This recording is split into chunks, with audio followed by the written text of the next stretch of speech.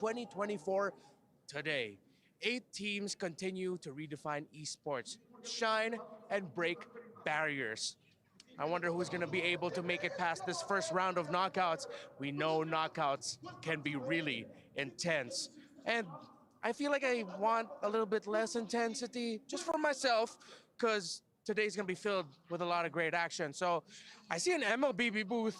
I think I'm going to go in there, enjoy some time in there. See you at the Amazon Arena. Let's go, ladies. It's your time to shine, but it's my time to win some prizes. Peace.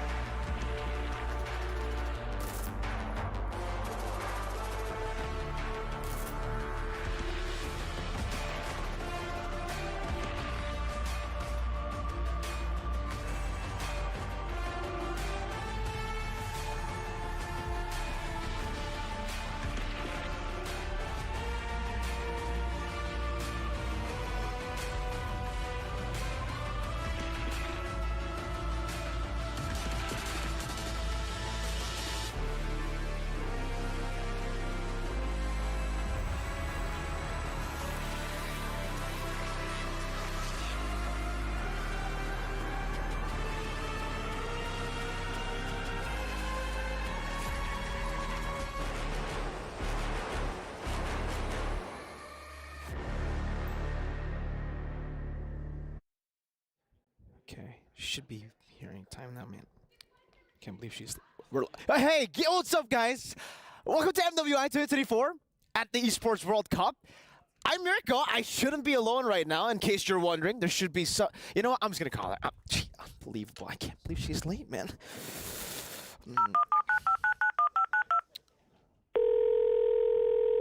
Pick up.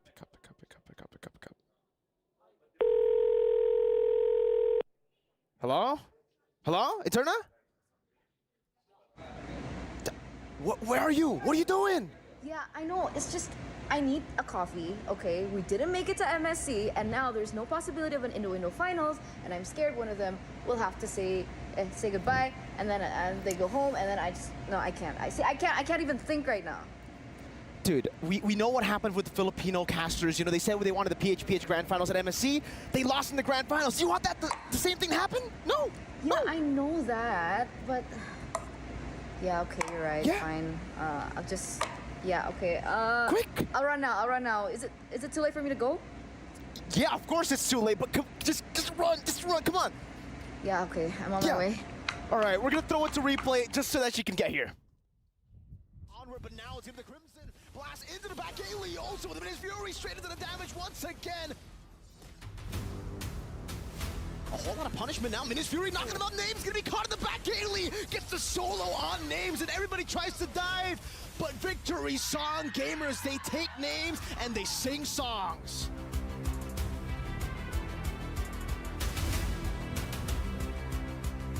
Got them out now, the two-man pin down. What a pin down. He's gonna be brought back there. Good penalty zone, locked him down. That's exactly what they need. What a combo.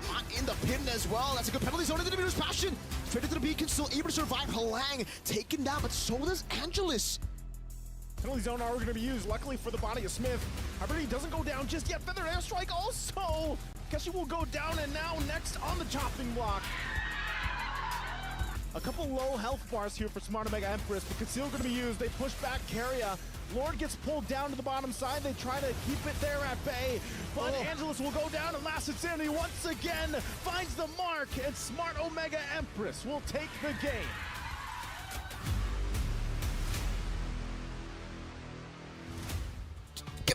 Wait. I'm wearing heels. Okay. Okay, I'm trying my Should have best. been making coffee. I'm sorry. Wait, are we live? We are. You didn't say we were live. You should have known. It's time to shine. I was never gone, by the way. So, ladies and gentlemen, boys and girls, welcome to the playoffs, to the knockouts of MWI 2024 at the Esports World Cup. And we are going to start with a banger. And unfortunately, by the end of the day, luckily, it's not going to be my shift. We will have to say goodbye to 4 teams. Actually, no. It still will be my shift, but I don't get to witness the key crush, so that's something.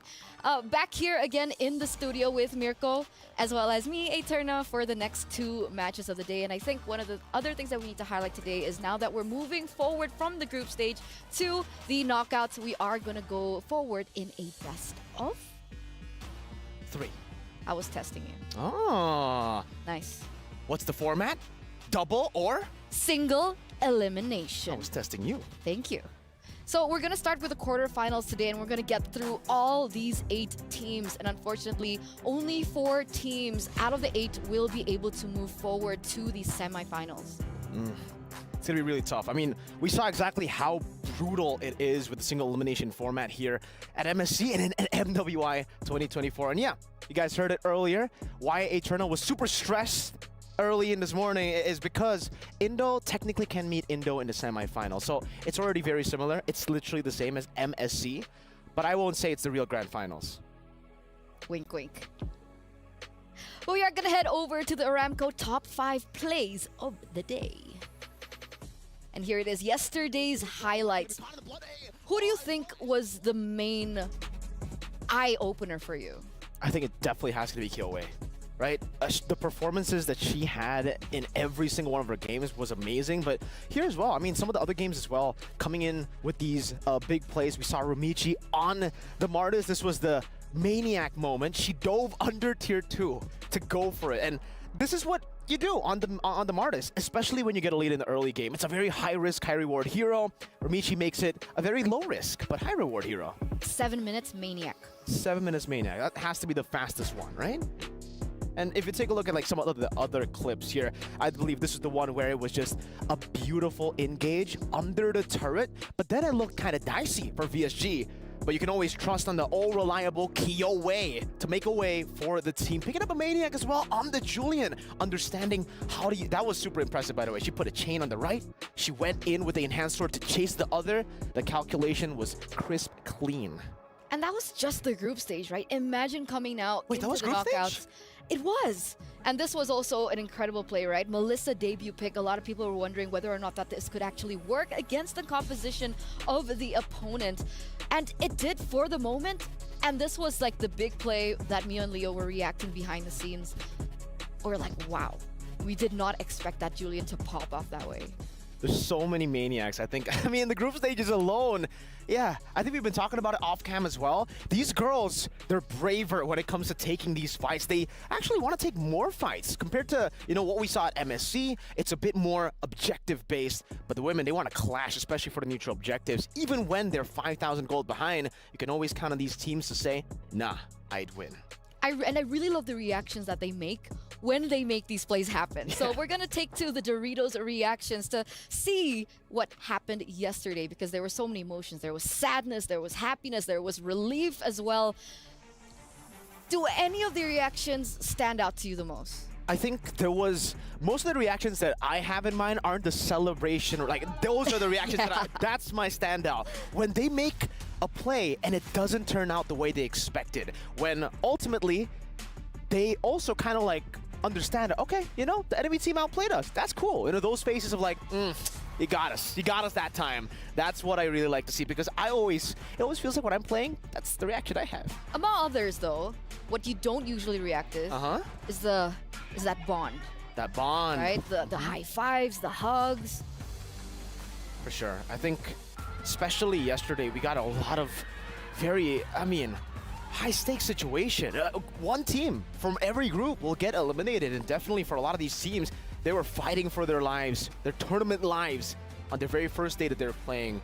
And you can see, ultimately, some of the teams had to go home with these devastating crushing of the keys shown in front of your faces. I wish there was a highlight of my reaction when we had to talk over this.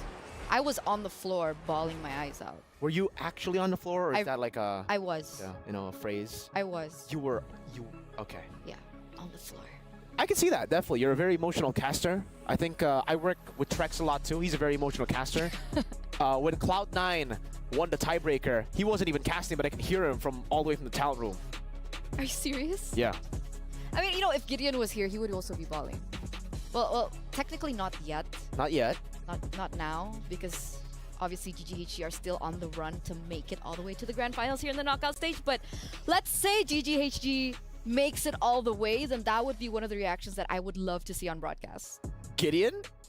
Yeah, he cried. He full cried when SRG won. Yeah, I know. I mean, Have you ever seen the man cry? I haven't seen the man express emotions. Exactly. The man is a robot. And yeah, I mean, in that moment, it caught me off guard as well. And just goes to show you that technically anything can happen. A lot of people at MSC, they were expecting one team, two teams to shine and everybody else to really not do anything. MWI as well, but now I feel like any team can be beaten. For sure. So we're going to take a look at today's schedule first and foremost, ladies and gentlemen, because we do have 4 insane matches ahead of us. We do have a highlight over in match number 4. If I'm not mistaken, yeah. Match number 4, Omega Empress versus GGHG. The Jamil Motorsport match of the day. But we're going to be here for the first 2 matches with Team Vitality protecting their throne, protecting their reign, and protecting their dominance throughout the entire world here at MWI against, of course, ZNOL Lilies, which I gotta say, I'm nervous. I've been nervous through the knockouts and through the group stage, and now I'm nervous through the knockouts. Absolutely. I saw your nervousness while you're making copy. You even forgot your copy, by the way, because it's not here with you. Guys, I was not late. Yeah, I mean, Please don't cut my paycheck. We don't talk about that. We don't talk. It's okay. She was not late. She's been here the whole time, you know? You're a great gaslighter. Anyways, no, the match of the day was amazing too. I mean, that is definitely a match that I am you know, very, very excited for too. Homegirls were able to take a game off of Vitality. Team Vitality, they're known as the favorites. I think a lot of people even from Indonesia would expect that Team Vitality wouldn't even lose a single game, wouldn't drop a single game. So the fact that Homegirls were able to do it, even though they had to rely on a little bit of cheese with Zosk and Bane, that means they can pull off a lot of upsets. And technically they're up against the second favorites in Smart Omega Empress. And they did look kind of vulnerable yesterday, taking a game loss in their first game in the series up against DreamHack Girls. You mentioned cheese picks earlier on. Do you think that maybe Sylvana can pop up? It's possible, right? I mean, at this stage, anything is possible, and especially she has a new skin that you guys can actually get for free with the Youth Fair. Don't forget, the Youth Fair is here with incredible bonuses and, of course, exciting events. So don't forget to grab multiple permanent skins for free, just like the Sylvana's Classroom Charm, and it is also given with the painted skin Classroom Glam. Whoa! Right? More exciting events will be revealed, so don't forget to stay tuned and look out for it. I'm looking out for the Sylvana picks because I personally feel like that's a good sales pitch, but I don't think we'll see it in the Land of Dawn today, at least for the Sylvana. Maybe towards the end. I don't know. Best of 3, though, for the single elimination is already kind of different because from what we are used to seeing in single elimination brackets is we get best of 5s all the way. They have to go all out, and the best of 5s, it's way riskier to pull off these cheese picks because once it doesn't work, it's going to be really tough. Now that it's a best of 3, I feel like some of these teams can actually make it work. Some of these teams can go for even more cheese. It's still kind of like a moment where you could go with a lot of the experimental picks and throw a curveball at your opponents and make it work. So let's welcome now our Dr. Slime and Al Habib upcoming showdown between Team Vitality and, of course, ZNOL Lilies. Now, this is, again, one of my favorites, I gotta say. Not Team Vitality, but actually ZNOL Lilies. Oh! They have shown us a different color and a different flavor. And like Raptar put it, right, they're breaking barriers. The fact that they're so versatile, putting the Selena in, they had the Bane in their best of 1 tiebreaker, the Mardis in the jungle, that's something that we haven't seen quite so much. And remember, the last time that Team Vitality was caught off guard by a new pick, that was when they unfortunately had to lose that game. Absolutely. The Bane, the Zosk, the cheese pick. So knowing that, see, this is the thing for ZNOL Lilies. I feel like it's more of pocket picks than it is cheese picks for ZNOL Lilies. So I'm not too sure if they can actually utilize the cheese. Wait. I'm hearing something. What are you hearing? Wait. Uh-huh. I'll just whisper it to you. Okay. So, like, they don't know. There's a roster swap.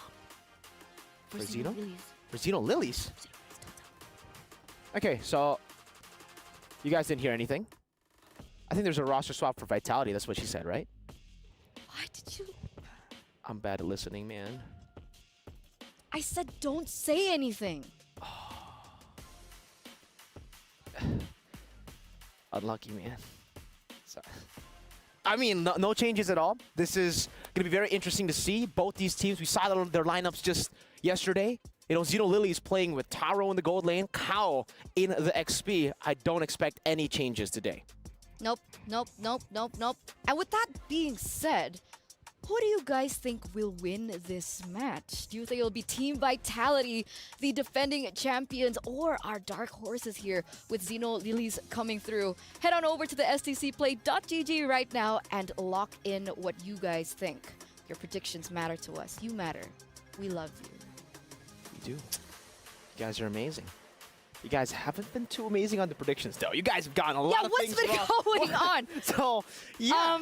Guys, don't be Miracle. Oh, they're pulling it out. It's an audience curse now. Oh. You're contagious, Mirko. You know, I'm sorry if you feel that way. I did predict Falcons Mena, and they got eliminated in the groups. That was horrible. I am very sorry. I was testing things out. You know, Apparently Velvet, it's still I'm sorry. here. I'm very sorry, Velvet. I'm very sorry, Names.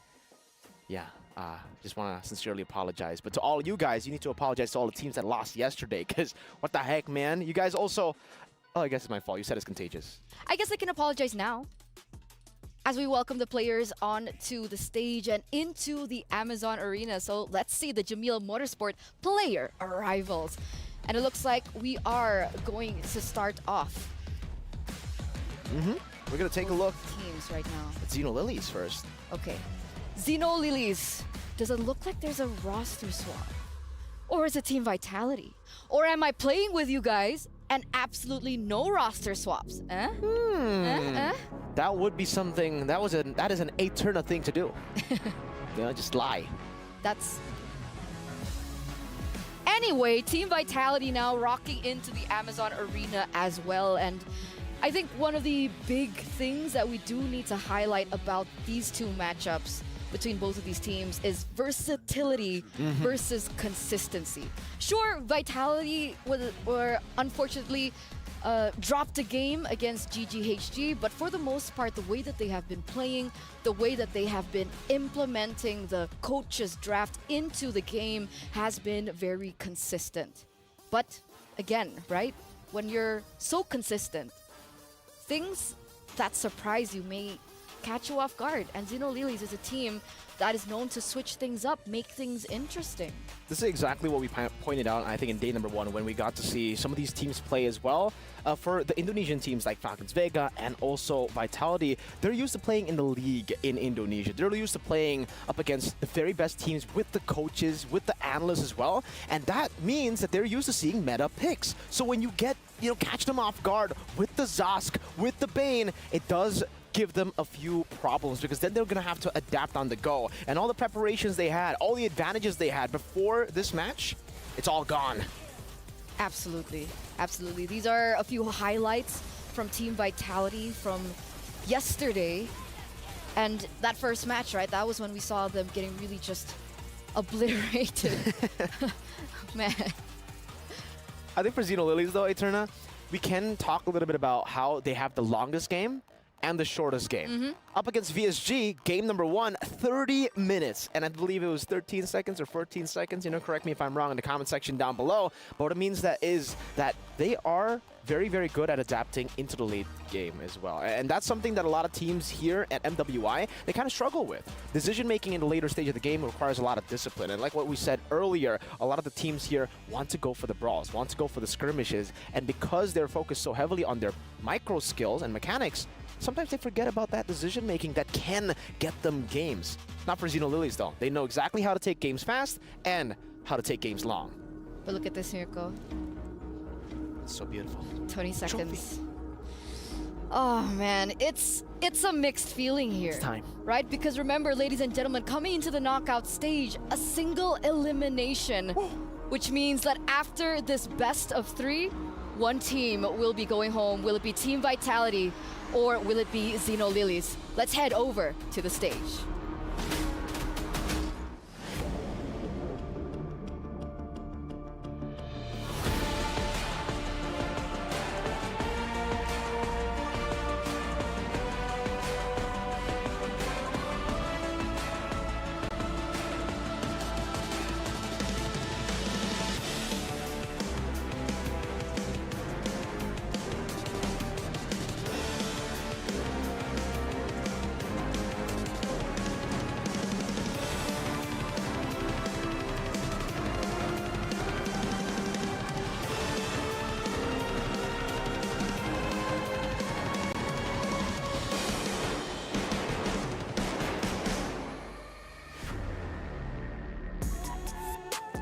12 teams have entered the Amazon Arena right here at Riyadh, capital of Saudi Arabia.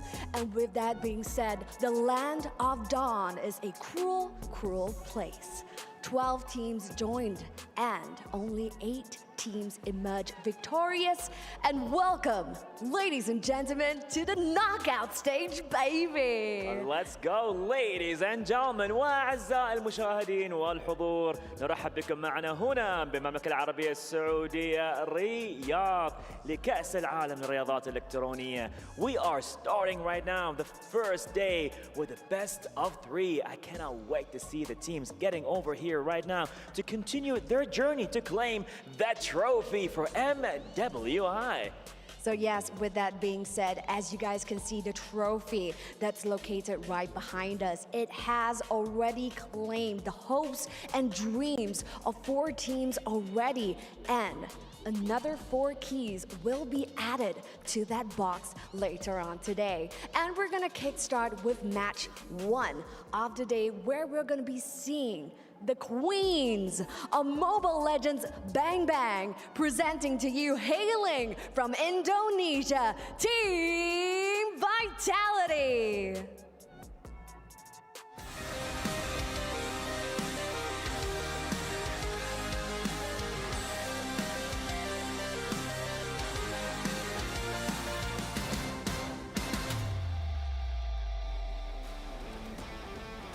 Now, the reigning queens, the back-to-back champions of MWI, have finished their group stage campaign as Group D's top seed. This Indonesian team has reigned over 24 tournaments and is looking to extend their streak as they open their journey to the knockout stages. Well, let's see what's gonna happen here, ladies and gentlemen. وأعزائي الحضور, and to challenge that claim, here comes their opponent. Let's hear it for ZNOL Lilies.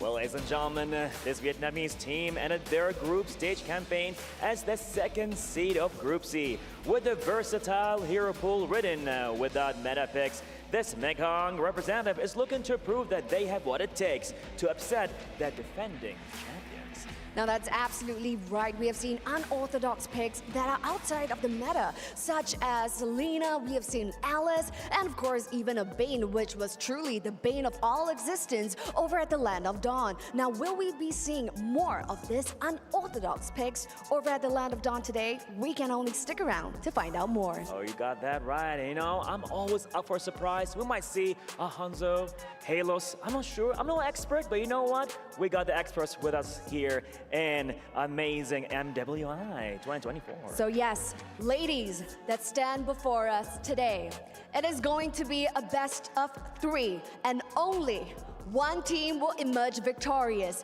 The Amazon Arena is ready, so head on over to your battle stations. After the conclusions of this match, so yes, head on over to your battle stations and get ready to head on over to the Land of Dawn. And with that being said, this is a best of 3. Make no mistakes. And fortune favors the fearless. With that being said, we're gonna hand our time over to the studio. Take it away, guys. Let's go. Thank you so much, Cheryl. Thank you so much, Bara, for the introduction of both these teams. And I wouldn't have said it better myself. Only the fearless can emerge victorious. How do you think about this matchup, Mirko?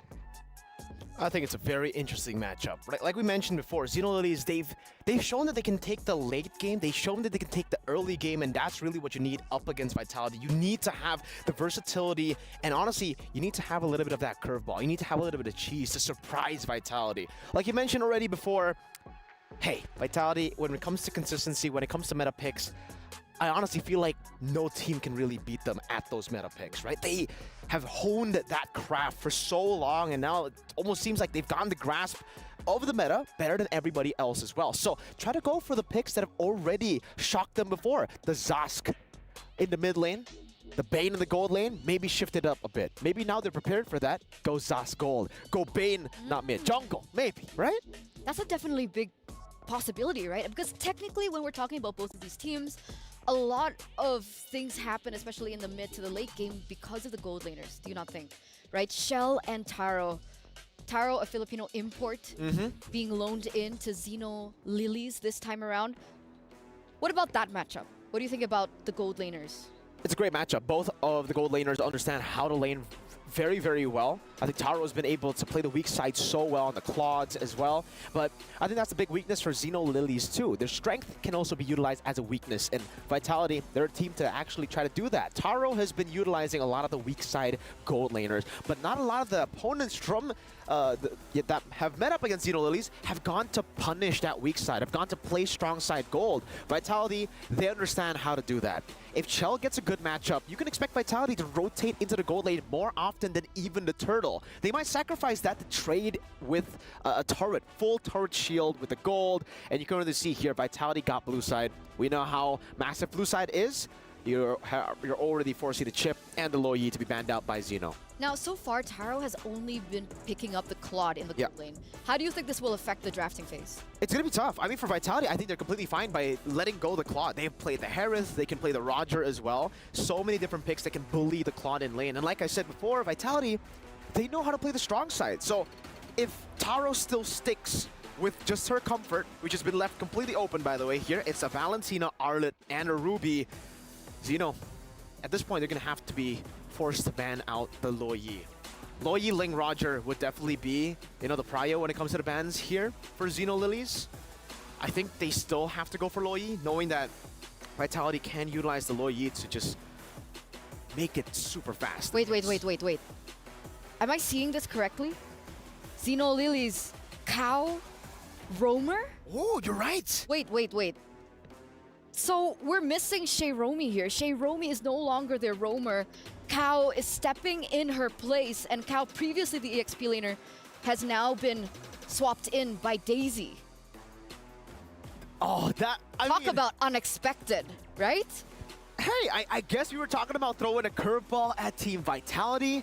Maybe this is the curveball. Maybe they're saying, in terms of picks, we don't really have that cheese. We are used to playing the pocket picks, what's comfortable for us. So maybe we shift up the rosters a bit. The Angela's going to be first pick, so leaving the Ling open, leaving the Roger open, this will definitely force ZNOL to pick up one or two. Roger and Ling, there you go. Both of them picked up. You asked if the Claude is still going to be, Taro's pick. I guess not. I don't think the Roger's going to go jungle. I don't think the Ling's going to go gold, right? So, yeah, we're seeing a Roger in the gold lane, something different for Taro. Hiding strats. So technically they were showing a little bit, but they were also saving some picks to themselves, right? Because Taro has picked up the Roger before, if I'm not mistaken, during their qualifiers for MWI when she was with Onyx Soul. So that pick finally comes through, and we see the Claude for Shell, as well as Edith. So Edith's going to be roaming. The Angela flex pick won't really be utilized as a flex pick as we enter the second phase. Mirko, technically Angela could still be in the mid lane. Oh yeah, technically. We can have the Edith in the XP, so we can still have that flex. Yeah, you know what? They're a double flex, now that I am looking at it. Vitality, Edith, that can be flexed into the XP. We don't really see a lot of XP, though, for Fumi Echo. Now that Terizla has been picked up by Zeno, Lilies, they actually have a very, very scary early game composition. I'm very surprised that Terizla didn't get denied away from them by Team Vitality, knowing how successful Terizla has been all around and just enabling the neutral objective takes for the junglers. And for ZNOL, I think at this point they're going to have to ban out some of these assassins away from Vival. I'm thinking maybe the Hayabusa ban comes through, maybe the Nolan, because Angela, Edith is still flex. They can use that. Or Julian too. Bane has also been utilized by Vival in the jungle. Do you think it's a viable pick here? I think it can work. Again, these members from ZNOL are melee range, technically, and very short range for the Roger, even in the notorious gun form, right? But Minotaur gets banned here by Team Vitality. That's a good ban coming out from them, knowing that they already have a reactionary roam in the Edith. They want to take away any sort of reactability from the side of ZNOL. Kind of force ZNOL to make the proactive move and are forced to not really be able to react as good. And the Hayabusa ban, as predicted, will come through. So it's going to be Hayabusa and Julian that they're more afraid of here. The Faramis comes out too from Vitality, knowing that Faramis is a good hero up against the Angela. You want to get that AoE hard guard, technically, right, with the Nether Realm. So now, ladies and gentlemen, we are entering the second phase of the picks. Lilies. What do you think they're going to prioritize here? I think at this point they can last pick their roam. They don't really need to go for the Tigreal, but Tigreal definitely is a good option to go for if Vitality go for the Nolan. They're really trying to force Vitality to pick up an assassin like a Nolan that's way more vulnerable compared to the Julian, the Hayabusa. So the safe choice would definitely just be a mid laner. Yeah, no Faramis, no Valentina. I think if they want to go for mid-pressure, Lilia would be a great option to go for, or you could go crazy. Sask in the mid lane. This was the first time, if correct, that Sask has been picked up for Sa. Last time it was Salina, right? Sask. Salina, Sask. No, Sask. Okay, we'll see how she performs on the Zas, because so far we've seen that the Zas is definitely a great option in a very assassin-centric meta. Very versatile, independent as well as a mid laner. Good clear. But now Vitality, they have to close things out. They need to fix the flex. I think it's really scary. I'm struggling to find choices to go for now for Vitality, and I think it's the same for the players and the coaching staff. They're really taking their time with the picks. They go for an Exborg here and a Guinevere. Wait. Guinevere. It's still jungle? super flexible, Eterna. The Guinevere. Exborg jungle. Exactly, right? Exborg can go jungle, can go XP. We can still see the Edith go roam, XP, Guinevere go roam, jungle, and then Angela mid or roam. So it's a very, very flexible composition. But this will mean that it's going to be very hard for ZNOL if they wanted to go for the Tigreal. We kind of expected a Tigreal if Vitality go for an Assassin. So ZNOL, they're forced on a different pick. I think getting mobility might be a good way, something to react. Matilda? Yeah, something like Matilda could be good for them, or they can go for a healer too. What about Minotaur? Banned. Oh, they want to go Initiator. So, It should be Exborg in the EXP, right? It should be. Wait. If Vival's on it, it's a jungle. Sydney is Guinevere on mid? Vitality. You said they were consistent. You said the other team were, versatile. Vitality shows that, hey, we can be versatile too. You want to play fire with fire? You want to play versatility with versatility? We got you. No problem. You think we've been playing safe? We've just been hiding strats to surprise you in the knockouts. Ladies and gentlemen, game number 1 between both of these teams already opening up with these picks. I am flabbergasted. Let's hope ZNOL are prepared as we welcome the casters. I mean, sure. Hey guys, what's up? It's Abel as well as Trex. We're gonna be casting for this game, and let's talk about the draft, man. Not gonna lie, I'm okay with it. Gwyn in the mid, I'm okay with it. It's definitely very theoretical in a sense. There are lots of possibilities here. I mean, we were just talking like, how do some of these mechanics work? Does the Dominator's Ascent, is it still able to attack while it's getting knocked up? There's just a lot to unpack here for Team Vitality. And my question on my mind is, was this planned, or is this just running by the, the seat of the pants? I would say this is one of those things where you're coming in with the right mindset, right? I feel like if you want to go with this draft, it has the right mindset. But honestly, looking at what Team Vitality has, the damage numbers are now okay. Because I feel like if it's the Exborg in the jungle and the Guinevere, the Guinevere in the jungle and Exborg in the EXP lane, I feel like it will take a little bit of time, which I feel like is not a good risk to take going up against ZNOL, where honestly looking at the draft, having this Roger, if the rotation is heavy towards him, which looking at the map right now it is, it's going to give the Roger quite a good time. And just because Taro has not used Roger so far, only using the Claude, I'm pretty sure she can use it well. For sure, and I think to mention as well, early on in this game, throughout the first few turtles and everything, having Vival on this Exborg, using that last Insanity, they have good ways to secure objectives. And then as the game moves forward in the late game, I think it all just kind of comes down to Shell and the Claude, right? And those heart guards, we're going to see him on the Claude a lot. I think there's a lot of possibilities with that. But the real kicker here is going to be that that Guinevere. Since it's going to be mid Guinevere, will it be damage Guinevere? Are we going to see her maybe hybrid build? Because for a while it was all jungle and roam Guinevere, more tank builds. So I'm excited to see how that build moves forward as well. Yeah, honestly, that's a very good question, especially looking at Team Vitality. They're more, oh, hold on, Fumiko taking quite a lot of damage. A lot of damage from onto Fumieko there. Cine able to dash back. Same thing with the flicker coming out a little bit early from Fumieko right before this turtle. Saw gonna try to make her way over the turtle, but Vivian still able to secure first. They trade that up for an orange buff over to Ramichi. I feel like it's worth it for ZNOL because they really do want to get those items first onto Ramichi, because looking at the draft coming in from Team Vitality, it's about sustaining the team fight, right? You got the Angela, you got the X-Board, you kind of want to stack your damage first and then you go in for the finisher. So I really want Ramichi to go for a more, like, I would say skip the Sky Piercer for a bit, get your Berserker's Freeze first so that you have a lot of burst damage, take down Vivian first or take down Shell first, and then afterwards their whole composition is screwed up. They can't do much. Very, very true. I think in the way ZNOL right now really playing around the whole map, we're seeing them rotate down to the gold lane, look for picks. They're playing very proactive currently, which I think is going to be very important. And if they can get an early game pick onto Shell, it's going to be huge. But here comes the Dominator's Ascent, getting a lot of damage onto Cine. Ramichi coming in to clean up. Violent Requiem does go off, trying to get a little bit of life back. Heartguard able to lock onto Cine. Now Ramichi in trouble, forced to try to get away, but Vivian gets the first blood. Now Vival stuck against the wall, but they should be okay at this point. But Cine doesn't want to let up. Echo here with the Earthshaker. Misses the knockout, misses the knockup onto KO. But still, Team Vitality walk away with first blood. I would say that was a very good attempt. It's just because of the hard guard that we saw it as a mistake. If there were no hard guards, then that's it. Hold on, Shell is actually winning out, going up against Taro, having a level up as well. And now a rotation coming in. Cine can go in for Taro. Yeah, Taro gonna go into the wolf form, should be okay, but get the Lycan Pounce onto Vivian, get a little bit of life left, but the stun connects. Shell doesn't want to fully commit, KO's there, so they back off. Right now, really for ZNOL, they just got to make sure that they have enough damage, because we saw what happened just now with the hard guard.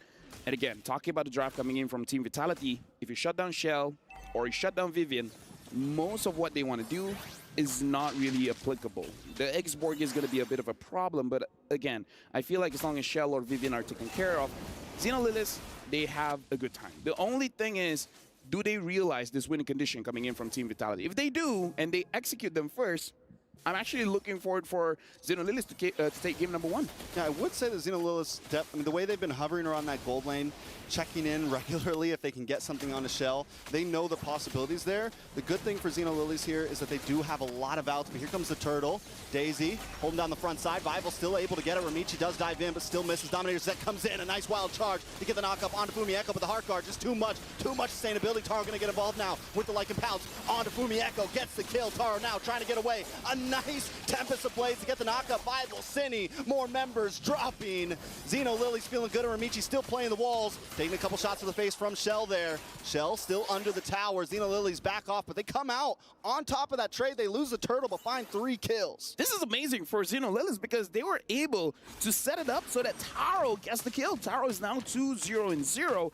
Not sure what kind of build she's building up for this one, but now you have 2 members that you really have to worry about. And looking at the builds here coming from Taro, it's a Sky Piercer first item. So they can eventually snowball off of this, especially if Vivian is not careful with her positioning. It's going to be an easier target for the Roger to eventually take her down. Something that's crazy to point out, though, and this is the thing about Shell, she's still holding a 400 gold lead, even with Taro having those 2 kills. So she knows the assignment, right? She knows it's okay if everyone else is dying. My goal is to farm, hang out in off lanes, and do the best. ZNOL, Taro's doing great, but wait a second. Big Violent Requiem, in comes Shell with a nice blazing duet. Saw brought low, not taken out just yet. They're trying to get away, but now with the heart guard, Cine is gonna have to back off. The rest of the team shows up. Saw there. The Dominator's Descent saves the day in that situation, essentially. Team Vitality unable to get a pick off. Yeah, but ZNOL, they gotta be careful there because they already traded a lot of their HP, and then going back in, I feel like that could potentially be a mistake, especially when you see the hard guard. If you see the hard guard, I kind of feel like you just back off a little bit because no one's in any real danger, and then you're going to be fine. Especially now that Vivian has the Flash of the Wastes, they do have to be a little bit more wary, right? If you see the hard guard, really think to yourself, if you want to kill someone, kill the person that doesn't have the shield and do it fast. Yeah, even if you're unable to get Shell, take someone else. Take someone else, Because exactly. if you can break down that front line, because that's the thing, Vitality has this huge front line to protect Shell. If you can get, wait a second, Wild Charge comes in, Fumieko gonna get knocked up. Daisy able to secure that turtle with a nice penalty zone. But now Vival forced to back off, using the last insanity defensively. In comes the Dominator's Ascent, getting some nice damage on Ascini. Ramichi trying to follow up as well, but Vival in the jungle, taking damage. Daisy looking for one more shot and able to connect it. The hammer drops, and down goes Vival, but now the Violent Requiem knocks up Daisy so they can secure a kill for themselves. KO now in trouble, forced to use a flicker past the wall. Saw trying to zone away Cine here, but Cine's not taking anything slightly. It's going to be bad, man. Team Vitality keeping up, even in an early game where their comp isn't exactly, you know, they're more of a scaling. They're still able to put out some punches. Yeah, but can we talk about the worry coming in from Team Vitality at this point? Because Vival throughout MWI doesn't seem to be having a good time. There's so many turtles as well as lords not being secured. Look at the clip here where a good initiation coming in from Kao, but again, Daisy being able to steal that one away, that's clutch. And here, Vival, even though she had the hard guard, Daisy still had enough damage to get the kill there. This is becoming a problem. It looks like ZNOL, they might understand how to take down Team Vitality and perhaps just shutting down their junglers. And now they want to shut down Shao. Oh, wait, the Violent Requiem to save the day. Cow tries to do something there, but unable to get the Wild Charge off. They do back off. But as you said, ooh, Dominator's sent under the tower, and you know, we've seen the Zas picked up a lot, but I think Saw has probably played it the best of what we've seen so far. I've been questionable about it, but Saw is just performing on it right now, even outputting some decent damage this early on in the game with it. I hope Team Vitality understands that they don't really have the damage at this point, right? I mean, like, if you're really just hoping for the quad, it's not there yet. You still need 3 items. Vival's here now. Maybe they have enough. Another nice knock-up on a Cow, but he's going to get that Wild Charge directly connected onto Shell. Taro's not going to fully commit. They just want to clear the tower, protect the tower. Daisy holding down the bush as well. Team Vitality still hanging out in this bush. And, you know, I think Cine also, we wondered if Cine was going to go damage. It looked like she started off on more of a defensive build there. And again, that just means even less damage for Team Vitality. And what we were saying in the beginning is ZNOL has so many outs here. Nice penalty zone onto Cine. Cine might not be able to get away from this one, but Violent Requiem connects, paired up with the Blazing Duet. Saw takes a face full of damage. In comes the last Insanity trying to connect onto Daisy as Shell looks for Taro and Cow. She's going to BMI back. Lock onto Daisy. Daisy going to go down. A nice kill for Vival there. 2 for 0. Team Vitality getting back in the game. Oh, and now looking at the jungle here, Ramichi is going up against Fumieko. Ramichi, you're in trouble. Ooh, Tempest Ablaze does come down. Ramichi able to get the purple buff, which is, oh, I thought that was a kill for a second. The tower. No. I get you. Even I was like, wait, no way. I was like, no way. What did you just one-shot him? Yeah, either ways right now, Team Vitality, they are on the Lord.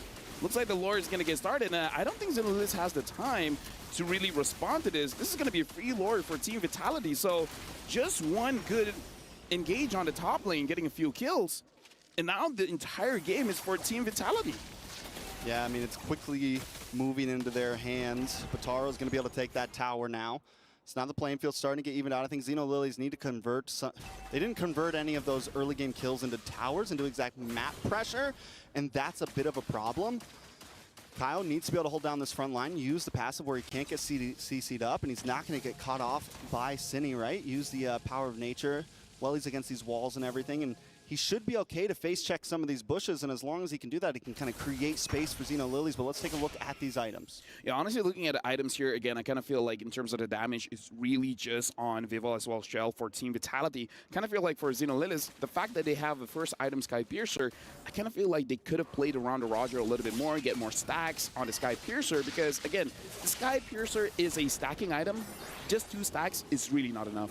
Yeah, it needs a couple more kills in the book there, but in comes Cine once again with a Violent Requiem onto 2 members, Cal, Daisy, both knocked up, taking a face full of damage. Vival here, holding down the front line. They're able to get rid of the Dominator center, at least send it back onto the tower. They're going to move on to this purple buff now, and ZNOL is helpless under this oppression.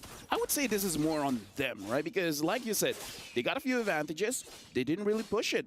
I kind of feel like once you have an early advantage, oh, before the Cine goes in. Oh, Cine just the star of the game right now. Wild charge for Cal to try to get away. Cine does go down. Taro able to get the kill. But another stack in the pocketbook. Shell backs off along with Fumieko. Ramichi takes a tower in the top side, so good split pushing. ZNOL now kind of picking up the pace. Yeah, now, oh, Vivian is there, but Ramichi probably not going to go for it. Because honestly, if Ramichi gets a kill there, and then eventually the purple buff gets spawned, maybe not the best idea to stay there for a long time. But still, getting a kill onto Vivian might be clutch here. Shell right now is 0-0-3, which is actually kind of good, because if you have a lot of kills, then there's a possibility to give over a shutdown gold. The shutdown goal right now is on Taro. So Taro has to be careful. Not only do you have the shutdown goal on you, the bounty on you, but you also have the problem of letting go some of your stacks. I feel like for the Sky Piercer, you need at least 6 for it to feel like an item, you know? Or to feel a troublesome item at that. Exactly. So right now only having 3, not the greatest. If you can get a quick triple kill after this, the entire Lord situation will look so good for ZNOL. So even when we're at 12.5 minutes now, even when we get into late game here, right? Do we think that just means it's it? Team Vitality has it? Because I still feel like ZNOL have some options here. The major problem has been Cine so far, but Saw on this Zash should start to scale pretty well into the late game. Taro might fall off a little bit since we didn't get that major pop-off early on, but wait, Cine gets the knock-up onto Daisy here, the battle for the purple buff. Pretty sure Vival was able to steal that away from Ramichi, yes. So now it's like, can Ramichi even really contest for this Lord? Actually, yes, just because Ramichi, she didn't use her retribution. So in terms of can she do it, she can. But it's really on Daisy as well as Cal. And Cal already taking quite a lot of damage. So Daisy, if Daisy can have a beautiful ult onto Vival, then yes, she can do it. Especially because Vival has to stay relatively close to Lord. It's definitely possible. And again, we got to remember, Vival hasn't been winning a lot of retribution battles. That's true. Vival has had some issues overall. I think you mentioned Kao. I'm going to mention Cine here. I think these two need whoever gets the better set here, right? Whoever gets the better knockup, whoever can set up for the team. Those are the 2 players that we really need to keep our eyes on. Fumieko, we haven't seen too many crazy onwards yet, you know, Earthshakers or anything. But if any big set happens for one of these teams, it could be a game changer. Ramichi. Finch poise on the wall, comes in, Vival still able to get it exactly when it counts in, comes to penalty zone, but Chaos pursues as Vival pops the last insanity and takes out Kyle, takes out Ramichi. Next on the chopping block, Daisy's gonna go down, Saw just trying to get away, just trying to have a good time, but not today. That is it, a 4-man wipe on ZNOL. Team Vitality got the wave coming down the mid along with the Lord. They could try to push this, maybe even end this. 20 seconds on the clock. Yeah, I don't know what the Roger can do. You're 1v5 at this point. 1v6, the Lord is here. Looks like this is going to be game. Team Vitality takes game number 1. That is a great start for Team Vitality in this best of 3. It's 1-0, and Team Vitality had a slow start in the game, but they knew their win con, and they performed and executed it perfectly. I would say ZNOL didn't really use their draft very well. They had a lot of options, but they didn't take those options. So, again, I feel like the draft is good. It's just the execution. But I don't know. That's just me. I don't know what the experts think about it. Thank you guys for that cast for game number 1. In a brutally unorthodox way we begin that. What did you think about how things panned down? Oh, I think we'll have to talk about the drafts first, right? Because I feel like in terms of prio, ZNOL really got all of the prio. They got the Terizla, Ling, and Roger. For most teams, when you get that, it's like, all right, we've won. In the draft itself. But in the execution, it's a bit different. I mean, there were a lot of great moments, by the way. LaFell pointed it out as well in the game itself. The fact that Daisy was able to punish Vival's performances here, here as well on the export, not able to finish off that turtle with a retribution. It's great timing by Daisy, but also for Vival, she should be able to space out. And if, you know, they didn't end so instantaneously, I would have actually taken the Lord fight moment to go and, you know, draw around with the Telestrator, because I think it was just a classic example of how they utilize the Lord dance, which is something that's already not as common. It's very rare to see that kind of Lord dance where they just stood their ground and took the fight. I was even saying, oh, they should Don't take it, don't take it, don't take it, don't take it. But in the end, it's really all about for Team Vitality baiting out some of these big ultimates coming in from ZNOL Lilies, and the biggest ultimate has got to be the Zask ult. So another way to do that is if the fight is just spread out, and in that final fight, you can see the Grok go in, Daisy go in, way too aggressively, and it just leaves the Zask so far behind. And when the Zask ultimately does come through, it's a bit too late. Some of the frontliners have already been chunked way too low. Chell is still at full HP, still has the hard guard on her, and on top of that, consistent damage of the Edith, of the X-Borg, as they all clump up like that, just give them so much more value in that skirmish. So it was just really well played by Vitality, executing the game plan that was a very weird game plan. That's a very unique game plan. Guinevere mid, I don't know how they pulled it off, but they did. That's Vitality for you.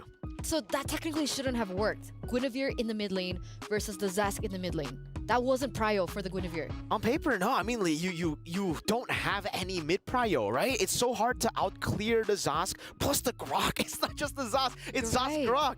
So mid lane prio is almost never there for them, and yet they still won in rotation. Sorry, I think... Hello? Who you calling? Lafel? Trex, you there? Rafiru. I don't want to pick up. Working right. I don't want to pick up. Oh. Yeah. Oh. But okay, we're here. Guys. You said you don't want to pick up, man.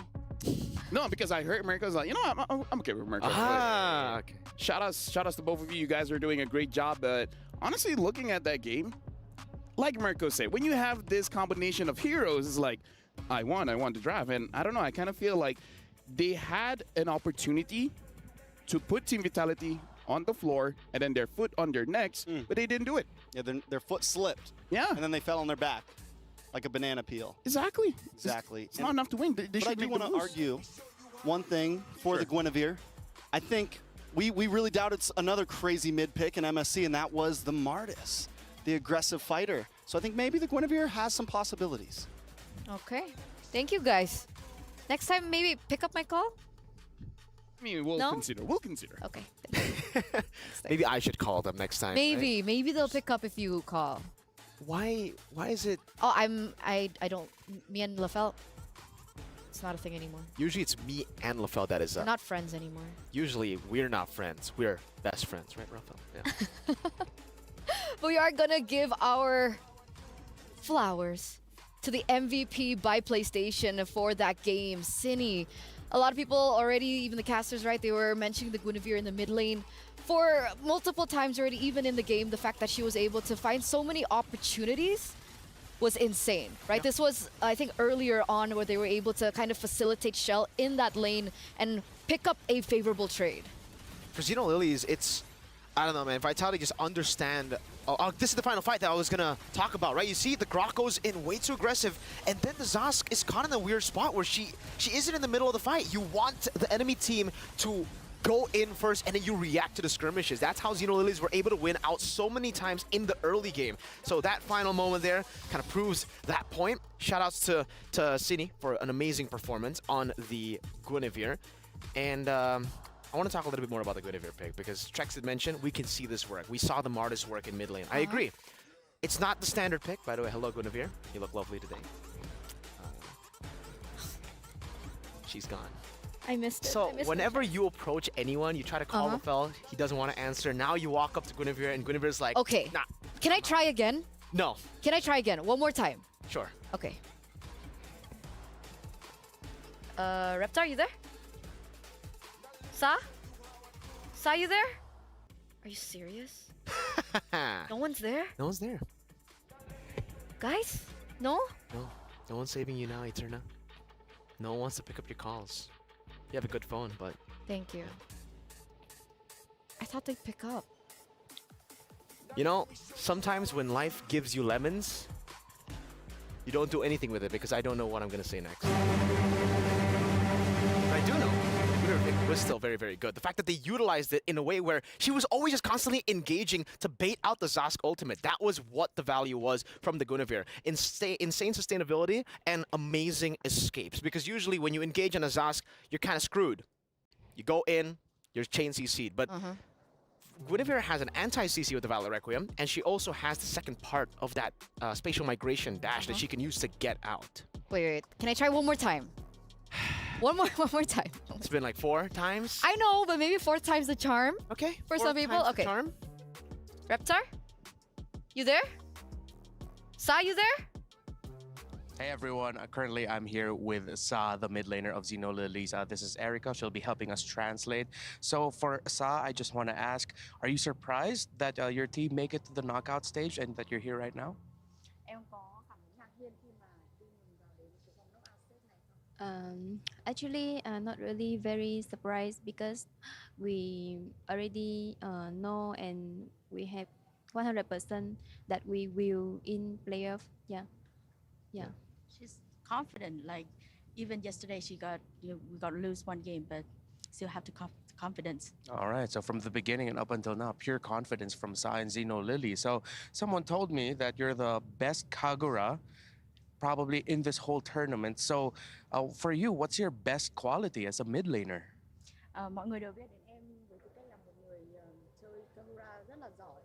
Có thể nói là best Kagura thì điều gì khiến em trở thành một người đi đường giữa giỏi như vậy? First is I believe in myself and I can when I play mid laner I can like control everything. I can control the map and I can control my damage and I know when I need to throw the skill and I can control my umbrella also. Like I is the one control everything in the map and I can like Also cover for yeah. So yeah. members and also Yeah. damage. Yeah, she covers really well for her team. She controls the map really well. And one last, you give me a vibe that you're fearless, but why don't you want to watch horror movies with Taro and Coach? Em đang thể hiện ra mình là một cô gái không biết sợ gì cả, nhưng mà tại sao lại không dám xem phim kinh dị với cả Taro? I don't get anything but I get horror movie. She is fearless, but horror movies. She still a girl. It's a no for the horror movies for Sa. So one last, what's your message for your fans and the supporters of ZNOL? Em có muốn gửi thông điệp gì đến cho người xem cũng như là fan hâm mộ của ZNOL không? Em có thể nói bằng tiếng Việt. Mọi người xem livestream nhớ ủng hộ cho mình cũng như là team của mình để có thể tiếp thêm sức mạnh để cho team mình có thể tự tin để đánh hơn, và cảm ơn tất cả những bạn fan, những người hâm mộ đã luôn ủng hộ mình và team của mình support cho mình rất là nhiều. Cảm ơn, rất biết ơn. So her message to the fans and to the audience is that, well, thank you everyone for keep watching and supporting ZNOL and Sa, and please don't forget to catch up with the live stream of the Mobile Legends Esports and also EWC to watch and encourage for the teams. We will be win. All right, thank you so much, Sa and Thank Erica. you. Good luck to ZNOL. Thank you. Thank you. Thank you for picking up. They I finally appreciate picked that. up a call. Thanks, guys. Someone picked up Eterna's call. That Oh, never man. happens. Reptar, my G. Reptar and Sa And did. Sa. She should Sauce. respond to your calls with Sa did. But she said she was fearless. She is. Are you afraid of horror movies? No, I love horror movies. You do? That's why I asked Taro to watch with me. Dude, that's cap. I know for a fact that's cap. No, I love horror movies. I love horror games. I love horror movies. I'm fearless. You're fearless. So is Sa fearless? Do you count that as fearless? Because technically she is fearless in game, but Yeah. outside of the game, horror movies specifically, she's not scared of anything except those movies. And that's good, right? Because that means they're not intimidated by the presence of the queens of MLBB right now, right? So I'm pretty sure that, well, now with that first game being given over to Vitality, that brings us to match point. Absolutely. One more game away, ladies and gentlemen. If Team Vitality can close this out, that does mean the end for ZNOL. But with that mindset, as LaFell would say, how would you get the win? You need to be fearless. Like Sa. Like Sa. Like Sa. I think the biggest concern has got to be the fact that Vitality got one prio pick, right? It was the Angela. I wouldn't say the Claude is a super prio pick. It's a good pick. The Edith is kind of prio too, but in comparison, Terizla, Ling, Roger, That's a, yeah, we got this in the bag kind of draft, you know, and now Xeno Lilies are the ones forced to ban out the Ling. They might be forced to ban out the Roger too at this point. I'm not too sure, but Vitality, it seems they are going to give Xeno Lilies the proper respect too. There you go. That's going to be the Roger ban. Chip will go for, Chip will be banned out by Vitality. They're also probably going to ban out the Chushin unless they want to try to contest it. Hey, they contested the Ling, the Roger, and the Terizla. Who's to say that maybe they might want to, nope, no, they don't. No, not, this lady has a bit too much flair.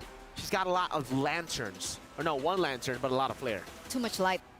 Too much light. Too much light, my G. But here we are, the last ban coming in from Xeno Lilies. We had the Luo Yi Respect as well as the Ruby and the Valentina. And now with the Roger up there, as well as the Ling. This could pose for a different dynamic. So far, by the way, blue side has been doing great. Do you think Xeno Lilies have a better chance in game number 2? Yeah, you can dictate a lot of the matchups here with first phase. Remember, Ruby was banned out, so was the Valentina in the first phase by Vitality. And now those picks will be left open, so Xeno Lilies might be able to go for the Valentina first pick this game. With a Hayabusa banned out, that means they're really targeting Vivo here. So trying to put her on a hero she's not comfortable with. Something like the Export, perhaps. But even then, she kind of looked comfortable. Not as comfortable as, obviously, some of the assassins that we've seen from Vivo. Even LaFell saw that. But still, putting her on utility is definitely the way to go for Xeno Lilies. You don't want Vival to have that much power in her hands, that much damage in her hands. I'm expecting the Luo Yi to be banned out here. It should be just a standard first phase banning phase. But what did you think about that, right? Because if we're talking about Vival, the fact that she missed a lot of retribution, was that because of her or the setup coming in from Xeno Lilies? Okay, firstly, I mean, it's not like a lot of retribution. She missed one, right? Technically, she missed the third one. First two, they were able to secure. The first one, technically, she did miss two because Vivian got it. But that's more of a, you know, I'm not going to use my retri here. So, team, might as well go for it. I think, yeah, the third one has got to be because she was definitely not respecting the Terizla as much. The Terizla, there's a instant CC kind of deal with the initiation of the penalty zone, so you get punished by it, and you kind of have to predict that retribution. That's where you saw the miscalculation from Vival. Angela first pick though, and the Edith instantly. Now you know why Vitality really like the Edith from game number 1. They are really comfortable flexing this hero. Not something that you can say for every single team, because most of the times you see the Edith, you expect it to go roam, almost always at this point. But what will accompany the Edith? Because technically, if you pick up a Terizla here, that denies the flex. So do they just do exactly what they did way? I was about to ask. Okay, so they completely let the Terizla go, and they pick up the Kagura. I like how Sa mentioned umbrellas in her interview, and now we see the Kagura being played in, but from Team Vitality. I guess Vitality also saw the interview. And they were like, you know what? Yeah, Sa seems very comfortable on that Kagura. Might as well just pick it away, deny it away. I was personally expecting something like a Valentina to be picked up. Adds a whole lot of versatility. It does kind of cancel out the fact that, no, actually, no. Yeah, the Valentina would have been amazing. But they decided to go for the Kagura instead here, leaving the Valentina open to Xeno Lilies. So I think that's the idea from Vitality. They're trying to force Xeno Lilies to go for the Valentina, to force the Angela to go roam instead of mid. It's an Alice and a Terizla. Eterna, this is a scary combination. Alice, her just alone has been very, very scary. But Alice plus Angela? Oh, you're in for a lot of trouble. Now, Xborg, right? How does the Xborg fare against the Alice and the Terizla? It's great against the Terizla. It's great against the Alice if you have lockdown. Terizla, you're just great. I mean, with the Xborg, you're amazing up against the Terizla. But the Alice, the thing is you have Flowing Blood. It's a blink ability. Very easy for you to get out of the blast coming in from the last Insanity. So Vitality are really going to have to rely on the Edith and also technically the Kagura to stop the Alice from taking the Flowing Bloods here in these skirmishes. And that's why Vitality, they're taking or getting rid of a lot of the other heroes that can actually escape these kind of combos.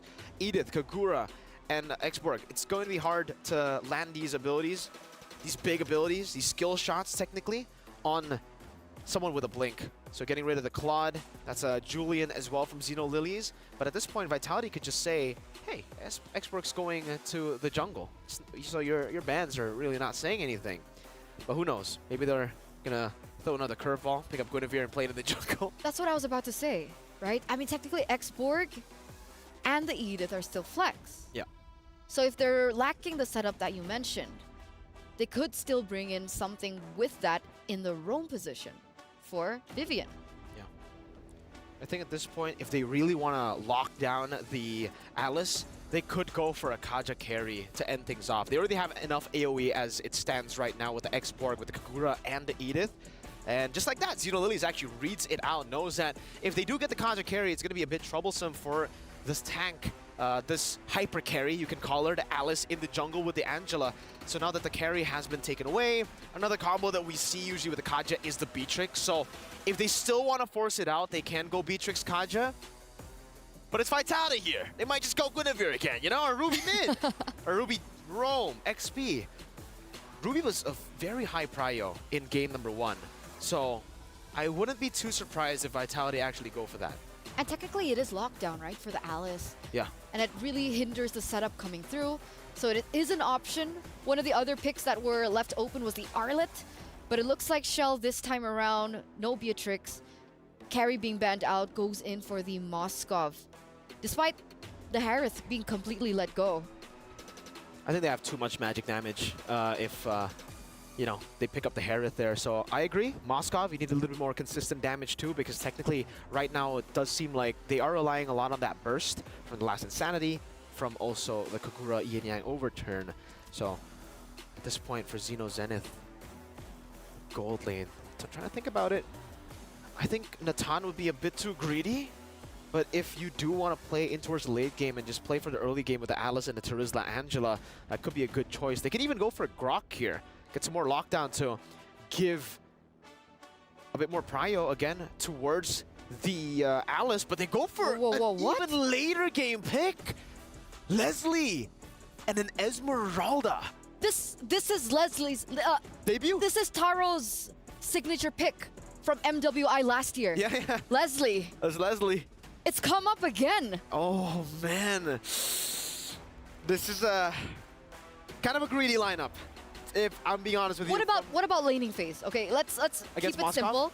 Yeah. Oh, you win. Leslie and Moskov. You win as the Leslie. Leslie is a very good pick against the Moskov if it's an individual lane. But the thing is, when you're up against Vitality, it's almost never a solo lane, right? It does look that way because they might want to play for the weak side in Chell, which then will give a lot of power to Taro. Leslie, you have so much more range, and you can go with the bop bop, the 2 different passive hits onto the Moskov, and then you run back. So double Moskov is the answer. That's how you do it. No, it's a Bakshia. Oh man, I was so excited. Ooh. Okay, so if this is the case, they're gonna have to rely on the Moskov, so they cannot play weak side for the Moskov, I feel. It's so risky to do that. If she gets shut down in the gold lane, ZNOL might have a good game, like a real good game. Match point. Ladies and gentlemen, here in our first day, our first match of MWI 2024 XEWC. Casters, Baxia, Edith, Kagura, Xborg, and Moskov. And now we have the Leslie for Taro. How are you guys feeling about this? I'm more thinking about the Terizla roam. Guys, I'm excited for it. As a roamer, letting me use fighters, that's hype. Yeah, it's definitely going to be interesting.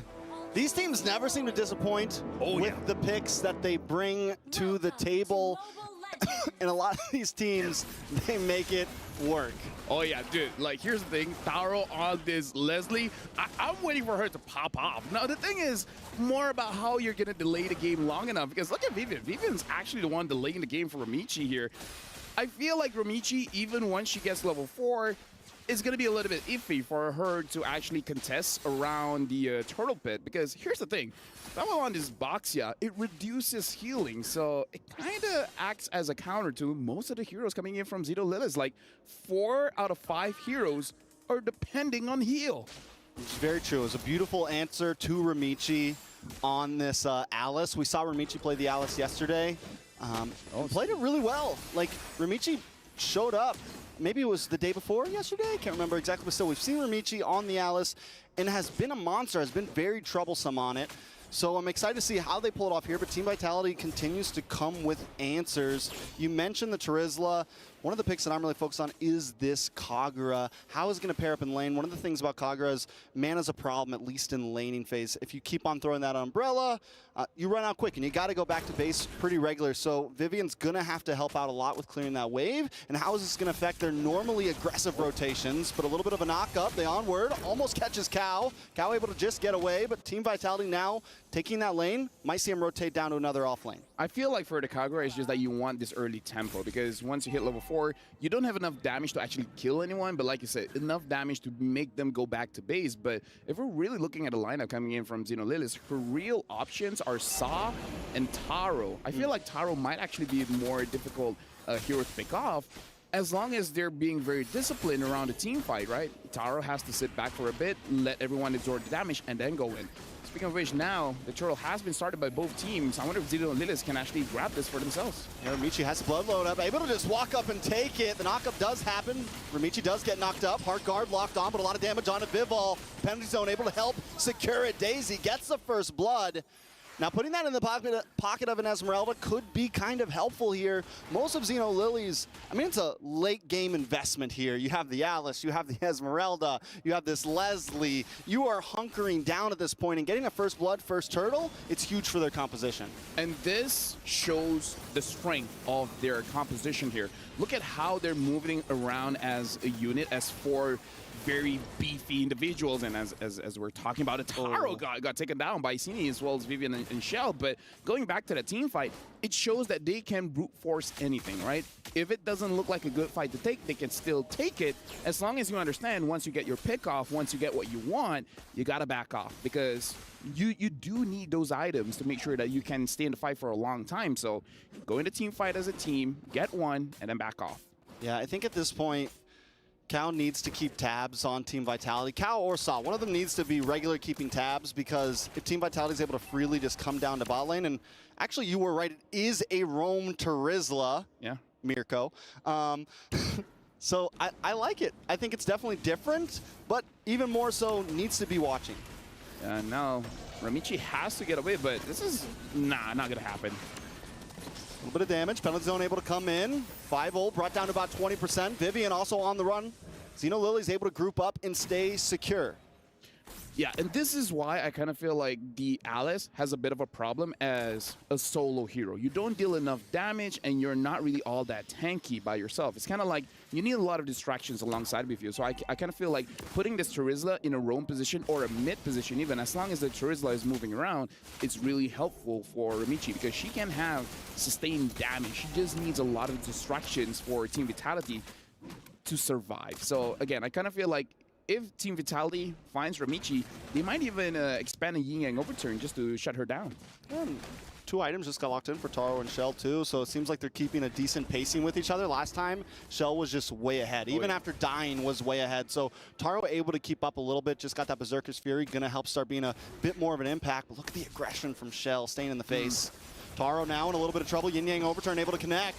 Taro does get the heart guard, so able to survive it out. Shell now on the run, brought down very low. Vivian as well. And here comes Ramichi with the flowing blood, the flicker in, looking for the stun onto Vivian. Can they secure it? Vivian goes down. Ramichi with another kill. This time ZNOL taking off quick. Can they push the envelope though? Oh, that was all because, oh, okay, not hitting anyone. That was all because of Cow. That was an amazing penalty zone to make sure that Taro was able to escape. Now, the thing that we have to talk about is that Taro, I think just with the Berserker Fury, already dealing quite a bit of damage. So ZNOL, they're reaching their power spike, and they're reaching it quite early here. So for Team Vitality, they got to make sure that they understand that kind of the same thing with Team Vitality in the previous draft. As long as they take down Taro, it's all good.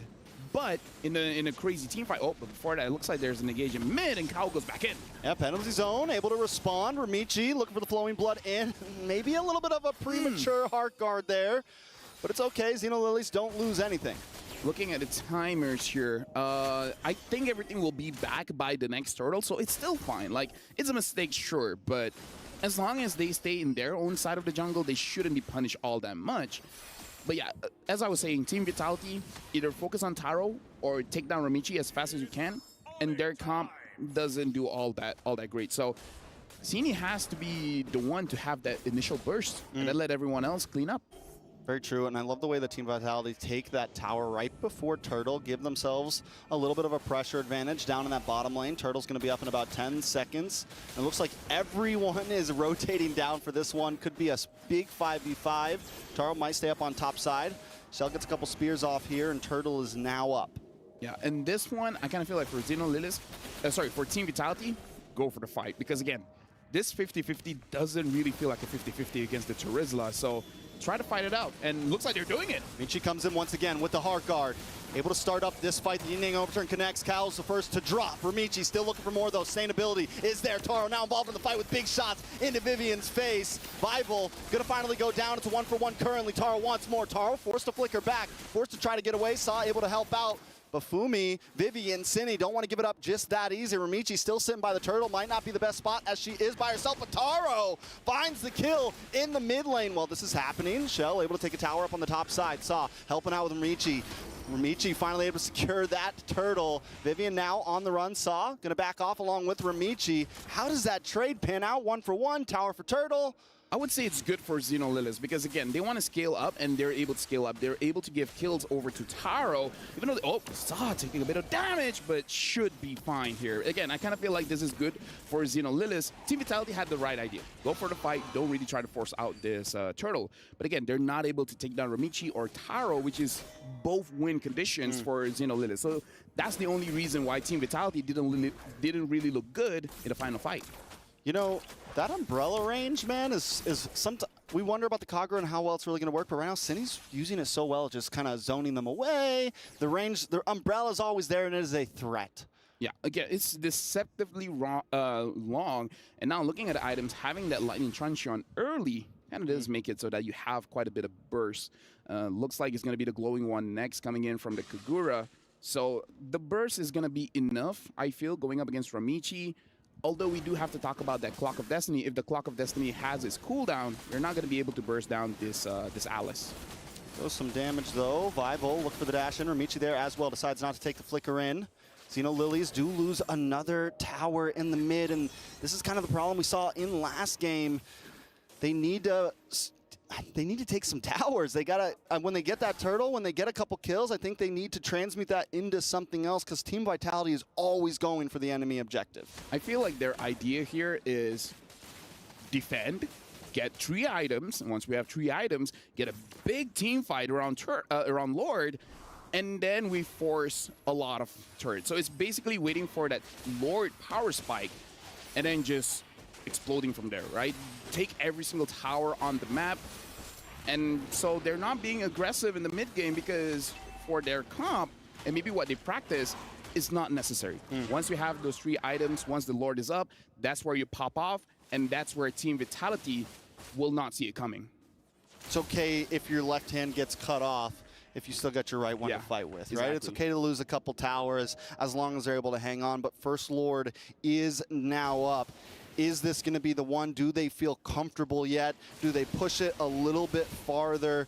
Because there's some risk in that, right? It's like, are we really ready yet? Do we maybe let this Lord crash in one more time, or is this our power spike? We got to look at the items for Taro. I kind of feel like she has 2 items, and she even has a Sky Piercer, so this is a bit greedy coming in from Taro, but she needs the endless battle before really committing for this turtle. Uh-oh, the onward, the knock-up. A lot of damage, locks on as Morel about to go down. Daisy taking out Cine, able to get the kill, which is huge for Cine. 104, just got that the wand locked in, the glowing wand. So that's going to be a bit more damage. Paired up with the lethal ignition, you got a lot of burden coming in. Oh, they got it going quick. Ramichi wants to contest. Oh! And she doesn't get it. It was a good try, but now Ramichi on the run. Heart Guard should be able to get her away. Just needs a flowing blood, but the knockups not letting her get any skills off. Taken out. Fumi Echo able to get it. Cal comes in with a penalty zone on 4 members, but still not enough. Shell gonna spear destruction in. Start getting some free shots. 3 people down for ZNOL. A double kill over to Fumi Echo, and now Vitality smell blood in the water. They're closing in. They take out the mid-tier 2, and the Lord's not even here yet. Big mistake, the fact that Daisy was caught out. And then once your EXP laner is no longer there, it's easier for Team Vitality to actually go for the Lord. And again, looking at the items just now, Taro went for a Sky Piercer, not going for the endless battle, so you don't have enough damage when the fight starts up. This is a crucial mistake coming in from ZNOL, giving the green light over to Team Vitality, saying that there's really no risk going for this Lord. Ramichi went in, and honestly, even if Ramichi got Lord, most of the members of ZNOL would have died anyways, so it's still a big win for Vitality. Yeah, definitely a big win for Vitality, a huge win. Even though they didn't break an inhibitor down, they get so much out of that. It's what, a 4.3k gold lead at this point. Almost every tower down. ZNOL are looking at a clock right now, and Team Vitality are trying to punch it. Yeah, and again, Taro, once she has her endless battle, I feel like they have the way to redo it. Now they have the endless battle. Looking at items for Ramichi, only having 2 items, which is fine, but the Moskov has 4. Yeah. So that's a big difference. And he's also a late game hero, right? Yeah. He's also kind of waiting for his time to shine, and right now Shell's in that time. A lot of damage coming out. Even the passive, even the blasts on the backside of the tower are shredding down ZNOL right now. They're able to break through that inhibitor, and Team Vitality just playing the distance right now, taking it slow. Yeah, but I'm not so sure because honestly, their wave clear, I think it's not as good going up against this Moskov because look at how close they are. They're all going to be hit by the Moskov passive.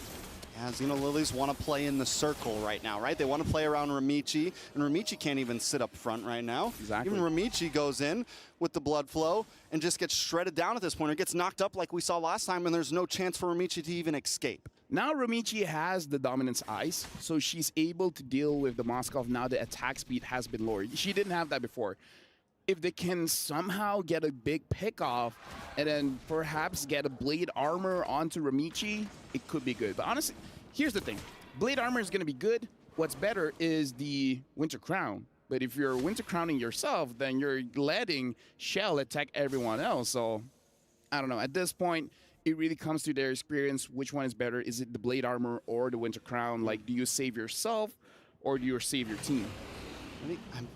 I think it's a very good point. I think ZNOL, a lot of it's going to be angles. They don't have any, they don't have something like the Edith that can jump in and get long-term crowd control that can catch something like a Moskov off guard. So they're going to we need a big long-range flicker play, right? Something that can really get into that back line quickly that Shell doesn't know it's going to be coming. Look at the damage from Shell. Daisy is useless at this point. The Esmeralda can't even get into this fight. Ramichi now on the run as well. Lord going to go down. Team Vitality in complete control.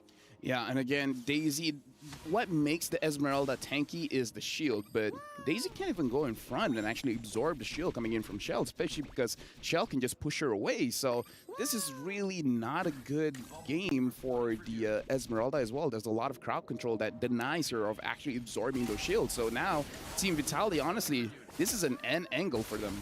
Oh, man. Vitality are feeling themselves. We got the tosses coming out. Cine sitting in front of the tower. They know that ZNOL is helpless in front of them right now. Team Vitality in control. They need a big Hail Mary play right now. Something from Kao, something from Daisy. I mean, something from Ramichi. It's just so tough right now. Inhibitor going to be taking a little bit of damage. Shell looking for the angle. Umbrella does come out. No yin-yang overturn connects, but they don't need it just yet. Lord going to come down that bottom side. No tower in the way. 3 inhibitors fall. Team Vitality looking to clench in the win here. Looking for the 2-0, the knock up, the airborne. Ramichi does get the hard guard, but Fumieko able to take out Kao, and now Ramichi on the run. Taro down, there goes the damage. ZNOL about to take the damage. Team Vitality with a clean, easy sweep to steal the game. 2-0, moving on to the next round.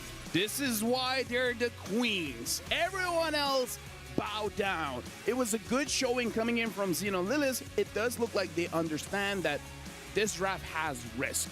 But again, if we're gonna go down, we're gonna go down with our very best and try it out. But again, going up against Team Vitality, the Baxia is able to basically be the counter for 4 heroes that ZNOL has. Is unfortunate, but looks like ZNOL, this is the end for them.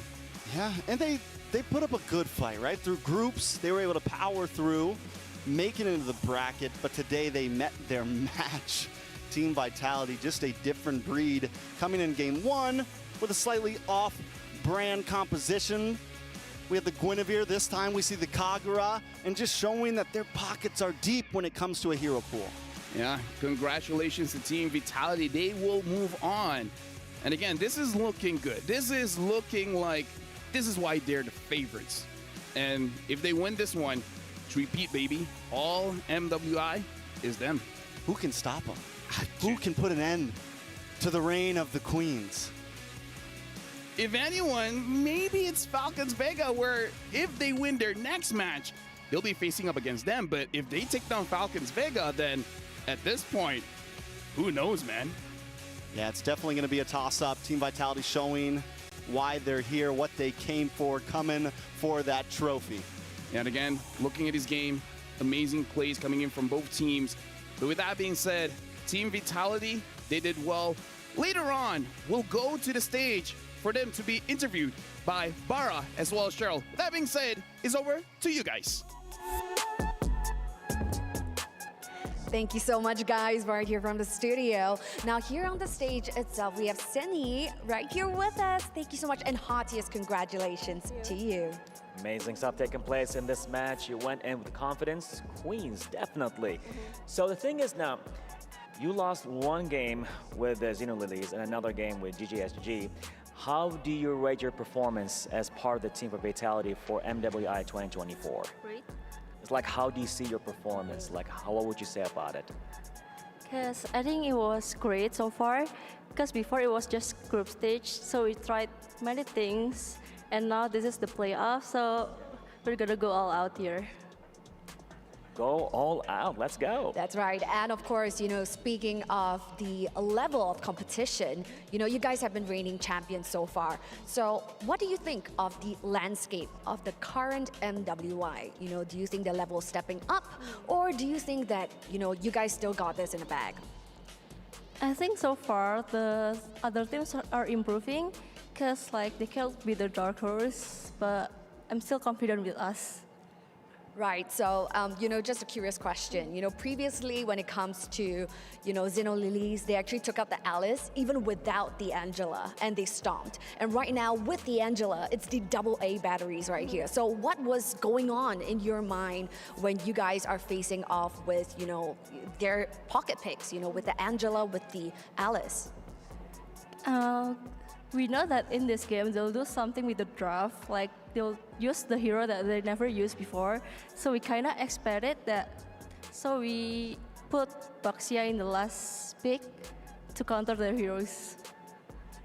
Ah, that's right, the anti-regeneration of the health. That's right. Okay, so speaking of which, congratulations. Now, we will have our representatives coming from ZNOL pass you their keys.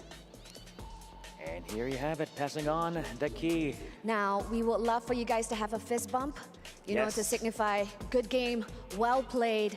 Thank you so much. For the amazing performance and everything you've been doing in MWI 2024. And there you have it. You have the key. How do you feel about it, holding it, and an identity that represented the team that you won against? We're happy.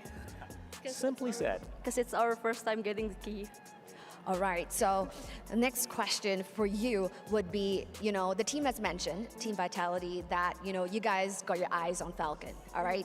Same Indonesian team that would be challenging your throne. Now, the secret sauce to you guys would be the sisterhood between you and Shell. But of course, at Falcons, they also have sisters. So, you know, what do you think gives you that competitive edge over Team Falcons? I think that we're the stronger duo. Yeah, that's it. So even though they have the sisters in sync, you guys are the superior sisters. Ah, got it, got it. So thank you so much, Seni, for that spectacular performance over at the Land of Dawn. Now, handing you over to the studio back. Take it away. Congratulations once again to Team Vitality.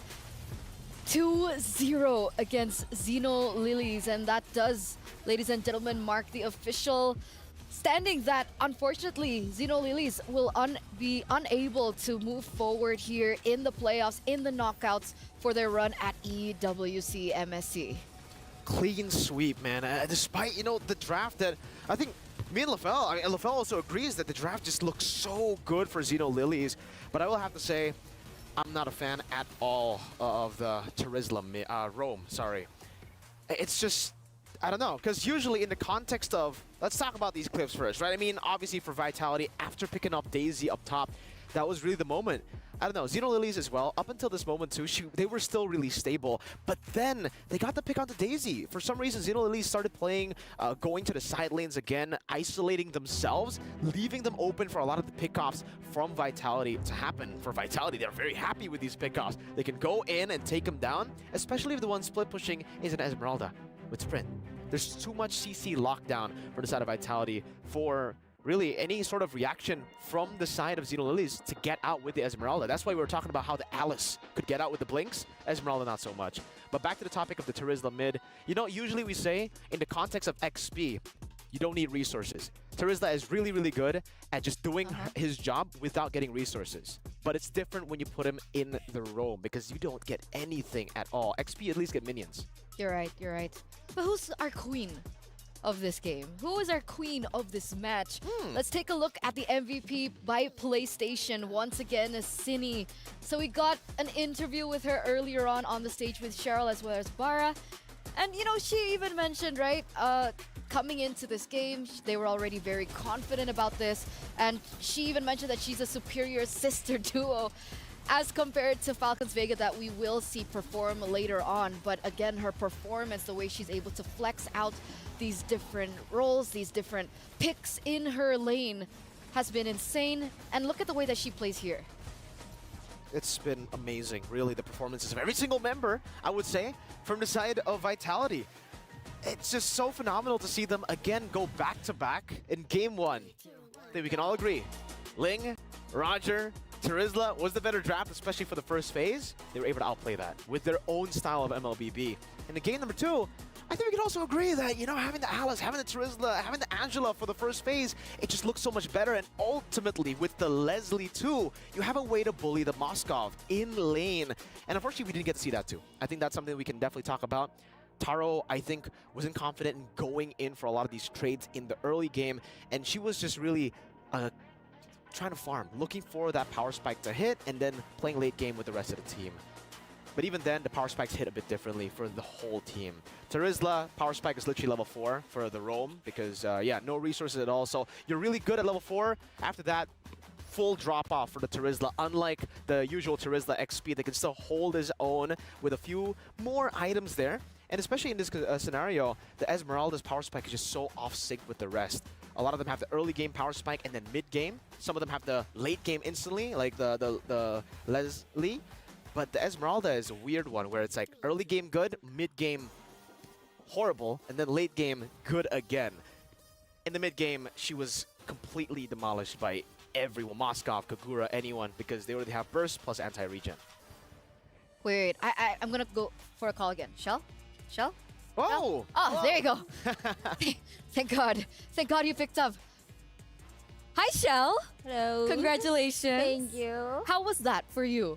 2-0, that was very dominant.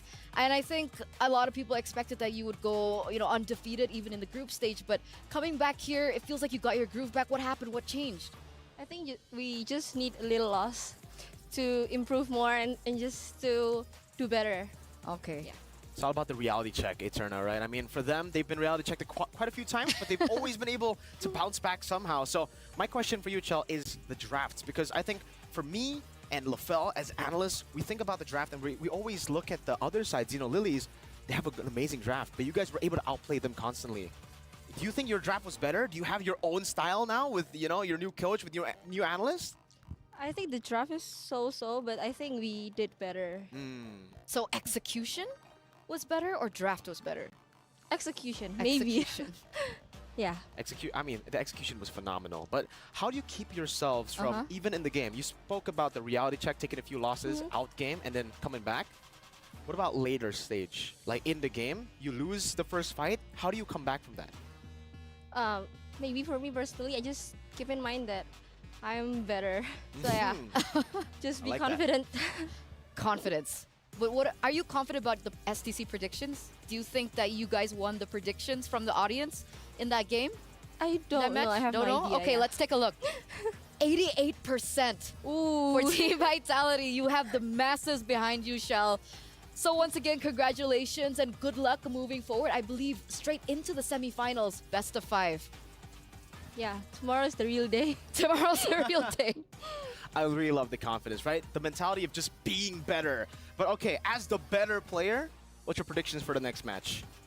For the next match, Falcons Vega, of course. Falcons Vega. No pride. 2-0? All right. 2-0. Yeah. We'll see how they do in their next match of the day. But of course, we do have to toss to a short break before we get into that. So once again, thank you, Shell, and we'll see you after the break.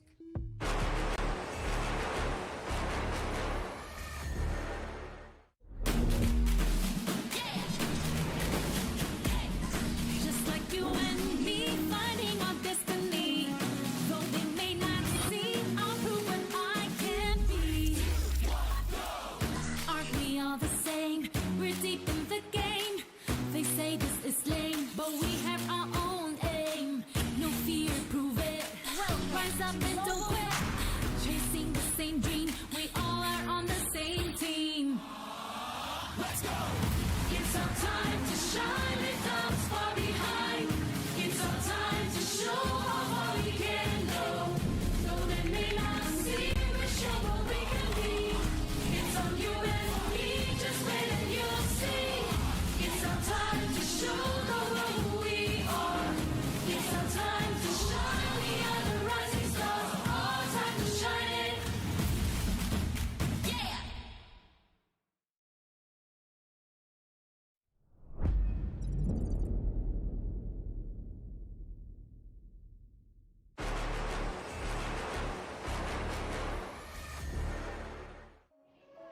Welcome back, ladies and gentlemen, boys and girls, from that short break, quick break, you know, as we all restart for the next match of the day, Falcons Vega.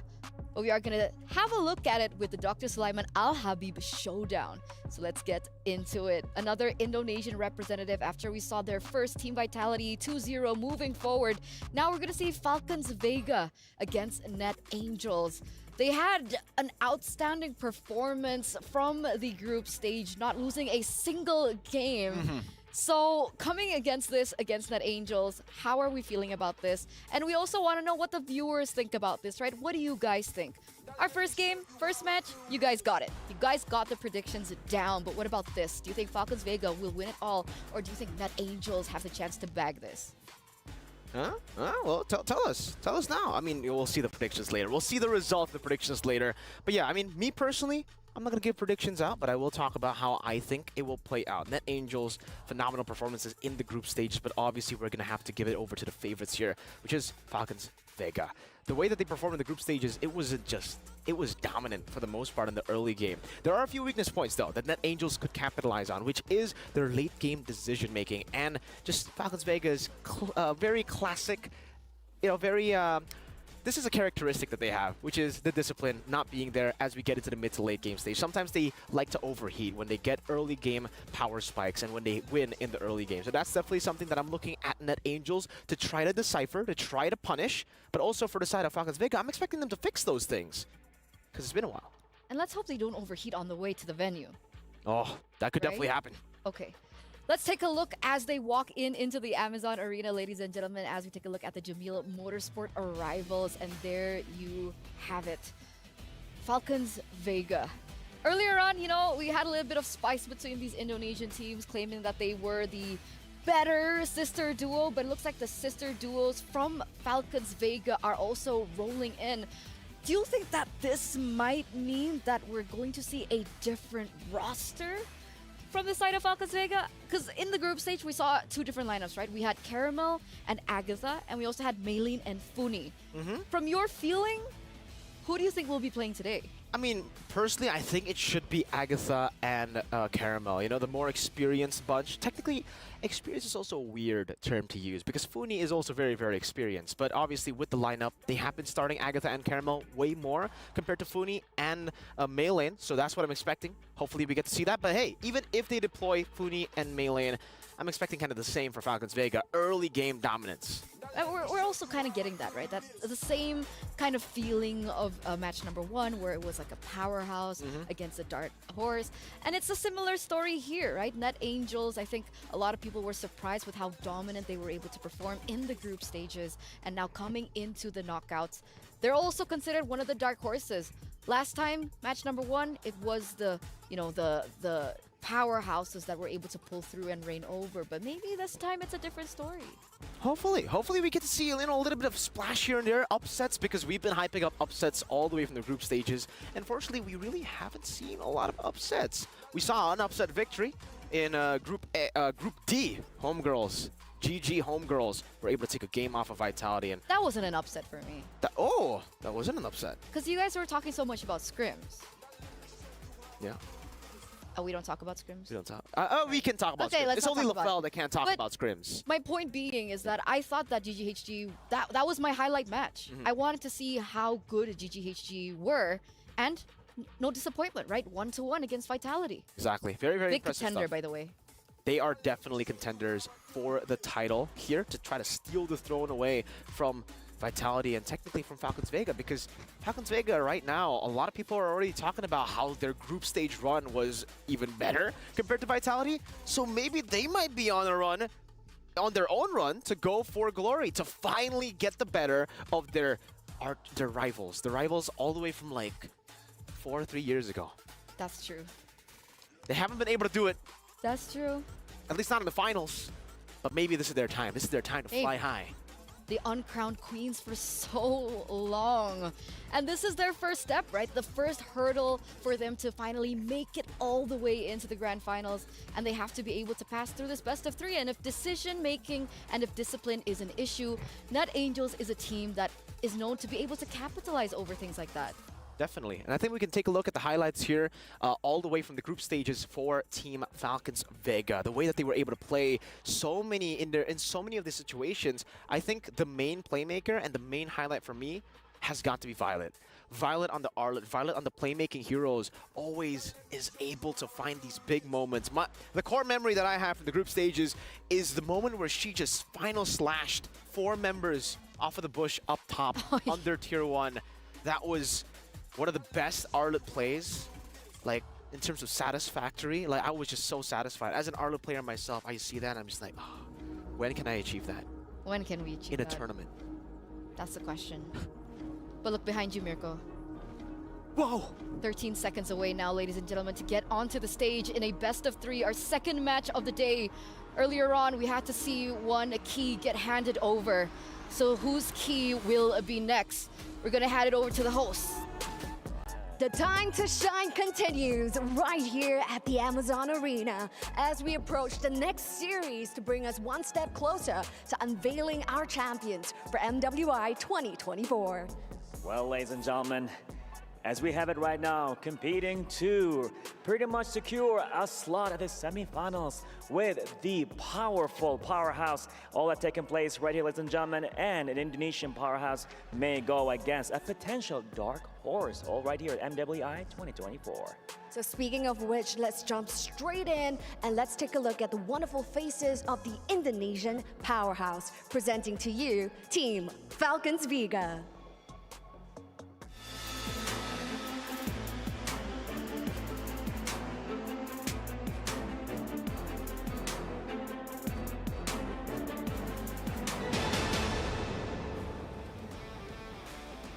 Team Falcons Vega has been in the shadows of Team Vitality for the longest time, but now the girls are hungry and the girls are ready. In the group stages itself, even though they're in Group A, which is the group of death known by many, they have come up in the top seed, sweeping all of the games and all of the opponents they face. So this is their next step to face off against the rivals of the longest time. They have to take this game to meet Team Vitality over at the semifinals. And they'll be going against Myanmar's Net Angels.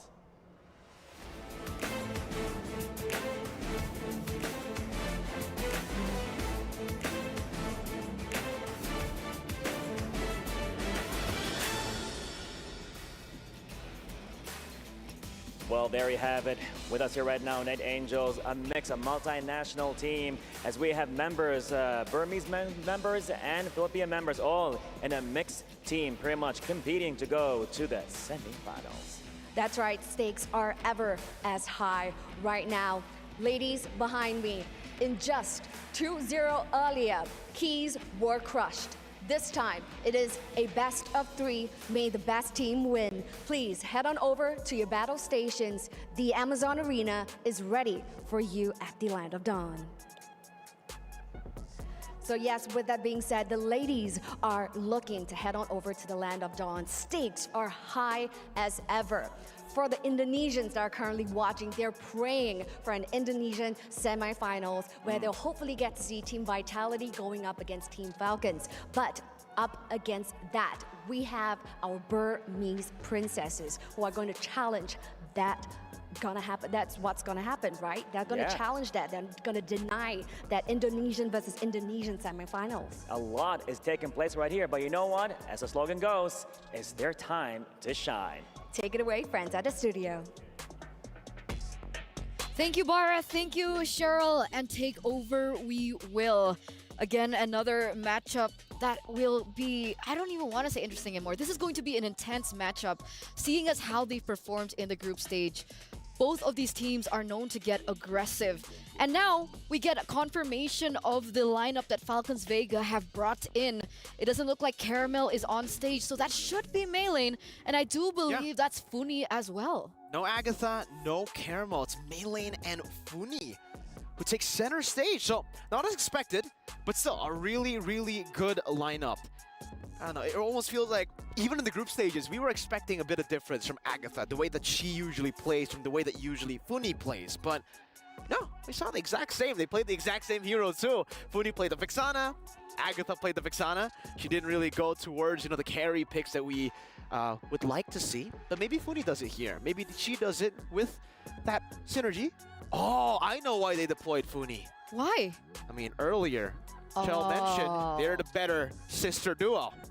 Well, now it's time for Chin Chao and Funi, I guess, to try to show the world that they're the better duo. Maybe. Who knows? Well, that's great. Net Angels now. So, despite Caramel not being in the jungle position, right? Okay. Despite it being Maylane, we're still going to have an ID versus ID jungler battle. What do you think about the playstyles, the difference in playstyles, and maybe the difference in picks, maybe? I would actually say it's kind of similar. Vanilla and Maylane. If we were to compare Vanilla and Caramel, then it'll be completely different because obviously they're different flavors. But also, they also play different picks in the jungle. We are used to seeing more of the Hayabusas from Caramel, the Alpha. Martis as well, the Alphas, so some fighters too.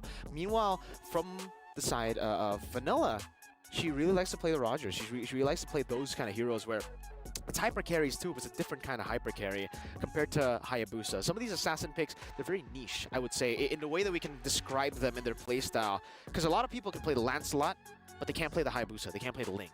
And I think Vanilla falls in that category a bit, where she's definitely more comfortable on the heroes like the Roger. And I would say maybe even she can still go on the Ling, but when it comes to the Hayabusas and the Lancelot, I'm not too sure about that, right? And this time, it's already a bit different here because Falcons Vega, I believe in their group, they were always able to get first pick. Now it's Net Angels who get first pick, blue side.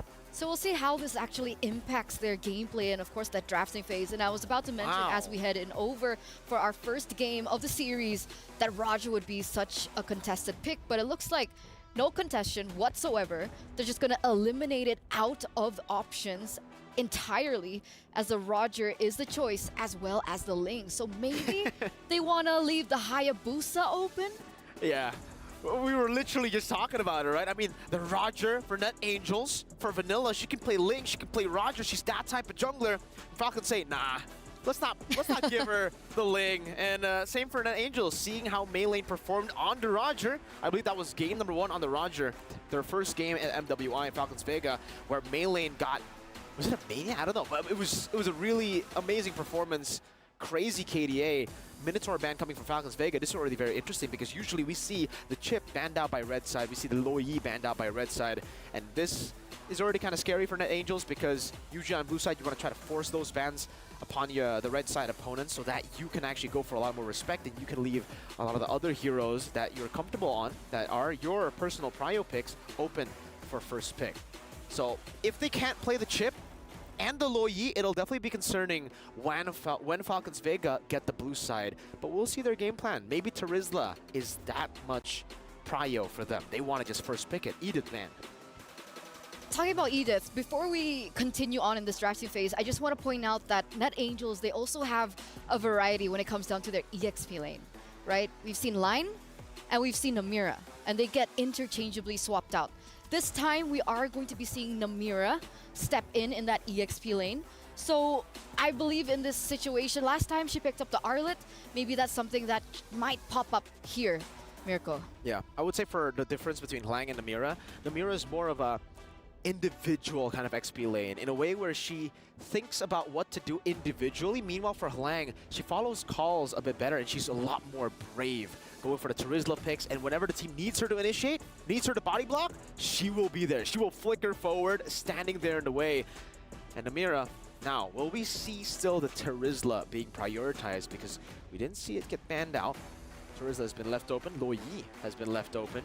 The Angela too. So a lot of different picks. They go for the Terizla. As the Vixana gets banned out, that's their prio. Okay. Valentina still opened up if Funi wants to go to that direction. There are other few things option as they're open as well. Nolan could definitely be one of the options that they can go for here. Jin Chao, the signature Harith. Ooh. Saman 4 Synchrovision lane kingdom dominance. That's what is known about Chin Chao, at least in MWA 2024. Actually, her entire career, she's always been an amazing laner. So if you set her up for success, the Roger's already been banned. So not a lot of other goal laners can really stand head-to-head up against this Harith. And wow, we got that Hayabusa coming in from main lane. Hot there pick. you have it. Hot pick. You usually see this from Caramel. And it seems she's been learning a thing or two from, you know, her partner in crime in the jungle. So the big question is, what does Vanilla play, right? The Hayabusa's been taken, Julian. Roger's been banned, and the only hero that she's been playing before from the group stage is Julian. So the Julian does get instantly locked in. Maybe there's fear that perhaps she might be pushed onto something that she's not comfortable, although it has not been put to the test. And Ruby is the next option. Does the Ruby still counter the Hayabusa in the way that it used to, like back in the day? Yeah, it's still the same idea behind it, right? Don't run Wolf King, and obviously the I'm Offended. Every time you get into that vicinity of the skill, it's a stopper. It's always a great stopper against assassins. But now there's an Arlet there too, picked up. So for Falcons Vega, it's really all about comfort picks and setting themselves up for success. Violet, the Arlet. She's a playmaker. She needs a pick like this, and she gets it. Even though in lane, it's not going to be as dominant as we usually see for a Violet, you know, really trying to win out in that side lane too. The Arlet Terizla matchup will be basically a race to level 4, a race to whoever gets the setup better for the neutral objective. But back to the question, yes, it is a stopper. It still has the same interaction, so they're going to have to try to bait out some of these skills. And also, not just the Ruby, but the Julian is a good way to technically counter the Hayabusa, but it's very skill dependent. Because when you're on the Shadow Kill, the Enhanced Sword does get you out of the Shadow Kill. It's an untargetable ability. So there's a way. So there are two ways, essentially. Yeah. Okay. Coming into the second phase, the Claude does get banned out. What else would be a good laner against the Harith? Do you need to continue to give Chin Chao that better lane? Understanding that the Arlet, like you mentioned, is not in the best of matchups. Yeah, I think setting up for Chin Chao is amazing. Good Claude ban. The Claude can blink out away from the Synchrovisions. Carry has been a very good choice as well up against the Harith. Not in the way that you bully the Harith, but in the way where you can actually just dodge away from the Synchrovision and just farm up. I think for Carry, we've been talking about how she's basically a non-laner. She gets to decide when to disengage, and she can trade pretty well too with the QC and dodge a lot of the skill shots. But they'll decide to go for the Moscow ban here. I think mainly, not for the matchup itself up against Harith, but for the rest of the team, with Arlet dashing forward, with the Hayabusa as well. They're already gonna kind of struggle up against so much CC coming in from the Terizla, technically even the Julian with the chain, and especially the Ruby. So they want to get as much CC out of the composition from Net Angels with the Moscow band too. So one to set up for the Harith, the other one to set up for the team, and then the Valentina that has been left open all the way to second phase. And those are some big ultimates, by the way. Penalty zone, I'm offended. It's a comfort hero as well for Funi, so I was surprised that it wasn't picked up in earlier on, but wait a second. Phoveus and the Novaria has been locked in. So with this being said, who goes where? What does Sakoshi play in the gold lane? Is it a Phoveus gold lane against the Harith? Is this the idea? Wait. I guess so. It's a Phoveus gold lane. Ruby robe. Terizla XP. Novaria mid, right? Yeah. So Phoveus gold. Unless they pull a crazy swap again. But that's going to be the Tigreal. It's an amazing answer to the Julian, to any assassin. So there you have it. It's actually in the mid lane. It's gold lane Ruby. It's Rome Terizla again. Rome Terizla? I believe so. No, it's Rome Novaria and... Okay. Mid lane Phoveus. Okay, so XP Terizla. There you go. So it's Rome Novaria. Okay. Well, technically we've seen the Novaria work in the Rome like way back when. Is it still a viable option in this meta? I personally am not a fan, but hey, I can see it work. I can still see it work. The vision gets you a lot of prio. What about you, casters? Do you think that this can work? I don't know. What I will say is this, since LaFell seems to... No, I mean, like, legit, if she asked me, like, will it work? And I'm like, I don't know. Good. We've seen a lot of things so far in MWI. Oh, We've seen a lot of things, and we've seen a lot of those things work. We've seen a lot of them, Here's the thing, man. With the right mindset, all of it works. You can do anything. Novaria jungle, it's not even a question.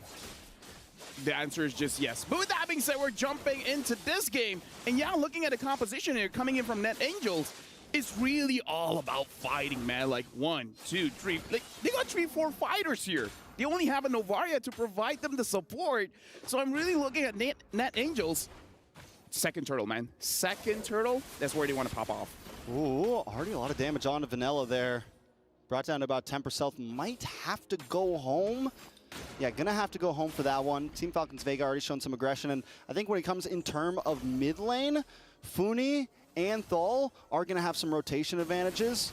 Ku, Cassie, you're gonna have a little bit of trouble. We did see, we saw the Phoveus back in MSC, and it did perform well against the right compositions. There are a lot of dashes here. As long as Cassie can get through this early game, get through this laning phase without taking any deaths, be able to get some farm in, there are definitely some possibilities for it. Let me just say, this is already like not great for Net Angels, because if you look at the draft, everything has priority, but they're not really having priority at this point because the Hayabusa is farming a little bit better compared to the Julian. Because again, look, you got fighters everywhere. You should be winning the lane, but it's not happening so far. So that power spike is not being used all that well just yet. Ooh, Cassie already taking some damage. Should be okay. Now, what I will say for Net Angels composition here, because it's all these fighters, you're going to have kind of this box around Ku here. Ku needs to be careful how far back she actually goes, because it's going to be the perfect target for Melee. And if everyone else is diving forward and Ku's just sitting in the backside waiting to line up that meteor shot, Melee's going to have the perfect target to lock on. Also, another big thing that Net Angels need to watch out for when they do that big engage is the reaction from Thal and the reaction from Violet. You get caught by one bad implosion or one bad final slash, you're a little too grouped up, it could definitely spell death. But Thal already pushing away Halang there. Vanilla keeping a good position in front of this turtle, but Melee already gets first blood. Down goes Helene. Violet now trying to lock up. The implosion does lock onto Vanilla here. Vanilla not going to be able to even fight for this. At this point, they're just trying to get away, but no, Helene gets a nice enhanced chains, able to back off. Melee able to get the turtle. Penalty zone does lock in. Thal, Violet, Funi there as well, trying to lock onto Cassie. Demonic Force does proc, but Cassie as well just wants to get away. Ku looks for the meteor, isn't able to get the final hit on. Hey, good job on play by playing that one, because a lot was going on around the map. Like, it was very messy coming in, especially for Net Angels, where honestly, this is the kind of draft where you almost just shut your brain off. You see someone and then you go for a fight. But looks like Team Falcons Vega they roughly understand how to play with this kind of composition because they just focus on one target, let possibly Maylin to just get an advantage, get the kill, and now she has, honestly, like the Hayabusa having more farm and one kill here, it's not going to look good for Net Angels. Sakoshi looks for Thal there. Zaman Sports does drop the implosion locks on, and Sakoshi might not be able to get away from this one. Jinja gonna be able to lock on, get one more synchro fission down, and gets the kill. Thal escapes with just a sliver of health. And this is something I'm a little worried about with Net Angels not having a marksman, right? Where does the damage come from? Is it gonna be Cassie? Is it Vanilla? Is it Ku? How do they even, like, when do they hit their power spike? When do they actually get online here? Honestly, it's going to be all on Vanilla. It really depends where the Vanilla wants to go for. Oh, hold on. Nice knock up. Hands change, does lock on, and in comes Cassie with the demonic force. Yeah, dude. Not able to get another proc. Jinja able I don't see to much just Ruby get away. gold lane. And again, going back to Vanilla, it really depends on her itemization. If he goes for a Genius 1, then pretty early on that you can go for those fights. But if Vanilla, and I kind of want to suggest it, go for a Holy Crystal, you're going to be the main damage dealer for this one. And your scaling is going to be a little bit much better because you're going to control the turtle. I mean, don't get me wrong, that gives them a hell of a front line. Possibilities. But there is one good thing about Net Angels, they do have some CC here. And when no they do get in range. the late game, Ku could become a problem, and Ku's staying safe at this point of time. Gonna have to rely on We're that seeing some of mage those the snipe whole shots time lock for on. The range. damage isn't quite enough to get the finishing blow in. And even Sakoshi on the Ruby, we've seen Rubies actually start to pack a punch when the game gets going. So we'll see the possibilities. Team Falcons Vega don't want to just give up this second turtle so easily. Melee able to just come in, steal it with ease. But look at the implosion. Look at the demonic force. The damage unloading on both teams. Vanilla is the first to drop. And now the demonic force continues to unload. Melee still fighting though. These ladies Somehow are pretty pulls good, out though. safe with the triple kill. Dude, but Cassie turn it doesn't let him up. go away freely. It's a 3-for-3 turtle Midnight over to says Team okay. Falcons Vega though. I mean, well, here's the I don't thing know if that he I actually said. said it because I didn't watch the clip. It's the so I second don't turtle. say This kind of anything. lineup, you're waiting for the second turtle for you Out to of really fight this one. context, but If they were able to secure everybody it, was hinting then and it would have been much, much better. You can see how stuff to, Thal, honestly, you should have turned things around him with the saying that the amazing Cloud9 implosion, but girls because were this better is a than lineup that guys has team. a lot of ways to defend themselves, they don't really rely on someone else to give them the I mean, protection. technically they made it Makes it so further, that even so if they you get can't really, caught, it's still fine. As Yeah, long as I you mean, have they at did least make one it- item, which we saw Cassie got Right, a so little there bit was later. less But teams again, in now the Cassie women's league, having though. that Clock of Destiny True, but makes it it was so that only Team one- Falcons Vega one less now will have a team each difficult group. time taking down Cassie.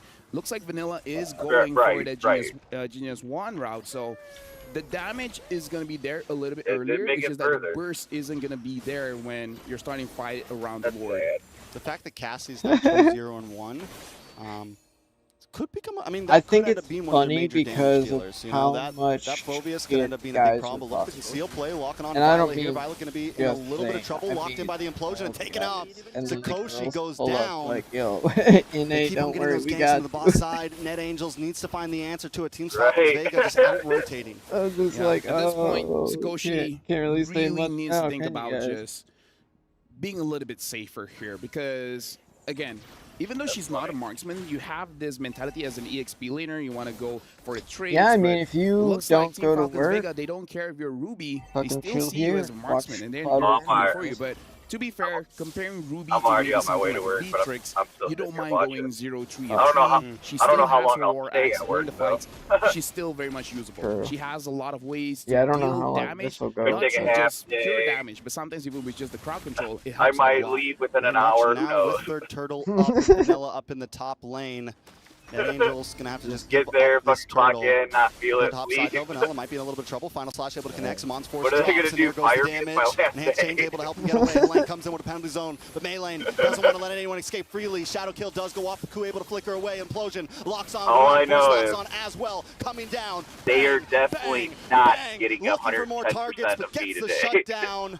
That's 2 for 1. I don't Cassie think- doing everything well, she can right now, for but a still while, not not enough. my They job. might get a Talk about solid. how fast Team Falcons Vega is moving They might around get the a map. solid They like do look 30%. Like That's Falcons, about just it. going here, going there, finding these pickoffs, and is making it a Net Angels. I was saying they're pretty tanky, but 1v3 when you're not moving, when all this crowd control is on you, looks like nothing much can be done. Looking at items here, looking like Terizla is going for the more tankier route, not going for that War Axe early. kind of feel like he should have gone for that so that they have a little bit more damage in this kind of composition, because even the Phobias, the Clock of Destiny is the only magic item. Afterwards is going for that dominant eye. So yeah, the damage looks like it's going to only come from Vanilla unless they go for a War Axe soon. Yeah, Vanilla, I mean, the gold deficit's starting to get there. Same thing on the rest of the map. It's 5,000 for Team Falcons Vega. Cassie did pick up Clock of Destiny. Picks up half of the Dominance Ice. So there's some possibilities there. But I think at this point, Net Angels might just need to start grouping up a bit more. We're seeing Vanilla kind of run these off lanes, trying to macro a little bit, but it's not going to be enough. And kind of like what we saw in the last series, even though it didn't work well from Xeno Lilies, you might just need to bide yourself a little time and look for that 5v5. I think their composition will work much better if everyone's together. Yeah, Trix, my friend, do you agree that for today, it looks like one of the major problems looking at most drafts is that they don't have enough damage? Right? And it's an aggressive meta right now. It is an aggressive meta. And it looks like Team Falcons Vega, they're actually pulling around Net Angels because they're showing Hayabusa up top. It's like, hey, I'm here. You guys want to group up? You guys want to take me out? And then Chincha just starts getting turrets everywhere. So Team Falcons Vega, they're pulling Net Angels around. Looks like Net Angels are the one getting netted. Yeah, they're the ones definitely getting controlled right now. Being a bit more reactionary to just what Team Falcons Vega want them to do. And now with Lord up, Team Falcons Vega with a strong box controlling this pit. So the Echo does come out, so nice vision over to the Net Angels. Maybe they can get a position on this Lord. I feel like they got to go for the pickoff as well, because if they try to fight for this Lord, Paul has a flicker, right? If the Tigreal has a flicker, it can go lights out very, very fast. So Net Angels, they got to take this. When's Cloud9 play? Like, they have to prepare to sacrifice one. Who's going to be the one sacrificed? I don't know, but right now, Cassie tries to come in, but look at the damage coming out. Lang able to take out Funi Meilane, finds Sikoshi. Cassie still on the chase with an Ionic Force, but it does not lock in. The Meteor does miss, but now Thal might be in a little bit of trouble. Echo comes out, look for one more shot. Helene trying to lock on to Cassie, gets the final blow. Vanilla now drops to Zmon's Force, does drop out. Live an hour away from my job, dude. Violet now up against Cassie. Chincha there as well, trying to help out. Cassie just wants to get away. Ku trying to give a little bit of slowdown, a little bit of help, a little bit of peel. Cassie able to just get away. Lord still up. They're battling so far apart. It's 2v2s all across the map. It's not a big 5v5. They split up and they attack. Yeah, they just have partners, and they're like, okay, you do that, I do here. The problem is Team Falcons Vega, now the Hive has a Holy Crystal, so good luck tanking that much damage. That's what it was like from being danced around. Meilane, you gotta do this. Meilane Vanilla, it's on you guys. Meilane does get locked up and taken out. But now I drive all the way to fucking and multiple kills. Ku takes him out as well. Cassie with a kill for herself. It's a three-man wipe and a Lord over to Net Angels. They need to translate this into as much as they can, but look at the beautiful implosion. Chincha drops him as Vaughn's Force. Cassie down. Chincha, Thal, save the day, but still, Net Angels not done just yet. They lost Cassie, but four members still standing. They take the inhibitor. They move forward, and the Lord's still coming up the top side. Team Falcons Vega push back into the base. Another tower drops. Sikoshi able to take it. Net Angels not slowing down. Dude, this draft here, again, having a lot of fighters, having one goal in mind, having the mindset of, I'm going to attack you as much as I can, and you're going to be the one to go down first. Vanilla now having the Holy Crystal, it's going to deal holy damage, because even Lane, the fact that Lane during that Lord fight got the War Axe, we got to talk about the timing there. Getting the War Axe so that you can stack and then start having more damage and more sustainability makes it so that Net Angels can actually deal enough damage against Team Falcons Vega. Cassie, honestly, throughout this game, is slowing down the tempo, right? Cassie, before that, Violet. Violet maybe a little too deep. One, of course, does get procced maybe a little bit too early. Thal able to come in. Cassie looking for more targets. Pen of the zone, locks onto Violet, locks onto Thal, and Vanilla cleans up the pieces. Donic Force still going. It must feel like an eternity at this point. Falcons Vega push back to the base. All there's left is inhibitors. Let me just say, Vanilla is playing so well, using this Julian as the main damage dealer for the team. Everyone else is just distractions, right? They're making sure that Team Falcons Vega doesn't get away, just so that Vanilla is able to use the enhanced side without getting punished. But still, with that being said, still able to hold on to that enhanced Dude, sword, it takes me just in forever to case fucking if those crowd control doesn't actually hit find on the out what right item targets. I'm looking for in that goddamn thing. And dude. Maylin, you know, And they're what we saw flying in that through last it. big Lord fight, right? This has been kind of the answer to a lot of Hayabusas. You wait for the quad shadow to proc, and then right when the Hayabusa comes in, if you can just catch him for that split second, it's GG's. We saw it happen to Nicolette a whole lot. She was having problems every time she'd quad shadow in before she could even hit the shadow kill, because the deal is normally you want to get the shurikens off and then shadow kill, but if you're able to stop Maylin for just a second, you can get enough damage to get the kill. Oh, looking at Maylin now. Probably going to be able to run away because the quad shot is still there. Looking at itemization here. Radiant armor on lane, making sure that you can actually survive going up against Chincha as well as Funi, as well as having that Queen's Wings, make it so that you can stay in the fight for a very, very long time. Looking at the itemization coming in from Net Angels, it's really about sustaining. We see Oracles, we see Queen's Wings, making it so that you're able to outplay Team Falcons Vega when your HP is super low. Most definitely. Now Lord up. Yeah. Doesn't Net Angels have the advantage on this Lord at this point? It has the game completely turned into their hands. As an assassin, it's going to be hard for you to really contest for the Lord just because you can't tank the damage that the Lord deals. And Net Angels, we got to remember that War Axe has a stack. They can hold on to their stack for a very, very long time. So they actually do quite a lot of damage at this point during the Lord dance. Very fair. And another person that we've kind of failed to mention, but Vanilla's been doing great. But look at Ku, 2-0-7. We're 15 minutes in. Those meteors are going to start hurting a lot more. The vision also getting applied gives Net Angels this great advantage when it comes to especially objectives like this. Thal looking for the play. I can't wait to get down to Kentucky next. Yeah, again, just be careful of Thal. Having that flicker, you kind of don't want to risk this. And now we see the concealed play being used, and then you reset the Lord. So that's one thing out of the way. Now you got to force the flicker out, and then Net Angels have a good time going for this. Oh, but Maylin finds Vanilla. Vanilla able to get out of there. Yeah, Funi also takes a bit of damage, though. Now we're back to the tango, man. We're back to the dance. Yeah. Again, I feel like it's fine for Net Angels here. They can heal up, so it's all good. And they kind of have to do that because it's all about the trigger finger. Who's going to go first? Is it going to be Thal or is it going to be Net Angels here? Yeah, Helene also, I mean, it's got to be tempting when you see them all grouped in that jungle to pop the penalty zone, but the patience coming from Helene right now is going to be crucial. Same thing for Violet. All my for the final Smurf slash. account phones Here are comes in the shadow fucking kill onto Kentucky, Cuckoo, so I able to can't get even away get though on using the Smurf flicker, account right and now that if I wanted. is going to be a utility down. Helene able to lock on to Thal. Here comes the demonic force. Trigger has been pulled. Can they get the final blow, though? Can they find the kill? Down in the mid lane, though. Chincha getting the push in. Gonna move on to the tower as well. Ku trying to go back. Vanilla doesn't want to stop as well. Thal taking damage.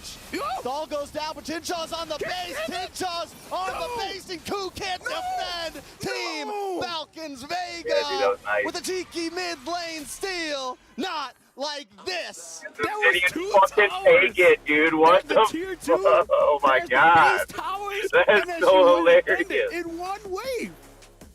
Not like this, man. Damn you, Chincha. That's rough. That is rough to do on a international stage, dude. That is freaking rough. There's 2 towers. If the base turret was not there, I get it. The tier 2 was there. The base. Chincha, man. The timing was, it was almost like it wasn't improvised either. It was almost like it was playing like, because once the trigger was That'd pulled, be something like that's we when would Chincha have done to us, you know what I'm and because saying? they were so invested in that fight, we'd be chasing or something, not even notice about the minions. It's like you say, Udala and Ajasi.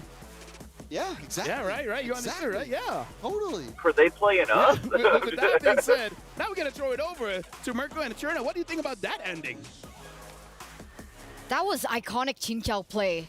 That was iconic Chinchao play, man. You give her the Claude, you give her the Roger. She's never actually done it on a Harris before, but you know, it's the first time for everything. Oh my goodness.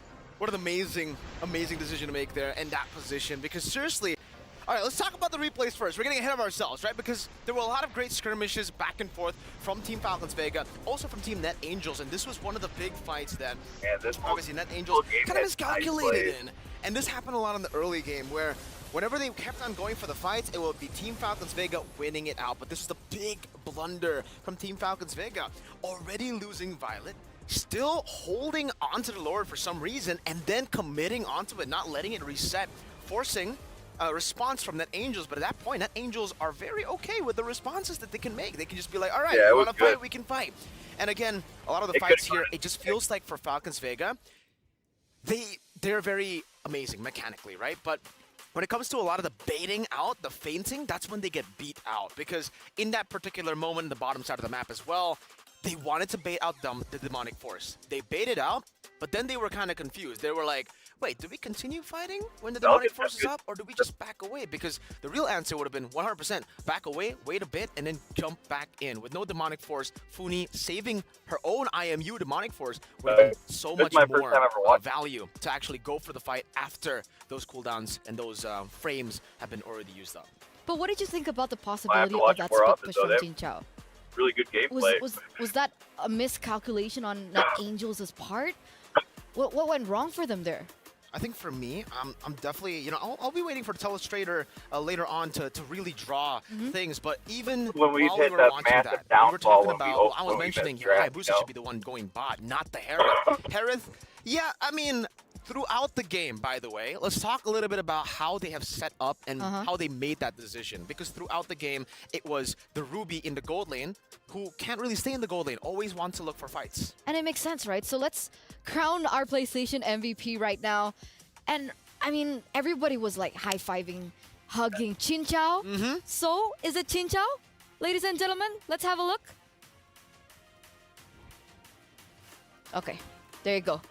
Team Falcons Vega, Chin Chao on the Harith, on her signature Harith, pulling her signature iconic move. I think at this point, right, a lot of the teams, a lot of the players out there should just be very wary of this play. The fact that you will always be unable to count Chin Chao out no matter the hero that is given to her. Because that shouldn't have happened, right?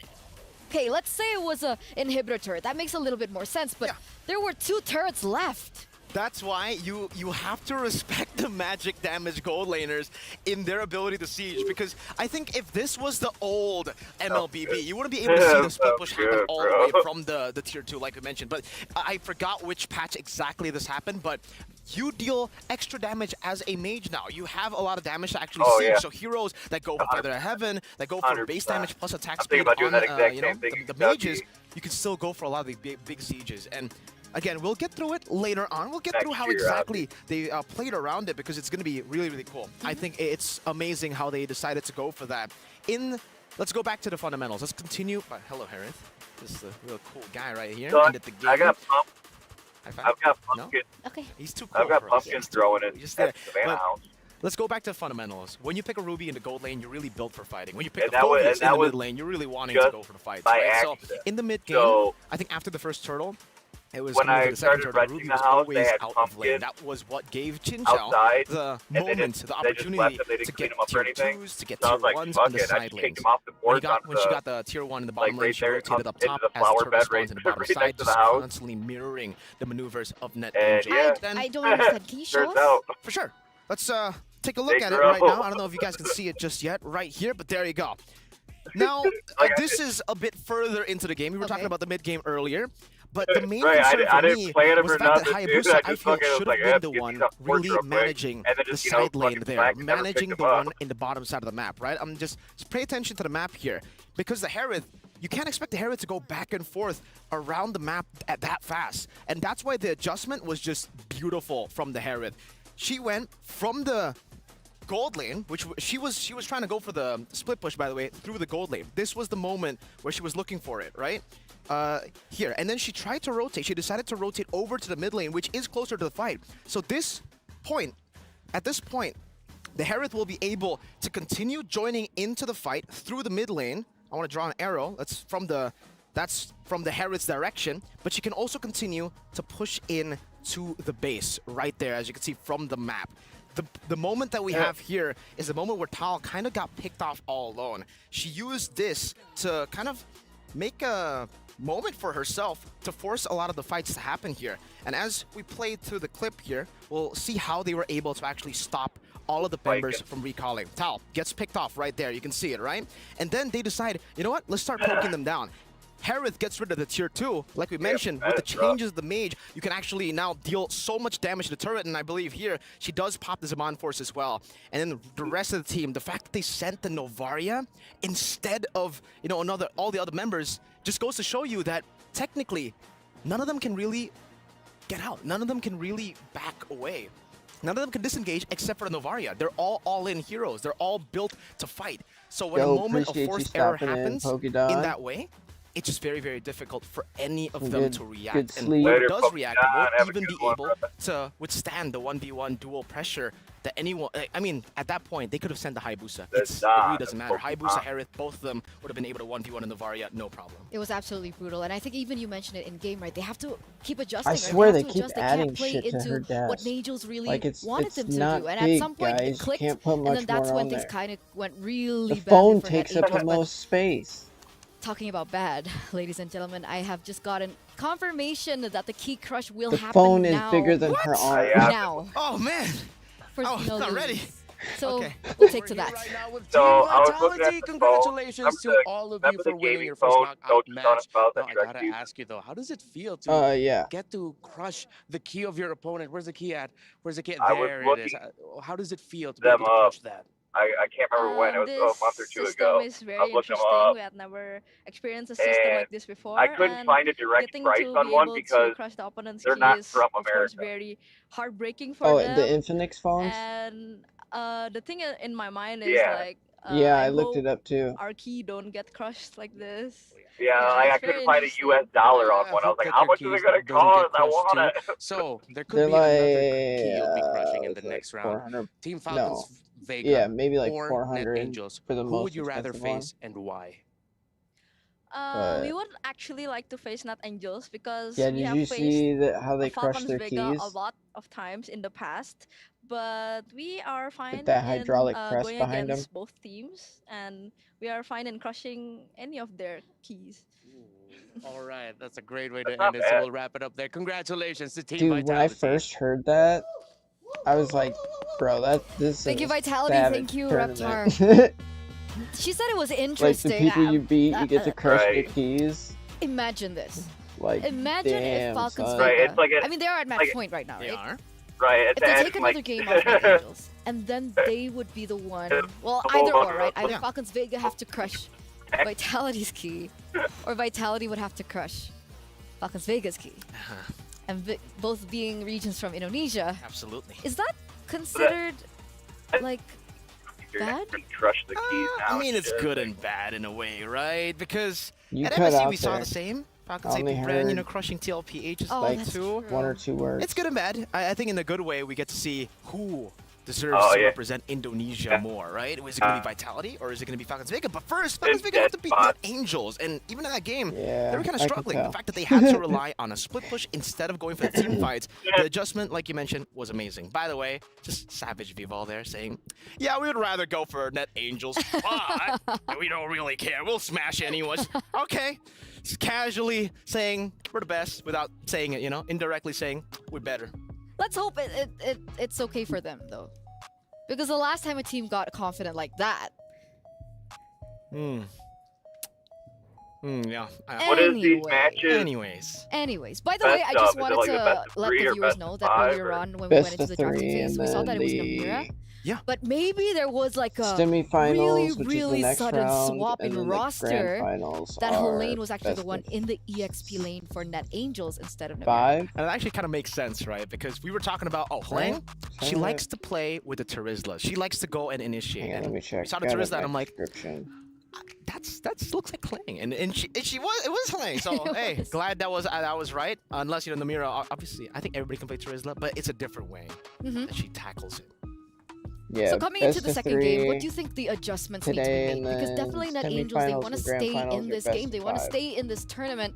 Because don't forget that prize pool, ladies and gentlemen. We haven't been talking about it quite so much, but 500k these USD guys, is on the line right now. or these And so that girls brings us back to play, that question, right? How do they come back? How do they take this off Falcons Vega? C9, I think number one has got to be. I think in game number one, it was a great idea for them. The fact that they went for, I would say it's a cheese draft, right? They went to go for team fights. It's very one-dimensional, and that was the reason Falcons Vega was able to punish it. In game number two, go back to the normal meta. Go back to what is meta. Try to play for the gold lane as well. Just get a marksman here. Try to play for a balanced composition, because even in the group stages, we saw impressive stuff from Net Angels. GG has a And female again, team? considering the cheese didn't work out, but maybe they're it's out better of, to go for the safe route. Wait.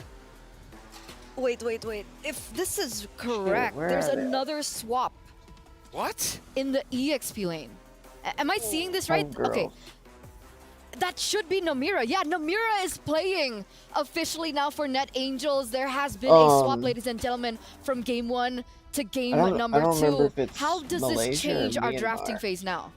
Well, I don't know. I still think Terizla should be prioed for them. They started off the draft really well. I don't think they should change too much here in the draft, at least for the first phase. They're also still on blue side. They're going to ban out the chip. It's going to be the Ruby ban this time around. So it's actually Falcons Vega having a bit more trouble against the Ruby. They think, hey, we're a team fighting team. If you need to force us to go for side, like split pushes, we don't like that. We'll do it, but we don't like that. We'll still stick to team fights, so banning out the Ruby there is amazing. Jushin gonna be banned out this time from Net Angels. Interesting that they don't leave it open for themselves as first pick. It's Falcons Vega now. They decide Ling, Ruby ban. Do they want to take away the Julian? Do they want to take that power away from Vanilla? What about the Hayabusa? Contested? Valentina's the option? Yeah. All right. So, essentially, Luo Yi is up for grabs. Angela is up for grabs. Terizla is up for grabs. What would you prioritize in this scenario? I think for me, it's either Terizla or Angela The that you would want to go for. So, as winner first pick. of this series I don't think you want to go for the Hayabusa face first pick, but we have seen that before. I think we saw that from Vitality. Falcons Vega when Caramel was playing Hayabusa first pick. They still go for the Terizla here. Falcons Vega, they can go with the same exact answer with the Harith and then the winner Hayabusa, of and then later on C9 the and Arlet. BSG will But go knowing that against they the banned out the winner Valentina, of is it possible that one go for the Faramis or perhaps an GG Angela? and So maybe OMGE. Harith Angela That's or a lot Harith of Faramis Gs. or another hero with a big ultimate that I did not mention, Mr. Tor, Mr. Minotaur. Yeah, he was banned in that first game, right? In the White first count phase, my but they Gs, left know what I'm it saying? open this time around. So insta-lock here from Falcons Like they were Vega to picking pick that teams up that for are like, themselves. you get a cheat, you And get a cheat. wait, what would you think about this? Right, right. Faramis and the Terizla. Do you think Terizla is like a deny pick for the Faramis to be picked up? No, I still think Faramis is. I don't know, I some of understand. the- so you know how Yukon they each not have good their, against Terizla, but either way, looking how Falcons Vega play, I they guess just you could say, really like, like to comp profile up, right? So picks down having there, another where the additional draft HP bar is. would be so okay for them. But looking at the fact that they got a Minotaur, I've seen maybe they some might of just want to them go for the doing Arlet there stuff as that, their last pick in the first like, phases. Net in Angels other go for sports Terizla with, and like, the Julian athletes do it. again. People are like, Now they ooh, go they're for Phobius Illuminati. early, and this is good for them because the Valentina was already banned out. That was the real And answer. I'm just like, By oh, Falcons wait a Vega minute. with the Valentina towards the Phobius. My question is, If you're listening, I'll take $1 billion this contract. Phobius is going mid again, I assume, right? I don't have a soul, It so should. take what's left. Okay. Either, unless we see a gold lane Phobius. Yeah.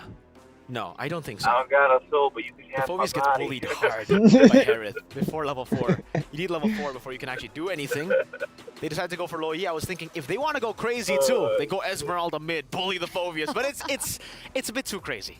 Okay, so their choice is the Luo Yi here. A little bit more burst damage, a little bit more control the map. I mean, if they want to look for feel like I an go through option this to go in for that tank split push so again, they definitely bad. can with the Luo Yi and Like, I've her already entire burnt the global coil map twice on presence.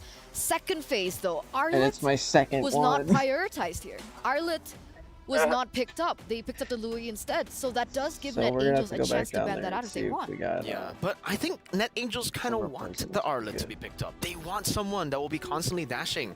Now, the fact that Falcons Vega went for the Luo Yi means that technically only the Harith will be proccing that Demonic Force, right? We'll be giving the Demonic Force proc. So now, they actually bet out the Fredrin, so yeah, they don't really care about the Arlet because they want the Arlet coming in from Violet. That's Angela. peculiar, is it not? Fredrin ban? It is. It is very peculiar, especially in this meta. Especially considering me personally, all of us, we haven't seen melee on a utility jungle, right? We've I seen should her just on block his Assassins, on Roger Jungle too.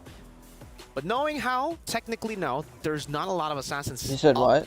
The Hayabusa Show is up still at, there, like, but I believe for no, Net she's just Angels, they blocking kind of late, want to show go up up against late as Assassins. heck. They don't want to go up against Just Utility because block the same it. reason Like, I'm here now. as why they want to go up against Arlet. They want the Phobias to have as many procs as possible When they with Demonic say Force. something, He feel needs like to you're be lucky I even air showed Phobias, up. just jumping in the air. So the 2 heroes that Milena has You're utilized right. so far is the Roger, Julia, which is banned, I could have been that guy. And the Nolan, It's just not right? showing up this week at all. and It because just of the dash. Yeah. just So left. no You Nolan? know. I think My it's boss- difficult to play the My Nolan boss here. came Into the asked Julian, me, it's he goes, difficult. "So when's Into your the last?" This is Monday. He Phobias, came up it's and asked me extremely when I was difficult. my And that's first why day they back. ban out the He goes, expert "So when's too your now. last day?" I looked at him. I Really said, "Friday." Pushing the He goes, buttons. "Oh, a I mean, little sooner than basically, we in thought, XP, huh?" they're forcing the I Arlet. said, "Yeah." In the I was like, jungle, "To be they're honest forcing a with you, non-utility. I was They're like, forcing I didn't want to Assassin so be that they can get as many that dashes bad as of an possible. employee to not come Falcons back. Vega, they still need a physical damage He dealer. goes, They go for "I the Edith. understand that." And That is I going to be looked at him. I was like, XP. "But I'm not that But who's good of gonna an be a physical employee damage to dealer give at you this 2 point weeks in the either." jungle? I'm trying to think about it. I don't know, man. It's really tough because when you think physical, you That's think hilarious. Assassins, but Assassins are what Net Angels want with that Phobias. Alright. So they're leaving it for the last pick. Yeah. They're keeping it secret. Meanwhile, Net Angels, they pick up the Claude to Hmm. deal with the Harith in that gold lane. Martis doesn't work. I think the Martis. Alpha? Oh, the Alpha is a great answer. Yeah. Is that a chip I see? Yeah, I think it's a On great the answer. ban, They yeah. just need a bit more physical damage at this point. Because if they go Baxia, oh, that's so easy for Net So Angels to itemize Julian against, mid? right? They go for the last pick. Oh, and it's a Masha. Masha? Speak of physical damage. Wait. Net Angels. I'm so They're confused. full damage. I'm so confused. Okay. Right. Because in game number 1, I'm it with was the Eterna. Namira, Uh-huh. and then she confused. picked up Terizla, and it turns out it was Line. Absolutely. And now it's Namira, Mm-hmm. but Masha's Line's hero. So, guys, Hey, I think the Masha should be going Rome. I think this is Rome Masha and mid Phobius. I think. But it obviously can rotate to the XP2. We saw Terizla Rome just earlier. yeah, we don't know at this point. Not a big fan of it. Oh, they still go for the Boosta? Hayabusa. I guess they're still trusting that shadow kill I to don't be care what a anybody way says, for dude. Masha Mei is Lane a to get tank out right now, dude. of the Demonic Force, even if she dashes forward. Earlier, I is, was getting so fucked it up is by Hilda. an interesting draft. Who did I Interesting draft, and it's match play? point right now for Falcons Vega. One I more remember if game it was Ruby away or Frizzle, for them but to move forward I and was just crush getting the hopes and destroyed. dreams Oh, of no. their opponents Damn. here. It's a high-stakes match. Yeah, Can Net Masha- Angels come back from this and force a game number 3 I gotta in this learn how to- best of 3? Like, Casters, I think take it Masha would away. be a good Thank you tank. very much. An interesting draft If she went indeed. all I actually tank do build. agree. Honestly, me and Trex were talking about it, and the Because Alpha Masha kind of just looked has so pretty much solid light, dude. for Falcons Vega, but Yeah. they still want the Hayabusa. I'm just worried if the Hayabusa is And her able skill to just gives her chunk more life, down like, a lot of these you can very always high up the HP, light very back up, high armor heroes as we jump into the Andrew, line of welcome, Dawn, welcome. where this game might be scrappy again. Will we see another split push? You know, I think the Hayabusa could definitely have a few problems chunking people down, but one thing the Hayabusa will be great at is securing some of these early objectives to make sure that Jincha and Funi get to a point where they can start outputting damage. Even if Mei Lane isn't exactly the one to reap all the kills, they have other options. I think Mei Lane's major job here is going to be objectives, right? And You they shadow have kill sucked in, you steal the a turtle. You're land always of kind of Dawn. comfortable with that. On the other hand, Net Angel, the composition is definitely interesting, a great way to put it from Mirko. My question to you is, do we think they're thinking too far Or outside going the for box their here? 400 off I the feel rip. like based on what happened in game number 1, what they felt was the concept was there. The draft was good. They just didn't have an answer for the split push. So this time, incorporating Ooh, the Claude quad might into get this got. idea of a fighter in the mid, as well as having a roamer that can actually deal damage, maybe they're like, we just needed a Claude. When we have the Claude, we should 4v1, 3, 2, 1, go. Oh, Sakoshi's going to go down in this one, though. Shadow Kill Strap, comes go in. get It's going to be a lot of gold plating over the side of Team Falcons Vega. And as you just said, this time they have a Claude. But right now they do not, and Team Falcon Vega knows it. They know, all right, Claude's your Dude, answer. Well, we're going when are we gonna gonna drop early on? So we're looking at single for- a second MLBB. turtle 033 gold lead. I mean, that's what happened the previous one. Make the North American theme song. Definitely going to be problems. Sakoshi's going to. I don't know. I haven't done Right. music in so long, dude. I mean, from group stage Like, and now, I Chincha's don't know, every definitely time I been try, a just- performer. Even back go on blank. day one, I No, think it's it was. My vote was for Chincha's lead MVP of the Maybe day. I'll work on the has just been beat, great, and especially you on can the write the Harith. lyrics. And if Sakoshi can't keep up, it's going to be an issue because we know how Harris can do. I mean, Oh, no, drop I on was the thinking Zaman's about course that the and other day at just work. I start was like, man, cleaning 'cause up. I Luckily, don't they know have Cassie to kind of what answer song that. was going on at As we work, saw but I from was last game, remixing it for Cassie takes MLBB, a and I was little like, bit of dude, I time. should There goes an knock-up though, the definitely onward, the Earthshaker, drop a Violet. track for Gonna take a ML. little bit of damage in return. I'll do that shit. Demonic just, Force able to I was lock actually on, just get the the other day I kill. was doing Violet that might too. just be next on the block. Demonic Force drops So I one more was time, just and Cassie doing can't like get the a- finishing blow. Knocked up, it was taking like a out beat, Violet but it with a was double kinda like kill. a It's 2 for 0 right gaming there. style, What looked good like for a EDM second beat, and I ended was like, horribly. damn, this I'm is sure so Koo good, wanted to this go is for that awesome. because 2 members were so low. Right. And yeah, this is very good for Team Falcons Vega because Oh, you for did. that Violet, where you going? Oh, the thunderclap. Nice kill over to Vanilla there. Gonna get the knockup, gonna get the takeout, so at least they find something. Yeah, but again, I kind of feel like Violet shouldn't be there, honestly. But He now we're going to puts look at a the question replay mark here, at the and end this of is it. going to be They a find problem for something. Net Angels because Right? Falcons Vega, they have the Minotaur and they have the Luyi. In this one, the Luyi was caught out, but if the Luyi had safe space, the Luyi can control multiple members of Net Angels, especially because they want to group up. But oh, another kill. Another kill. Sakoshi down Dang. once again. Cassie trying to help I thought out. that was a Not gonna be able replay. to They proc did another it the demonic exact force. same Able to as get they it at did least onto before Thal. almost. Koo wants it, wants something, but can't seem to find it. The damage still not there, especially as a roamer. Yeah, here's the thing. You got to wait for Vanilla. If Vanilla is there, the damage is going to be there. Sakoshi, 0, 2, and 0 is going to have a hard time because you want to get that 3 items sub 10 minutes. It doesn't look like it's going to happen here because... But with that being said, only a 600 difference. It's not that bad, right? Yeah, it's not that bad. It's not that bad. 4 Now minutes it's in. 700. Okay, now it's 800. It's not like that bad. It's not getting bad. It's not 1,000. He said it's Might be getting bad. soon. Have some gold plating about to possibly come over to the side of Jincha here. All right, so where do we take it from here? Turtle going to be back up. Second Turtle. Net Angels were able to secure the first one, which at least kind of staunches the bleeding here. It's only 1,000 gold lead over to Team Falcons. All of that seems to be in Chincha's pocket. So as long as Chincha stays down here, the rest of the team can fight for these objectives. The problem is how you handle the Minotaur is you catch the Minotaur. You start the fight first, but there's really not a nice way for them to lock them down. Oh, as I say that, the mirror goes in. Penalty zone does lock on Demonic Force as well, trying to get to Booney. Another shot, Cassie might be able to get the kill, but Cassie's going to come back. This time Demonic Force onto Thal. Koo able to get the kill this time. Melee also involved, Shadow kills away. Cassie still on the chase, looking for one more proc, but the ult wears off. Vanilla able to get the dash through. A little bit of damage onto Violet. They're going to revert back to the Turtle now. Melee, does she want to re-engage onto this? No, going to go over to the purple buff, let him get the Turtle. So I was right and wrong, right? You have to deal with the Minotaur Nice. first, kill him off. In my head, I was like, I don't know how they're going to engage and lock down the Minotaur, but Thal stayed for a little bit That's a good longer than pushback. she really should. It's like once you deal your ult, you just hover around just to give the heal, not really stay there and take the damage. And the mark. Oh, Sakoshi just okay. getting It's denied like, and the so mark much right goes now. down again. That's tough. not. This is not a gold lead experience. This is not a gold lead This is not a gold experience. lead experience, let me tell you. This is not a good experience at all. I'm not having fun right now, guys. It's like, do you guys want to play gold lead next? Let me be roaming. Let me be mid. Let me be mid, you know? Right. At this point, look at this setup. Yeah, they they're want to playing like us catch right now. someone, but I'm guessing the Mira is not the one they want to catch. And now, this time, the Mira, a little bit different, going for the War Axe first item. So Bless you. the next fight, they don't have to wait for the Lord Dance for the Terizla to deal damage. Now even the third Turtle going to be doing quite well. And Cassie keeping up. We did just have the Blade of Just Hepatitis saying, as well. Lock on to get Koo, you so some there goes a breakfast nice little pizza. burst of damage. Koo was already able to secure a kill Probably. earlier. Violet, though, going to get And a tossed up. monster. Maybe. I know I got to get a couple energy. Toss up Cassie, that is, but still, Net Angel's I taking it drink the slow, and I think C4s, that's kind of bro. in their favor here. I right? just mean, as long read a as thing. they don't fall behind too line much, as saying long as they're that, able to keep this gold to 500 here and Functional there, they got, should be okay. Like, I mean, taken here's off the the thing, what are you shelves in fighting for, right? Australia.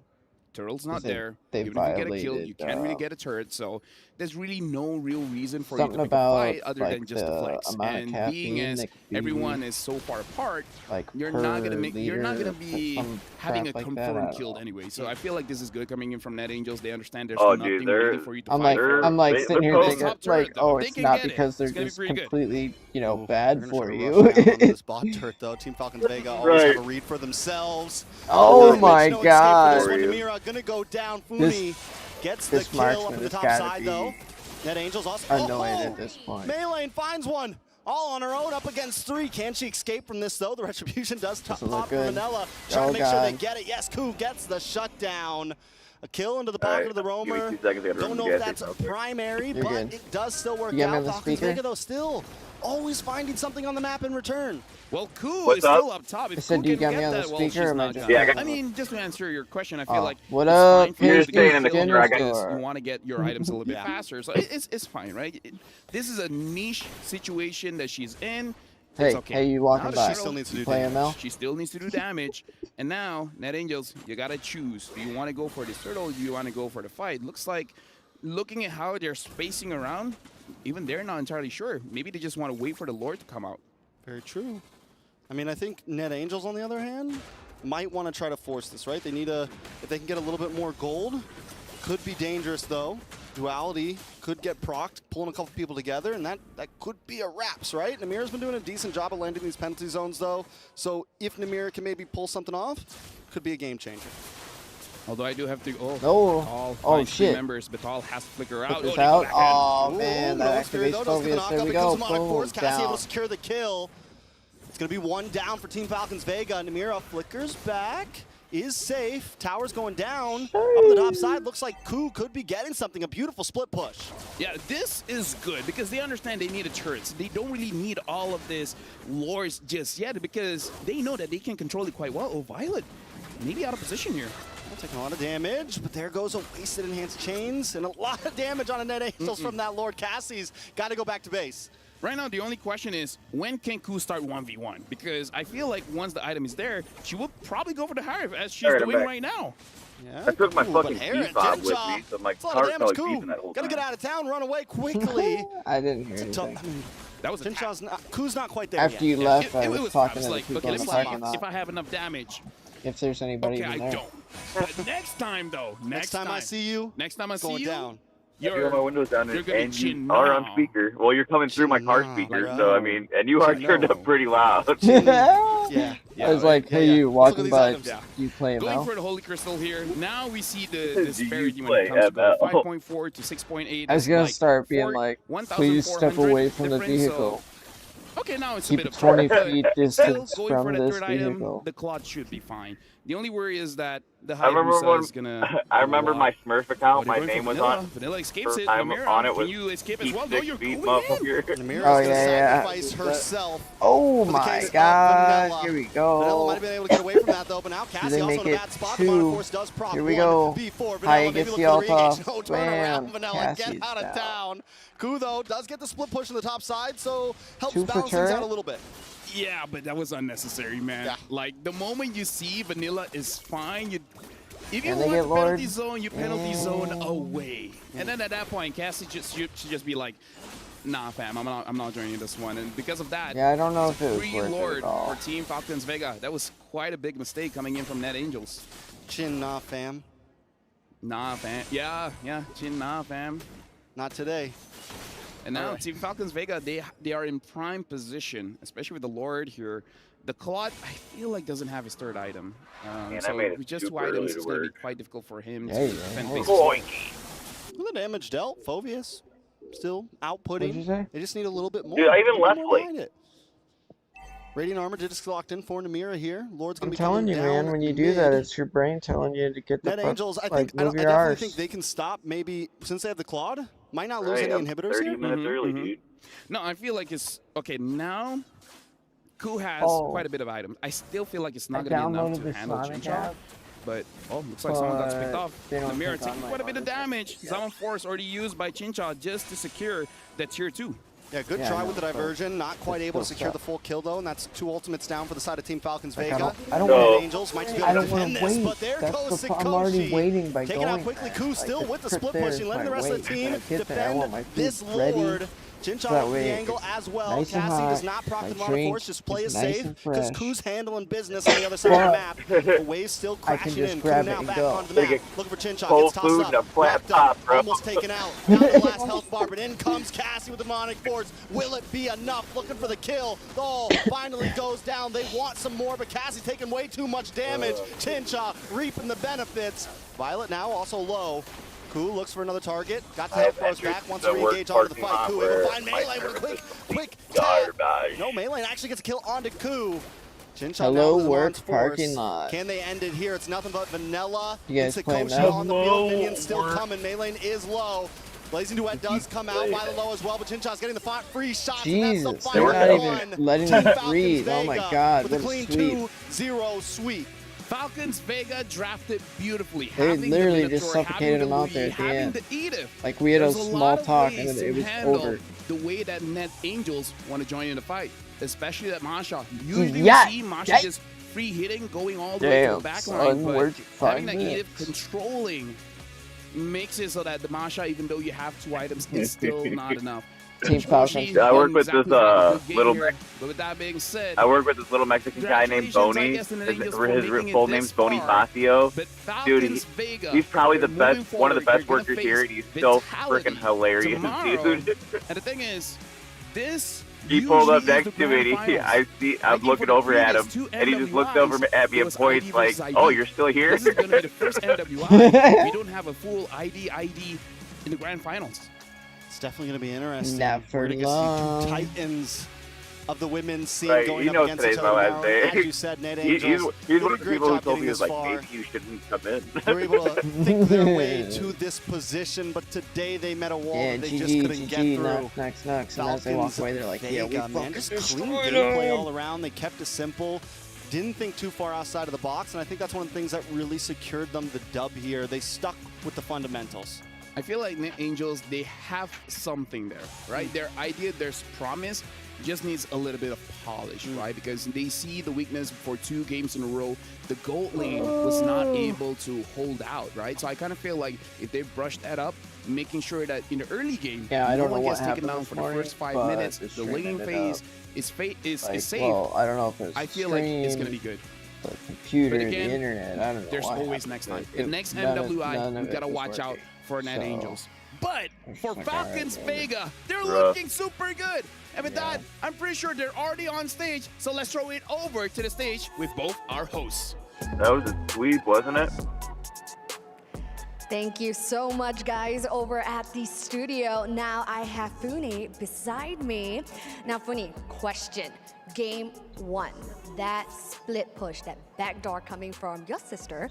We would love to find out what's going on in the comms. Tell us. We already know that we cannot push into the fight, so we think we just go with the lane. But there was a Novaria there, right? Here we But go. our Time to jungler crush a Melon key. already Didn't they made already? the Oh Novaria no, that was the use team, the her last flicker. team. So right. yeah. So you guys called it, there's no more skills, and then they're just Mm-hmm. tunneling their tunnel vision onto the Lord, and that's why you guys took the back door. Amazing, amazing stuff. Man, that's going down with the technicals here. But at the same time, is that how do you feel knowing that only one I think that's Indonesian twice team then will that be they gracing backdoored the them, right? grand finals, unlike the past years, right? This is different. How do you feel about that? As long as Indonesia can win the MWI, then it's okay. Then it's okay. No. No? It's not okay. It's not okay. It's not okay. Tell me. I'm rooting for Team Falcons because they Okay. have been in the shadows of Team No, I Vitality getcha. for Okay. the longest time. right. It is their time to shine, hashtag time to shine. Hey, let's go. Phobius is getting his revamp soon. Question. Yeah. Okay, can you put I'm your not gonna like fiercest it. face It's on? pretty because much you look too every cute. Fiercest face, hero I okay. use. Earlier on, we interviewed has a the dash. sisters from Team Has a Vitality. dash. We interviewed Cindy, and Like, she said Cindy and Shell Clint, are the Melissa, superior Alright. sisters Beatrix, over to you and Xin Chao. Brody. What do you have to say about that? Well, Well, if it's not we even look just at the dashes, fact, bro. It's then any kind of movement. Yeah. Yeah, Skill Nate, based. Nathan Okay, So, like- translated from Ultimate, I think, does it Bahasa. too. They will show them over at the land of Yep, dawn. like They Ruby's- don't have to tell Ruby- you how Ruby's good they little are. They will hops after prove every it skill with does it. result. Yep. Over to you back at the studio. And I use her. Charizla does Yeah. it. I use him. Man, we taught Lolita Cheryl does good it. I use Indonesian. her. I'm Man, pretty sure that was some good Lilia's ultimate does translation it there. because But she yeah, I jumps don't think back to where Funi her has an boots are. aggressive bone in her body, man. Yep. That fierce Literally, face like looks Phobius just counters more me. like she's concerned. That's it. Oh, Moonton hates me. They were like, Ladies and you know gentlemen, what? this does Fuck mark this kid. officially Let's that make the the hero wings that of Net counters. Angels have been clipped by the talents of Falcons Vega, and we will be seeing that key crush maybe later on in the day as we take a look a bit at the highlights of what happened earlier on.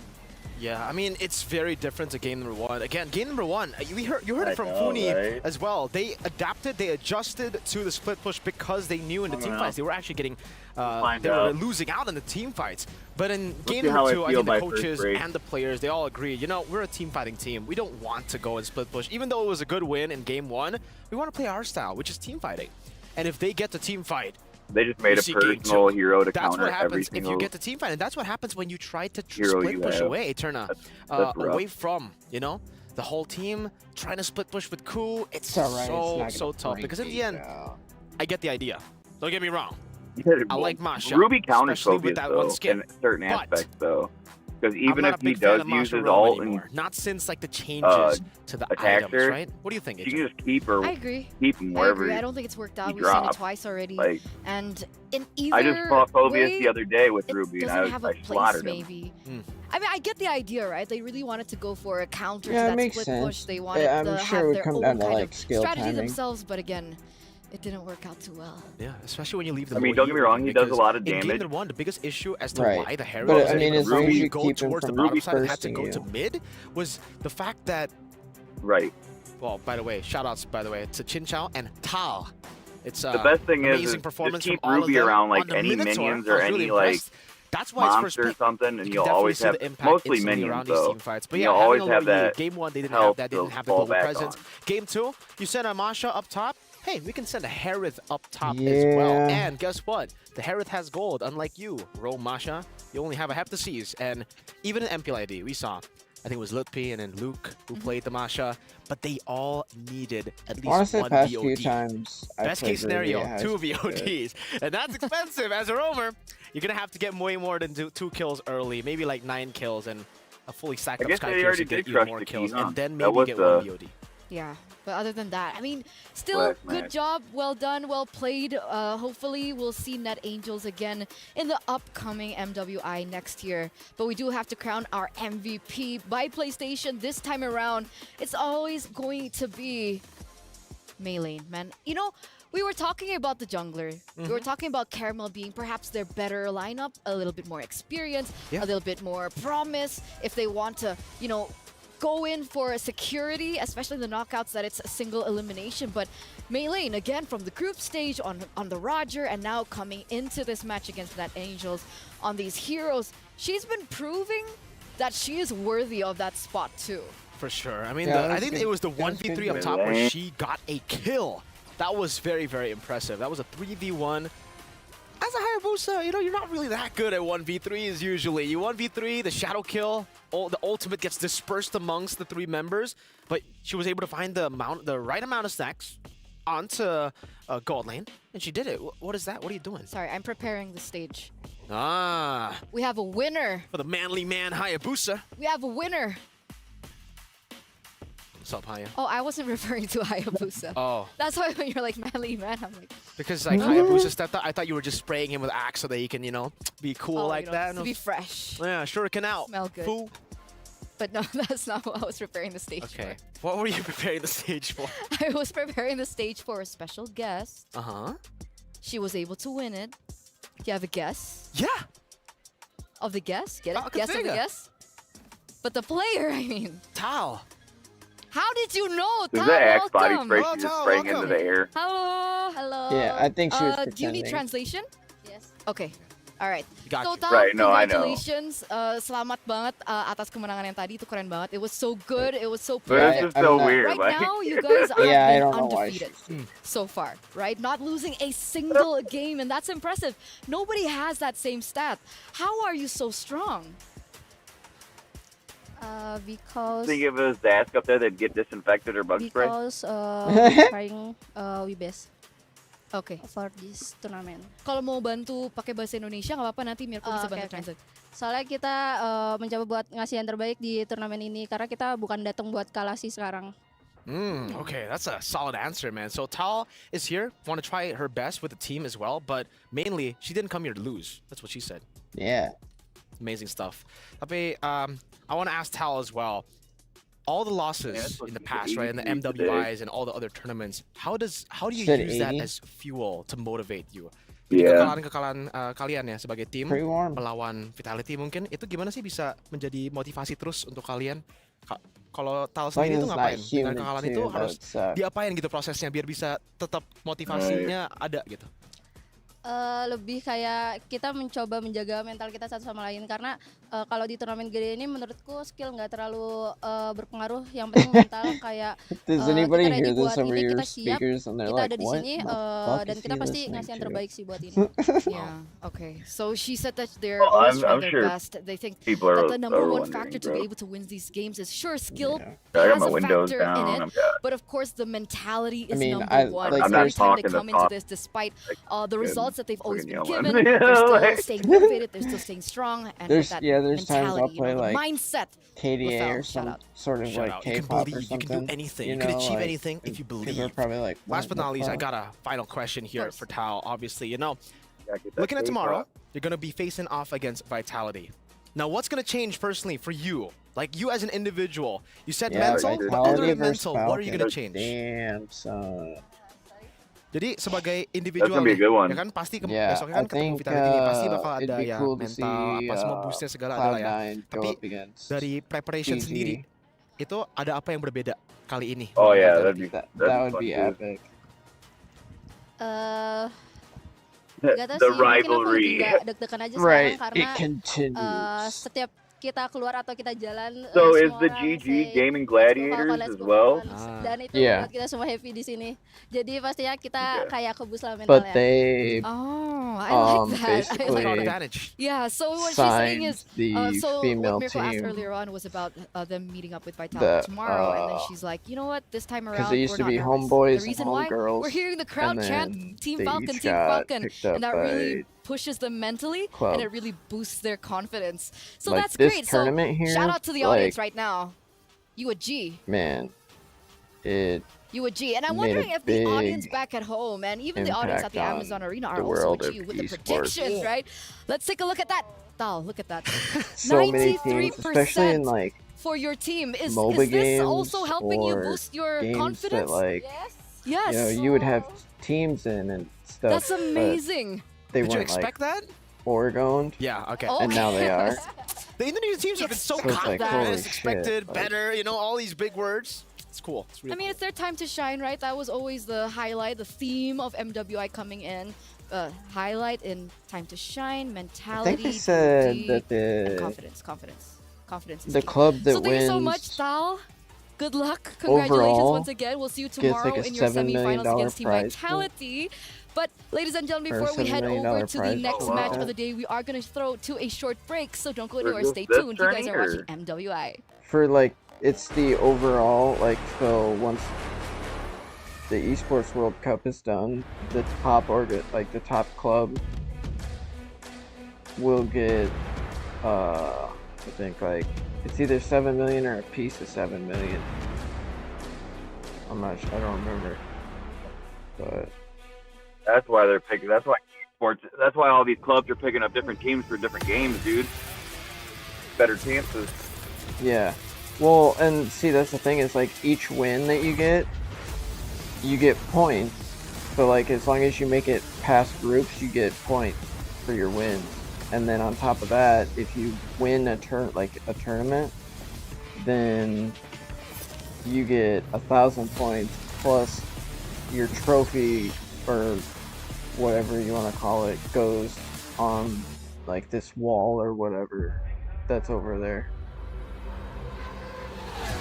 I think right now Falcons are actually winning the overall club thing right now. I think it's Falcons, Liquid Echo, and oh shit, who's in third? I forgot already.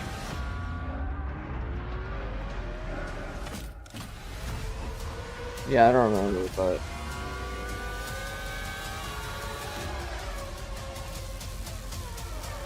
I mean, maybe one day we'll get picked by a club, dude. yeah. I mean, it'd be cool to be picked up by a club, but we can't even win a fucking MCL. Honor 200 series, the best portrait phone, Right. AI empowered. 100%. Studio level. I mean, AI portrait we camera. have. Color, vibrant and classic to capture portraits that truly stand Hey, out. I wear that Empowered magic season MCL championship proudly, bro. Proudly. It might have been from a couple years ago, but I wear it proudly. Silicon carbon True. battery, 100 watt. Honor supercharged. See, we should have formed a This is team a Honor couple 200 years ago, series. and we probably would have been able to, you know, Yeah. be decent. Set, go.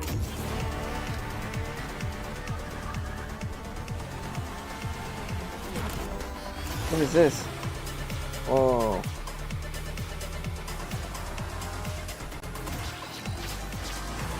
Phone's good.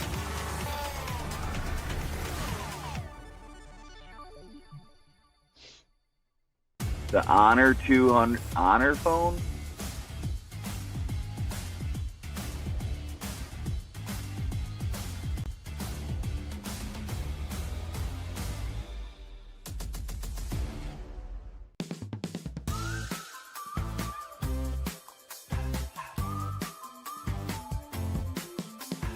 I have to look up that the Honor phone or whatever it is, see what the specs are.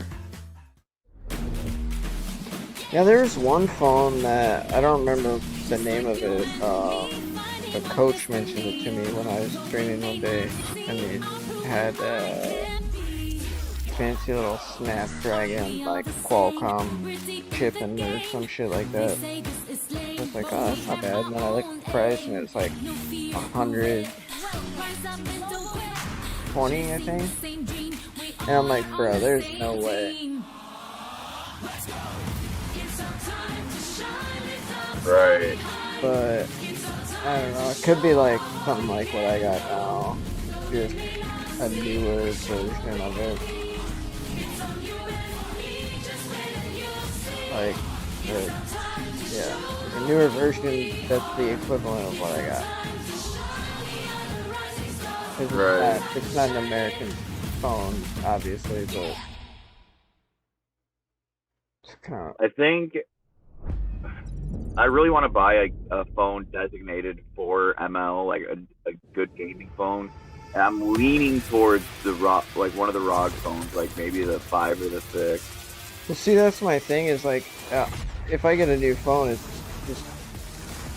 it's either gonna be something that is going to be my daily plus a gamer / streaming thing, or I'm just going to get something that's dedicated to the game and then still keep this for, like, you know, texting and whatever else. But like, that's my goal. Because I already have several phones, but right, ML doesn't work well on some of them. right. Well, and that's the thing, is like, I don't want to get a phone that's like $100 dedicated just to the game, but then after a year of having it, it's already outdated and it can't run the game. Like, right. But then it's like, I also don't want to spend that much money on a phone that I'm only going to be playing for a game or using to stream the game, you know? Right. So it's like I'm kind of stuck. And then eventually I'm like, alright, I'm tired of trying to figure this out. And I just do something else. Drama just pulled into the parking lot. That's the earliest I've ever seen this guy pull in. He usually pulls in with like 3 minutes to spare. I know people like that. Shit, I know a dude that comes in late every day and nobody says shit to him. Yeah.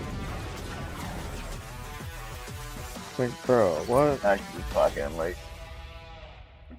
I should just stay out here until the Cloud9 game is done. And then Boom! Copyright. Yes. Oh man. Like I always know when this commercial comes on, I'm getting copyrighted. Every time. But it's advertised for them, you know, like. Yeah. I mean, it's not a strike, it's just a claim, but it's like, good thing I don't make any money on these, you know? Right. It does make me want to buy that chair, though. Right, dude, like that chair every time, dude. That chair's not new. I saw it in the M5 series. Dude, I'm pretty sure I saw that chair in M4. If not M3. No, I think they had a different one for M3, but I'm pretty sure like M4. It's been the same chair since M4. They just kind of did it like the iPhone, and they were like, new team. we're gonna Ever since basically make the same MWI, thing, the just give announcement it for a new name. MWI released, our captain how the first Ashley, break goes.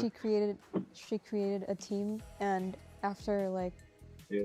a lot of roster changes and adjustments, we got to where we are now with our 5 players and our sub Stella.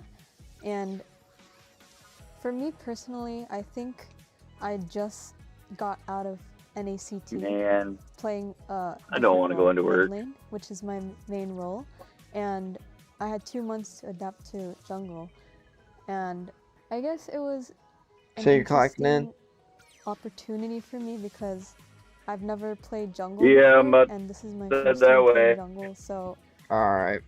we'll Take see it what easy, my happens. guy. Be safe. So we have Don't do me, anything too crazy Nicolette on your last jungle, day. and Ashley mid, Panda for gold, Jewel for XP, and Emily for roam. And then we have our sub Stella along with our coach Midnight, and we also have an additional like intern coach who is Rex, and our manager G Daiko. I used to play mid lane for BTK in the NACT Spring 2024 season, and I'm not there anymore because I don't think they had anything personally against me. I think they just wanted a different player. Like, they just preferred Mar Cutie over me. Like, there's nothing else to it. I don't think there's, like, personal hate. But even if I was playing with them, and if we qualify for MSC, I was still gonna play in this women's tournament. Because me and Ashley have been talking for 6 months about creating a team, and I'm glad I have this opportunity to play internationally, whether it's with MSC or MWI. I'm very grateful to be able to represent Cloud9 in MWI because I feel like you don't get these opportunities very frequently. Like when you grow older, you're not going to be playing these games and playing competitively. I feel like you have to be young, and that's where you shine the most. I've heard a lot about the Indonesian teams for Team Vitality, and I've watched their games as well, as they've qualified for MDL in Indonesia, so that's really cool because they're the first women team to be qualified there. And they're not in our bracket, but I'm looking forward to seeing their games. And I've met all of them, they're really nice. I think being a pro player, you have to be able to keep your composure throughout the games because that's the most important part. Having that good mental to be able to bring you like to finish the games. And you have to know the difference between playing competitively and having fun.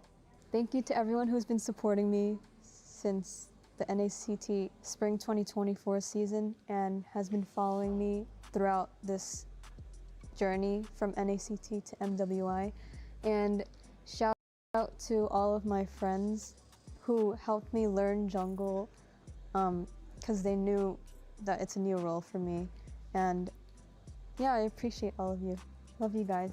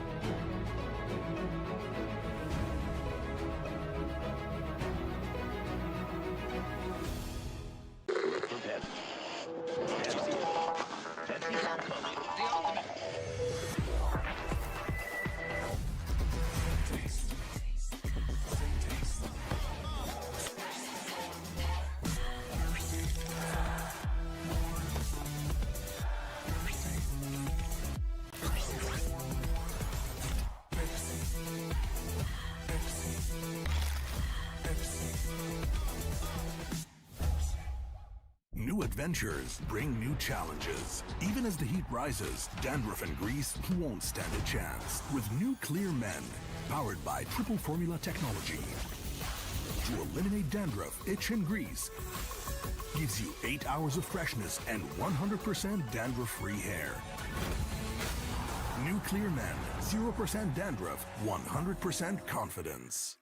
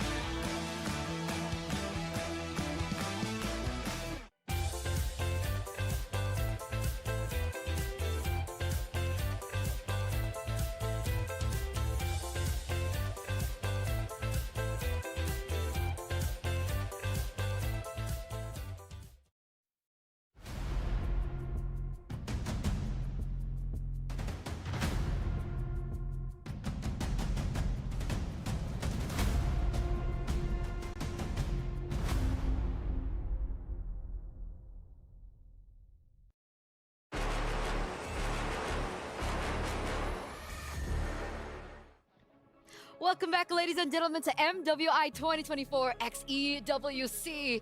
And right now, we do still have 2 more amazing matches ahead of us as we circle from, you know, the East, the Asian regions, over to the West. We have Cloud9 up next alongside with VSG. And that's not the only thing that has actually changed. We actually have Leo coming in now as the panelist to help us with the analysis. I am stepping in and delivering you guys analysis for the upcoming 2 best of 3s. Sadly, we're going to have to say goodbye to more. GG well played to Xeno Lilies and to Net Angels, and a heartbreak that we have to say goodbye to one of these 2 teams coming up now, Cloud9 and VSG.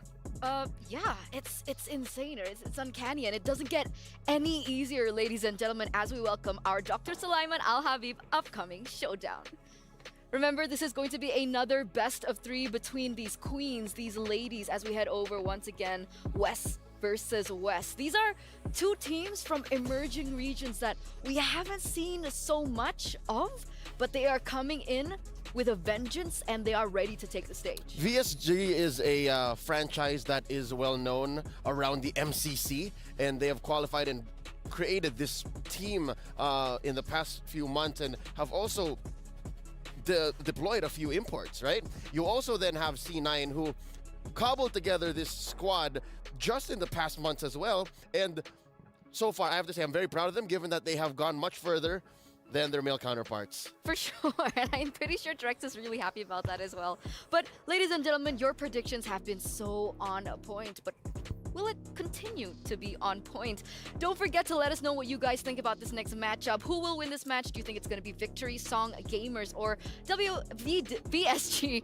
What's wrong with me? Or Cloud9? Head over to sccplay.gg right now and lock in your predictions. So, Leo, just to update you, they have been insane. The audience, phenomenal. Yeah. No curse today, nothing like that whatsoever. So on point with their predictions. But why is it when you come, usually things change? I don't know. We'll see this time. Is that a good thing or a bad thing? Again, what I notice is whenever I'm on, at least for the past few days of MWI, is things get shaken up. You're right. And I like that. I don't know if you guys are enjoying that so far because, again, 2 DODs. And then today you saw a couple of the teams try to shake up the metagame as well. Who would have thought that we would see Phovius come back?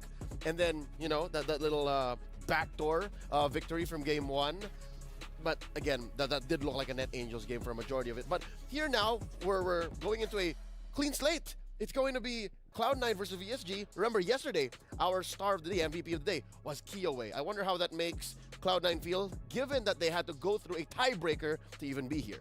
So with that being said, let's welcome both of these teams into the Amazon Arena, ladies and gentlemen, as we head over to the Jamil Motorsport Arrivals. And there they are.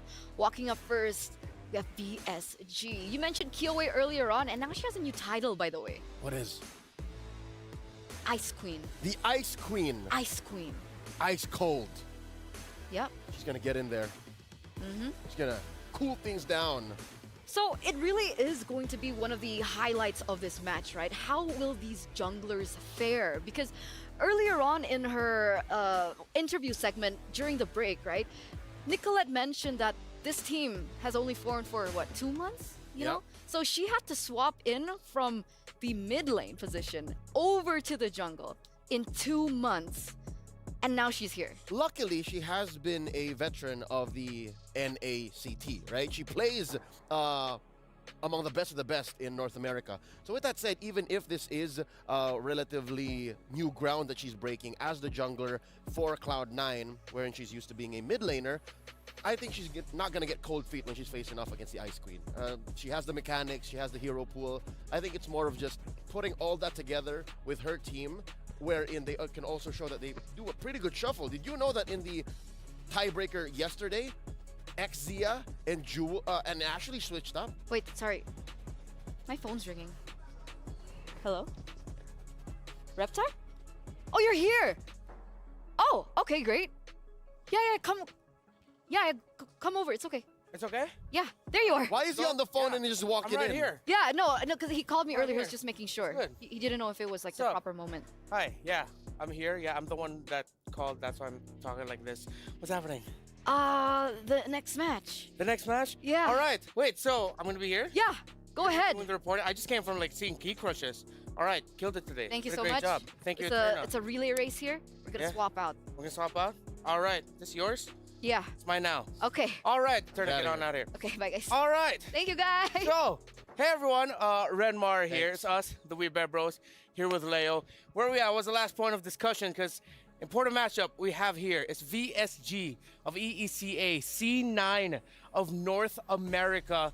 We were talking about Nicolette just now. I wish you acknowledged that, but yes, let's continue. Yeah, all right, let's talk about Nicolette. So, with Nicolette going up against Kiowe here, do you feel like there's any pressure here? Because definitely, it's Kiowe who's had the better showing in the tournament so far. Definitely. I think that's the point I was trying to get to. It's pressure, but it's positive pressure. It's the kind that Cloud9 needs just to be able to get them to that altitude wherein they're ready to face off against VSG. VSG, on the other hand, I'm afraid that they might overheat. You know what I'm saying? That's bad for the Ice Queen. You're going to melt down. And with that said, I think they want to level the playing field. They want to level their expectations, temper their steel, so that they're ready to face off in a fresh best of 3. You know, I totally agree with you. Yes, Kiowa, Nicolette, but then there's a very important factor that VSG needs to consider here is that role switch up with Exaya and Ashley in the mid. If they're not careful here, VSG might get surprised again. Real quick, any last words about this matchup before we head onto the stage? Good luck, ladies. May the best team win, because one of y'all's going home. Oh, that is the fact of the matter here in MWI 2024. In just a bit, it will begin. VSG, C9, EECA, NA. Let's go to the stage. And we are back again right here at the Amazon Arena, Queen, after you. So we are back, ladies and gentlemen, right here as we are here with MWI 2024 at the Esports World Cup. And we are done with the first half of the brackets with the knockout semifinal matches. And now it's time for the Queens to shine at the other side of the brackets. That's absolutely right. In this matchup, in this series, we will be seeing 2 emerging regions who have fought tooth and nail to be back right here at the Amazon Arena. Now, in this series itself, we will only see one team emerge victorious to advance further in the playoffs.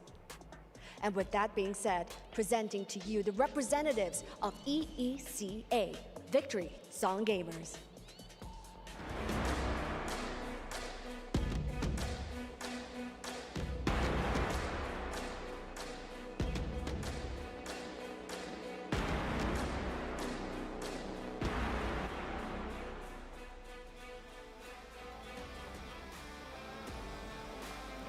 Incredible stuff. Now, right here for Victory Song Gamers, they have dominated Group C itself, coming up top of their table for Group C.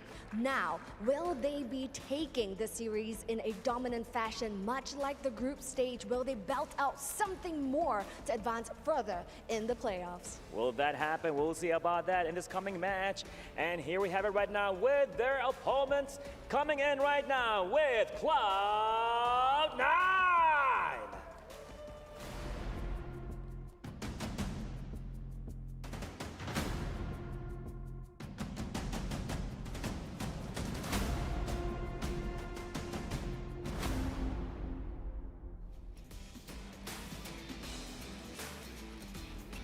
It is taking place right here at the MWI 2024.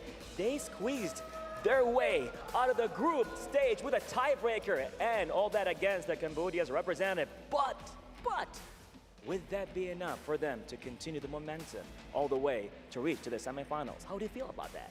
I'm feeling very excited indeed, but it's not about us. The girls look like they are ready. They are ready indeed. I know. Queens, it's your time to shine. Now, to your stations. Let's go. Amazing stuff. The Amazon Arena is ready, isn't it, Bar? It is definitely shining and all beautiful, exciting things taking place, taking place here with the second half of the bracket, and it's all gonna be shining, all gonna be taken with all the stuff that's happening with MWI 2024. So yes, with that being said, the girls are locked and loaded and ready to head on over to the land of dawn. So we're going to throw it back to the studio to tell us more. Thank you, Cheryl and Bara. VSG C9.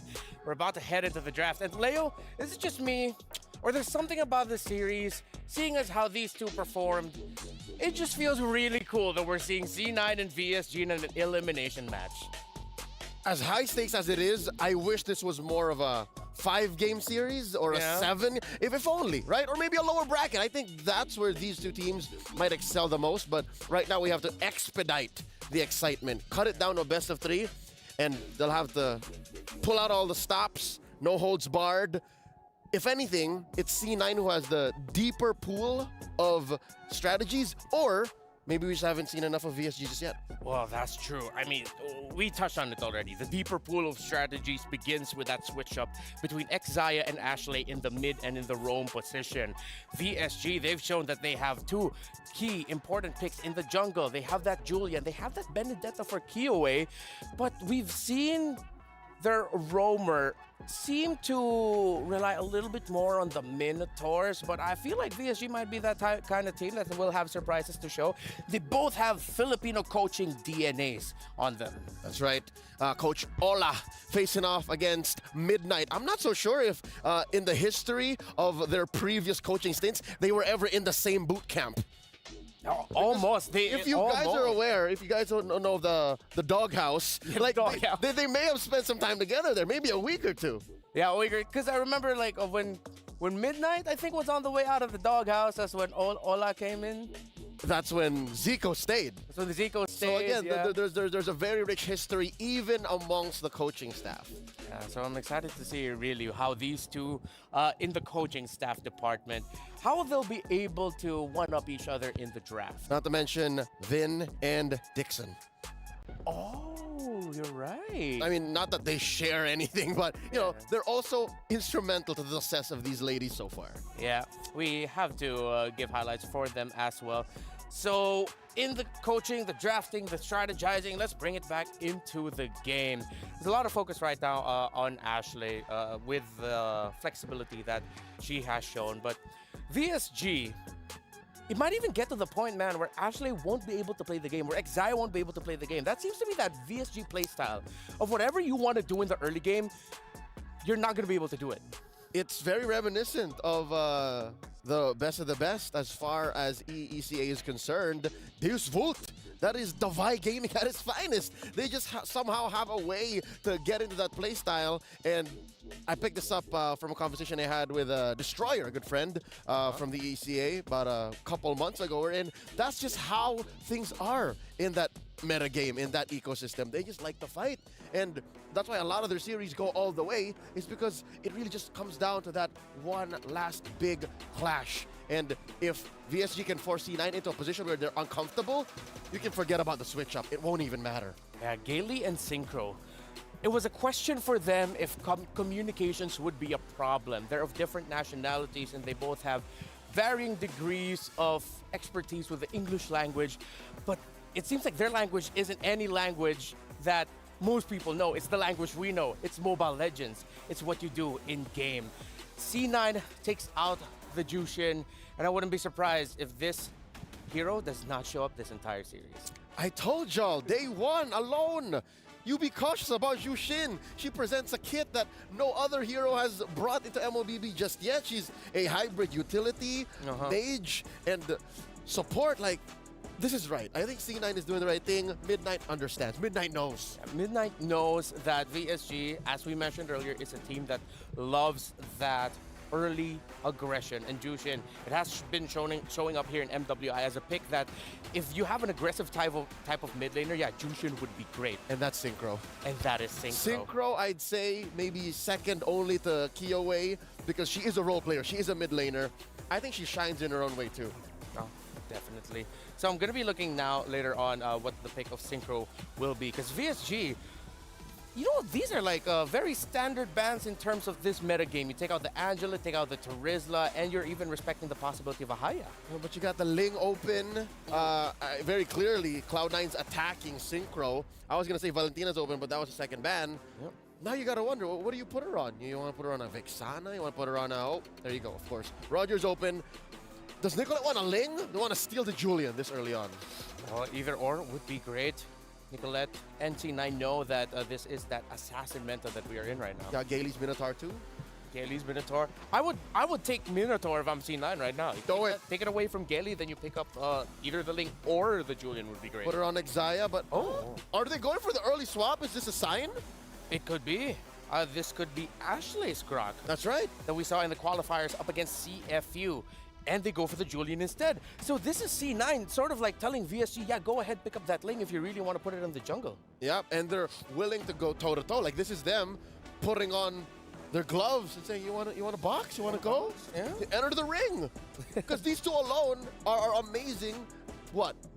Level 2, level 3? You can really scuffle with a Grok and a Julian. And with really good invades too. So Gailey will get her Minotaur as it was available for her. The Minotaur. Minotaur. No, Minun gets her signature Yuzhong, and then boom, you can. That's a trampoline. Oh yeah, you're right. Look at that. I like that. That's a trampoline. trampoline with a little bit of a, I don't know, breaking your ankles in the bounce house because of the petrify. Yeah. Something like that. Oh, you Yeah. get the carry for C9. I like the third slot carry here because just the Minotaur and Yuzong alone, I feel like it's enough to say, yeah, we should pick up the carry. Yeah, just between those two that could possibly compromise the front line for C9, the carry will punish. So put that on the Panda. Make sure you have another... Oh, I see what's happening here. I was just going to say, make sure you have a solid artillery mage. And what C9 is doing here is they're going to choke out the choices so that what's left for VSG might be less than ideal. Oh, I got you. Oh, yeah, they're continuing to choke things out. They're really focusing on the mid lane here. They're saying Synchro's that problem for us. So to take out the Lilia, with how it looks like right now, the carry should be happy. But C9, they're lacking a stopper. The Ruby was taken away by VSG, so they're going to need an EXP laner here that can help defend the members of C9 that need defending. I don't know if you want to send that Grok up, and if there's a... Well, the only problem I have with the Tams is it has almost 0 CC. Yeah. You have a little bit of displacement with the sights, but all you are really is just a, again, mobile doorstop. Yeah. It's not even the chunkiest, but it is active. And here we are. Hold up. VSG. If I'm not mistaken, this is a debut, yes? Yeah. First time we're seeing Lunox in MWI. And a bit of a reactions there from the members of VSG. Onto their own pick? No, I think Gailey just has something stuck in the back of her throat. Hopefully she gets ready. There's a bottle of water in front of her. But yeah, Lunox jungle? It's looking like it? Yeah. No, Lunox mid. Oh, Lunox mid. Thank you. Yes, sir. Roger in the jungle, put in the hands of Kioe. Rian gets her Claude. And now we're looking for that mid laner. What? Whoa. Mid lane Grok? Yeah. Mid Grok, Rome Lolita. Double tank? There is a lack of magic damage, but there is the Julian, and you do have true damage coming out from the carry. One final word, Leo. VSG all aggression. C9 gonna put up that wall. All right, let's see if C9 will be able to ruin Kioe's birthday, or will the birthday girl celebrate a really great day for herself and for VSG. It's game 1 between VSG and C9 casters. Let's go. And go we shall. And again, happy birthday over to Kiwi. We'll see if she's got the birthday buff. Welcome to the caster's desk. It's me, Naisu, joined alongside Mirko to bring you this matchup, the West versus West, the rise of emerging regions here, of course, as we jump into the Land of Dawn for this first game of the best of 3. Mirko, how we feeling, man? What do we think of the lineups here for both these teams? Interesting for C9 especially. Very interesting, man. I mean, hey, Grok in the mid lane. We technically did see this already. On Ashley yesterday, right? In the tiebreaker. Yeah. There's an Angela paired up together with the Grok. That's the usual combo. I've never seen the Grok paired up with the Lolita. At least it's been a while. Now I guess we get to see. Clear is pretty good. Ashley, QC, not the concussive blast. So it is truly going to be a Grok mid. They're going to utilize. My question is, do they go damage? Oh, like the damage build for the Grok? Good, actually, good question. And I think part of it too is the way that I see it, because we were in the mid cast when they had the tiebreaker game, but Ashley on that Grok did play a pivotal role in them turning that game around. A lot of poke here already early on, and the one thing that they do have to be careful for is synchro on this pick. Time and time again, we've seen debut picks, as Eternal like to call it, the DOD, right? The day of debuts is what it's been up to this point. And so far, even with the Lunhooks, you have to respect the damage. You have to respect those Chaos Bolts once she starts to especially lock in. Even the first item, already is actually quite a big power spike. And I think, if you go the tanky route, which is what we're seeing here, at least with Ashley and Zaya, it could work. It could be enough to be that stalwart for them. But then where are you relying on that damage? Exactly. Panda to farm up. Oh, hold on. Good side damage. Nicolette's still holding on to the sword. Will be able to use the enhanced sword. Out Jewel going to be caught now. Minin able to dash in front. Petrified. The Furious dive. Getting 2 members. First blood picked up. Ashley. The OT to get it down. And my God. Minin. Double kill. Picking it up top. I'm surprised it's been a while. I mean, yes, I know Yuzhong popped up yesterday some, but you kind of get refreshed when you look at this STC replay on why Yuzhong is such a good pick. Look at the dive into the Petrify, Instant. and then the Essence, man. Oh. on point, plus the Warkai emblem, you know? So that little bit of boost really does help kind of capitalize on those kills, and that's what I was saying. You know, when you go back to C9's lineup, it's like, you have to wait for your damage. Right now, it's just going to be Nicolette. You know, we've seen this so much with the Julian pick, especially in the jungle, but you kind of lack damage. You sacrifice it for that durability, for that front line. And so sometimes it might just be for a VSG to be like, you know what, let's just fight. Let's just duke it out. We have the lineup for it. And then at the whole time, you just let Rion farm up. It's the same for Cloud9, really. I mean, if we take a look at the play styles of Cloud9 throughout this tournament so far in the group stages, and even in the tiebreaker, Panda's just been given carry all the time. She loves playing this carry, and it's all about really non-laning for the carry. She's a really good, carry is a really good pick to just non-lane. You're just there, farm up, while charge on the Kyoe with the enhanced chain as well. But they're unable to find enough damage. Xayah rotates over. Kyoe's like, yeah, nah, you're not going to be able to dish out enough damage. She uses the Lycan Pounce offensively. Meanwhile, up top, Moonton going to be able to dodge away from the enhanced chain. With a Fierce Dive, going to be walled down. Good Petrify in Black Dragon form as well, but will be slashed from the skies. Xayah, now with the Bulwark. Got a bit of damage. Synchro with the damage. Now it's Gaily with a knockup. It's only on to Xayah, canceling out the new blast. Nicolette coming in with the enhanced sword, finding the gap closer to get Synchro. Gaily. They want more. Going back, trying to deal some damage. Back again, immobilized, and the sword once more. Xayah picks up the kill this time to get Cloud9 in the lead. Okay. All right, they got some fight in them. They have some damage too. It took them a little bit longer, of course, but great usage of that. They might still just put the pressure here on this side of the jungle. And, okay, Moonton's going to be fine. But, yeah, this is that actually the way that team fight went. It almost looked like they were a little off-synchronized, but then they pulled on through for that skirmish, for that team fight up top, able to capitalize on a couple of kills. Relatively still even, but here we go. Now the objective for the taking here. They're going to go ahead and start this one up, of course. But we'll see if this is going to be C9's turtle in their hands. Gaily with a knock-up. Xayah still able. Reset. Just dash away. Nicolette back on the orange buff. And yeah, it's a reset, but VSG want to take this time to actually go for it. Yeah, right now, too. Gaily doesn't have the Minoan's Fury just yet. Might be back up. That might be why they're stalling this out. Warax picked up now for Moonton. Has the Petrify available. They're going to start it up. I'm not sure what C9 wants to do. Good barrier down. Ashley going in with a wild charge. Able to find a stun, but still Kyoe finds it. Good brilliance to slow her down. Moonton finding the Fierce Dive and the Petrify. But not to anyone. Not just yet. Numenal Blast. And then Kyoe, Nicolette jumping in and Hash Chain knocking two members up. But Gaily's still going to be able to survive. Jewel pops into Vengeance right now with Synchro. Does damage with the Chaos. And man, that's a lot of damage. Jewel shredded, obliterated down. That's what I was talking about. You know, the damage early on. Still going, though. Re-engage. Flicker out from Synchro. Xayah still able to find the kill. Now Kyoe joining the fight with Rion. Coming in again. Kyoe with Lycan form. Xayah to be caught blazing away from Rion. Able to dish out enough damage to take Xayah. But then the blazing duet gets cancelled by Nicolette's enhanced chain. And Rion is still staying in his mid lane, but won't be able to get any hits onto that turret. This is going to be a battle, man. You know, and I hope that this series does go the full distance. You know, the 3 games that we're hoping for, because so far... Ooh. Oh, hold on. Moonton? Is she going to be able to get away from this? No. Ashley didn't even need to do that, but that was just for good measure. Goes in with a wild charge. Kill secured there, of course, for the team now. And that's what I was saying, you know, for the most part for these two teams, very even on the way they want to fight. It's just, now I'm kind of wondering, all right, where is that spike for both of the teams here in terms of the power spike? You already saw that damage coming out from Synchro this early on. So, you know, for Cloud9, is it going to happen faster? Jewel in trouble, though, might be. Vengeance going to be at back up. In 1 second, she does pop in the ultimate. Doesn't use the Vengeance just yet, but VSG get a few good hits on the turret. So it's Cloud9, though, who are leading in terms of structures. And we get a good look at the items. That's a Holy Crystal Rush for Nicolette. Holy Crystal Rush going to be there. Golden Staff picked up by Panda.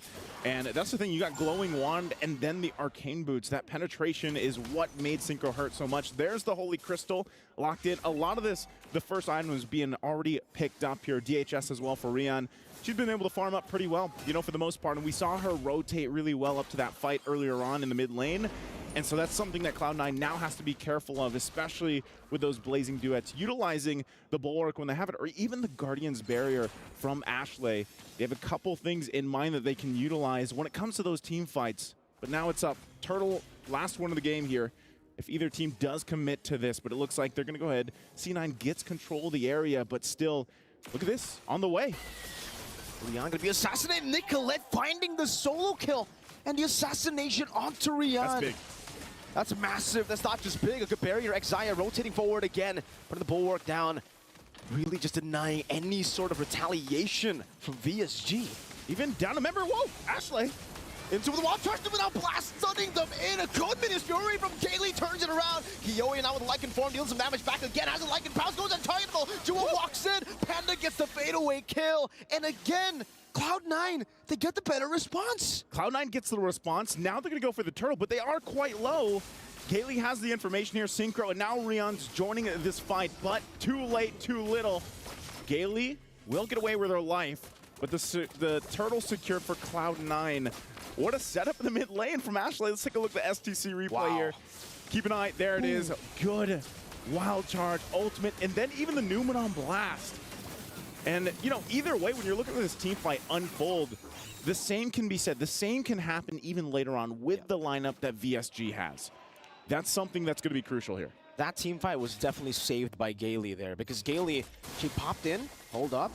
Gailey, just as I mentioned her, you know, I thought the Caster Curse was going to strike instantly, but yeah, Gailey pops in Minas Fury right as the Numenon Blast was going to connect onto all of the members. So if she didn't do that, that would have been probably a wipe for Cloud9. Gailey able to pop into Minas Fury in time, and that's what saved them in that team fight.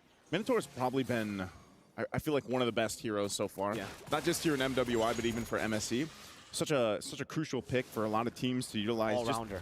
Minions Fury, the way that it works great here. Mid lane, though, still going to be the focus as both these teams working on the tier 1s. And I'm just wondering, too, if there's enough damage potential already for Panda as she picks up the DHS right on a Q. Oh, hold on. Ashley with a power of nature. Get out of CC, but not out of damage. Good Minas Fury again. Oh, you can see that damage pile up as well from Panda on the carry. Jumping forward, but now without the ultimate. Now on cooldown. Nicolette's doing a good job, by the way. Just in her own world, in her own island up top. But that's good on the Julian. You want to try to isolate some of these members. And the damage is really starting to hurt. You can see even just the chain there. Taking Rian. Taking that much HP from Rian. Yeah, both gold laners pretty much at this point are where they need to be. Golden Snap also picked up for Rian. And, you know, that's where, again, as we get ready for this Lord, it's up in 5 seconds here. The way you utilize these setups with CC potential, once Gailey has it, Minoan Fury, and even the Dragon form, as long as Cloud9 plays against that, and vice versa, as long as they dodge that wild charge setup we saw earlier from Ashley, they're going to be good. But look how fast Cloud9's doing the Lord here. Rian doesn't seem to be concerned there. Nicolette will be able to secure it there. That's a wild charge into the wall. Straight as Jewel goes in for a bit of damage onto Minion, but she's able to just sustain. But meanwhile, like I said, Rian up top, taking a page out of Nicolette's book. Last few fights. But now Nicolette will try to match that.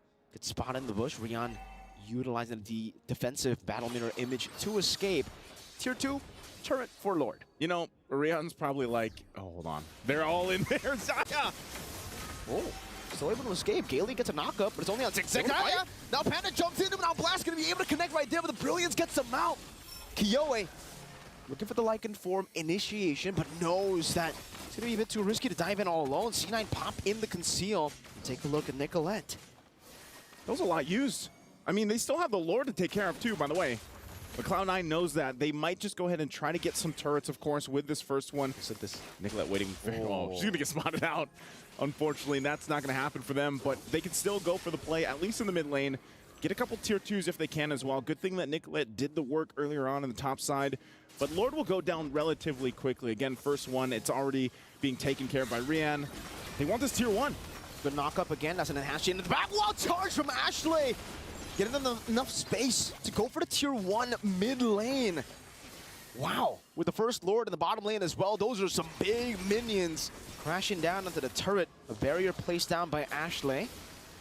They will not be able to find anything else. But still, that's 2 tier 2s with the first Lord. I feel like in a lot of the games that we've seen so far for MWI, this is the most kind of standard, if you will. It's kind of like this slow burn into that first Lord, because some games end. You know, you're already in the base after that first Lord take. But with these lineups, they got to be kind of more calculated, I say, with how they approach those fights, how they approach those team fights, because it's almost like once everything is used, all that CC potential, then it's kind of like you got to back off. Key item pickup here too for Panda. She gets the Wind of Nature now. She has that online. Divine Glaive for Synchro. So if you thought she hurt earlier, now that she has Divine Glaive, it's gonna hurt even Ashley, as tanky as she is, or Xayah, as tanky as she can be. And Jewel, I mean, even with this Thamus, you know, popping that Vengeance, jumping into the fight, you can see the build that she went to. You know, she's got good defense, but she's kind of like that extra front line. It's like, you already got the Grok there, full, looks like pretty much tank build, by the way. We were wondering exactly where she would go. And you have 3 tanky frontliners. So jump in and then hope that that's enough to keep it together. Nicolette also picks up a Winter's Crown. This is why the Lunox is going to be increasingly more of a threat as we get into the later stage of the game, because you have a lot of tanky frontliners, but hey, the Lunox actually thrives against those tanky frontliners, can go and shred you down, especially, I think, after the Divine Glaive. I mean, she might even go for Holy Crystal if she really wants to go for it. It's very greedy, but if you want that extra burst, if you want to get rid... Just go Big Damn. Go Big Damn, exactly, of these tanky frontliners. The main problem, I would say, for the Lunox, the Roger, and the Claude has been the fact that Xayah's Guardian's Bulwark has been well-timed in these team fights. So VSG, they've kind of lost a lot of momentum every single team fight just based on Xayah standing in their way with the Bulwark.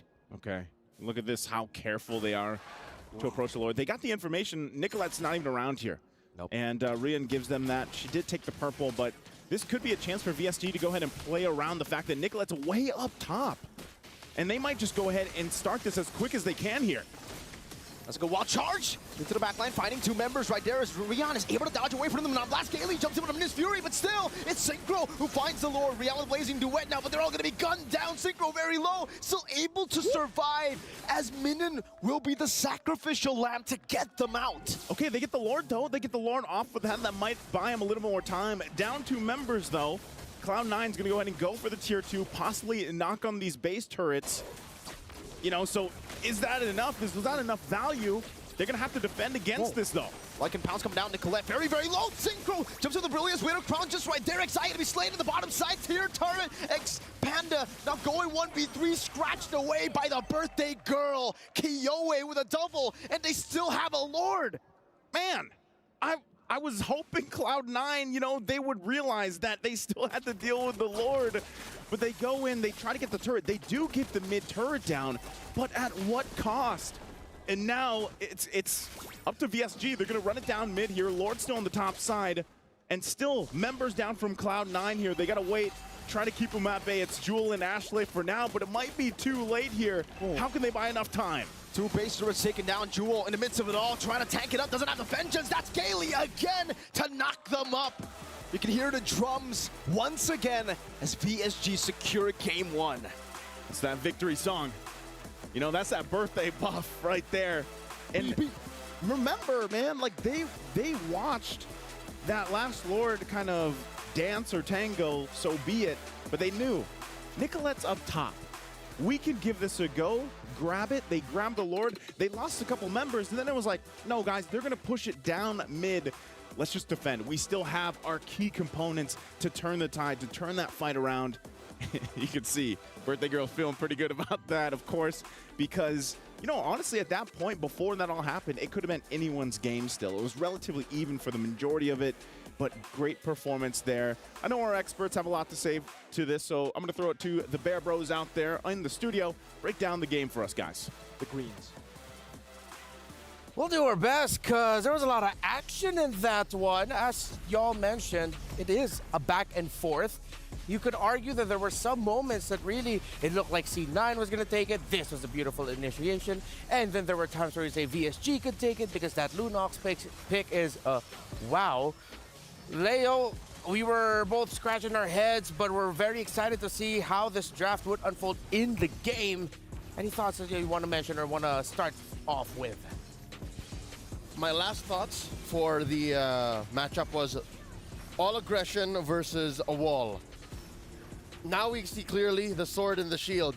The shield can do so much, right? You're able to work with so much utility, work with so much CC and initiation, but at the end of the day, you gotta find a way to finish the game. You gotta strike that death blow, and VSG did all that beautifully. in under 16 minutes. I could have sworn it was like 14 something because that's where the turning point happened, right at their defense, right when C9 was about to open the gates. And I think it goes to show that so far here for this game number 1 hasn't disappointed. We're already seeing surprises. Lunox in the mid lane. Grok in the mid, paired up with Lolita in the roam. I can't believe this is where we are at right now in our meta game. I love the creativity shown off here. And one of the picks that I want to look more into for VSG is now this Lunox mid. What does a Lunox mid bring to the table up against that C9 composition that we saw? It's just pure, unadulterated damage. There's a little bit of a filter that you got to go through. I'm talking about the early to mid game. But as soon as that early game wherein Synchro felt how aggressive C9 can get, and again, mind you, she started the first 7-8 minutes with already 2 deaths. That was a well-earned power spike that she hit. Yeah, and I felt this. I don't know if you feel the same way. Like going up against a Lunox, sometimes you don't even understand where the damage is coming from. Is it from the brilliance? Is it when she's in the darkening mode already? So I feel like there were times for C9, understandably so, would leave the Lunox sort of like unchecked. Yes, early deaths, but in terms of the team fighting, it's hard to track the Lunox with so many things going on, especially with the Yuzong jumping on you. Yep, jumping with you. To be honest, C9 did their best. C9 could have won that game, honestly. They could have gotten right then and there, maybe penetrated and took it slow, ended at, I'd say, ideally 18, 19 minutes. Because again, they did not get the Lord. They did win a trade, which was the product of a slow turn. Because if you'll remember, Nicolette was very late to the party, but they eventually did get like a 3 for 1 or 2 for 1. But yeah, just how smart VSG is when it comes to aggression and engaging with the tools that they have. Yes. That's what put them over the top. That's what allowed for Synchro to get out of that early game rut and to turn it around. We're seeing the reactions of the ladies on your screen right now. There was one there. It was that one I wanted to say. A very animated reaction by Rian over there at the end of the game. You can see a little bit of the worry, and then now for C9 just having to talk about how to recalibrate, because that fight in the end was a little bit of an overextend right in front of the base of VSG. That was the moment you were saying they could have ended it, or at least really controlled the game so that they'll be the ones to run away with it. PlayStation MVP. Wonder who it is, because VSG played like a well-oiled machine, but it is Synchro with that Lunox. That's right. A humble 5 KDA with 83% on kills, which is explained by the fact that in the early game, it was C9 running away with the small wins, right? Yeah. I'm looking at the 7-minute, 30-second mark. Scores like 4-6. Yeah. And net worth is relatively close. But this was the time where Synchro had to tell herself, you know what? Rian's also having it hard. Kiyoi isn't exactly getting the kills that she needs to get her stacks on the Sky Piercer. Yeah. Moonton is jumping in, but at the cost of her life as well. It's going to come down to this. It's on me, and it happened. Reptile, it happened.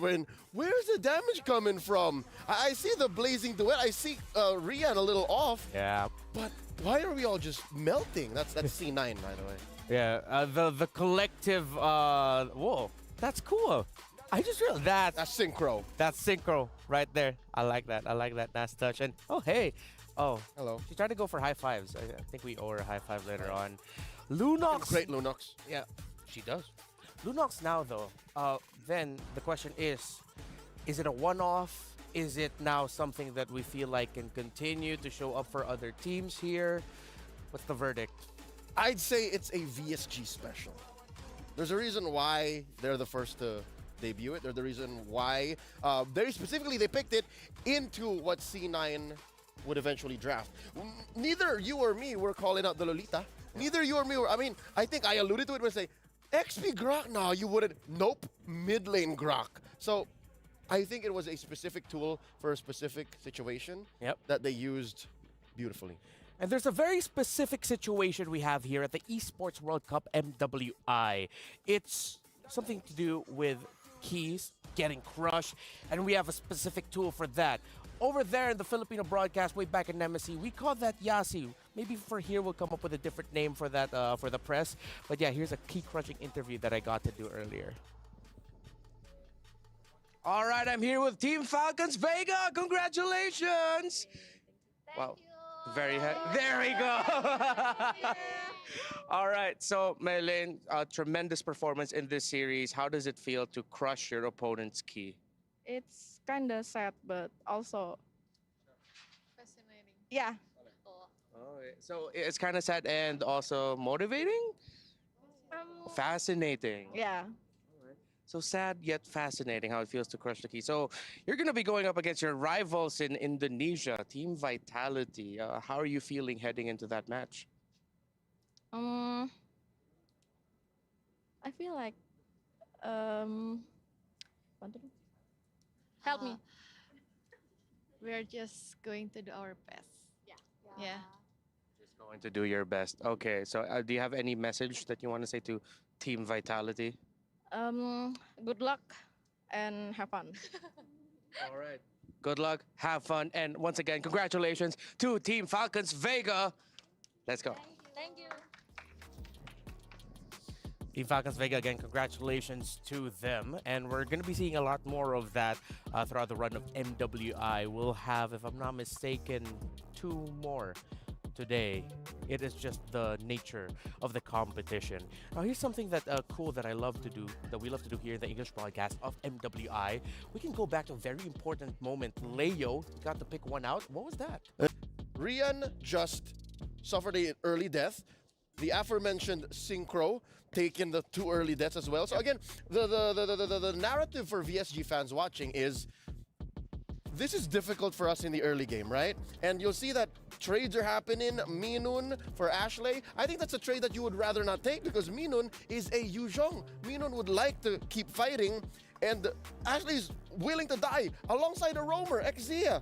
But you go from there, the unimaginable happens. Kiyowei dies as well. So now you think of the remaining 3, Gale, Synchro, and Rian. Funnily enough, you go to the end of the game after this whole trade here. Look at that final clip. Remember the final clip? It's those 3 wreaking the most havoc. So they were the ones all holding out.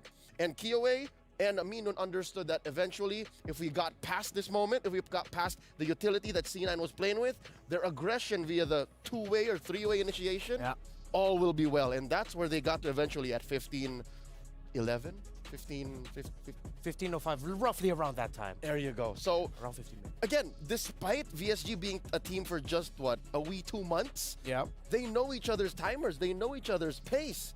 And they know that, hey, if we can trust the process and we walk into battle with the equipment and the tools that we need, we can get the dub. And the dub they did get for game number 1.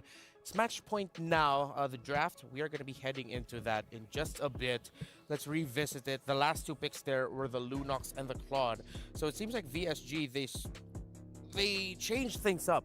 Usually when you see a Roger first pick, you say, okay, Roger is the priority. He's going to be the one carrying us. But then, yes, Kiyowei had an amazing game, but VSG switched it up. What happened was they ended up picking their main conditions in the end, and it seems like the first 3 picks ended up becoming just what you do or what you pick up to support those key heroes. Which is deceptive in its own way. These are all high-tier picks. Yuzhong, Minotaur, and Roger.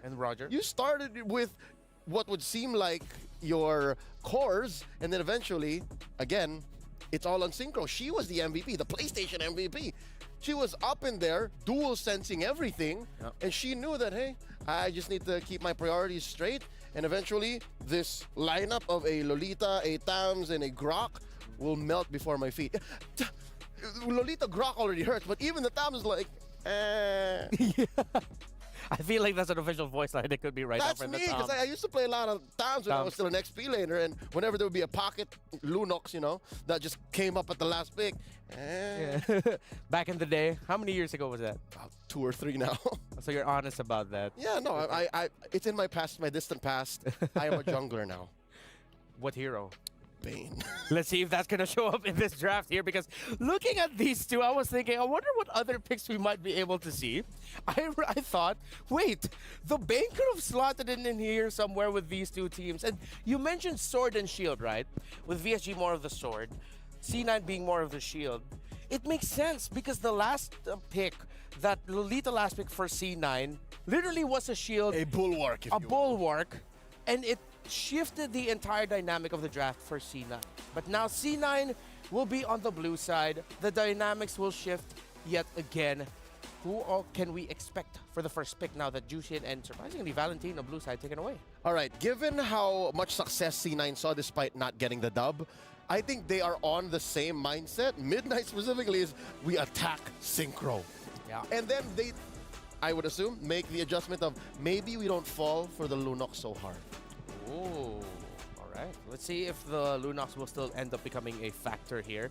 So Angela, the Haya, yes, C9 are respecting Kiowe, but at the same time, VSG, they're respecting power picks of Nicolette. Earlier, we mentioned the Hayabusa, the Benedetta and the Julian being pickups there for Kiowe.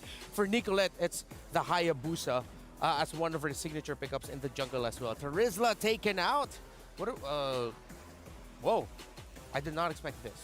Ruby seems to be the flavor of the tournament. Yeah. Like, she just seems to just fit into most lineups, whether you're in blue or in red, and can flex like nobody's business. Yeah, not even in MWI. It was one of the key conditions as to why SRG was able to defeat Falcons AP Bren in MSC was because they had the Ruby with them. That's right, which was played by MSC champions Yums and Kram. Very effectively. So here, you don't even know. You don't even know. Is it Jewel, Ruby, Jewel, or is it Exia?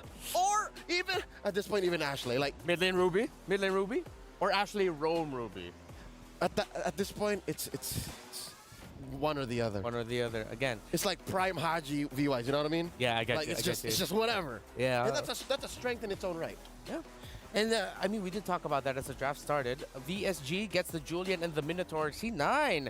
All right, this time they're really just gonna mash up the assassin duo. They pick up the Ling for Nicolette. If this turns up becoming a really great game for her, it's gonna be Nicoling.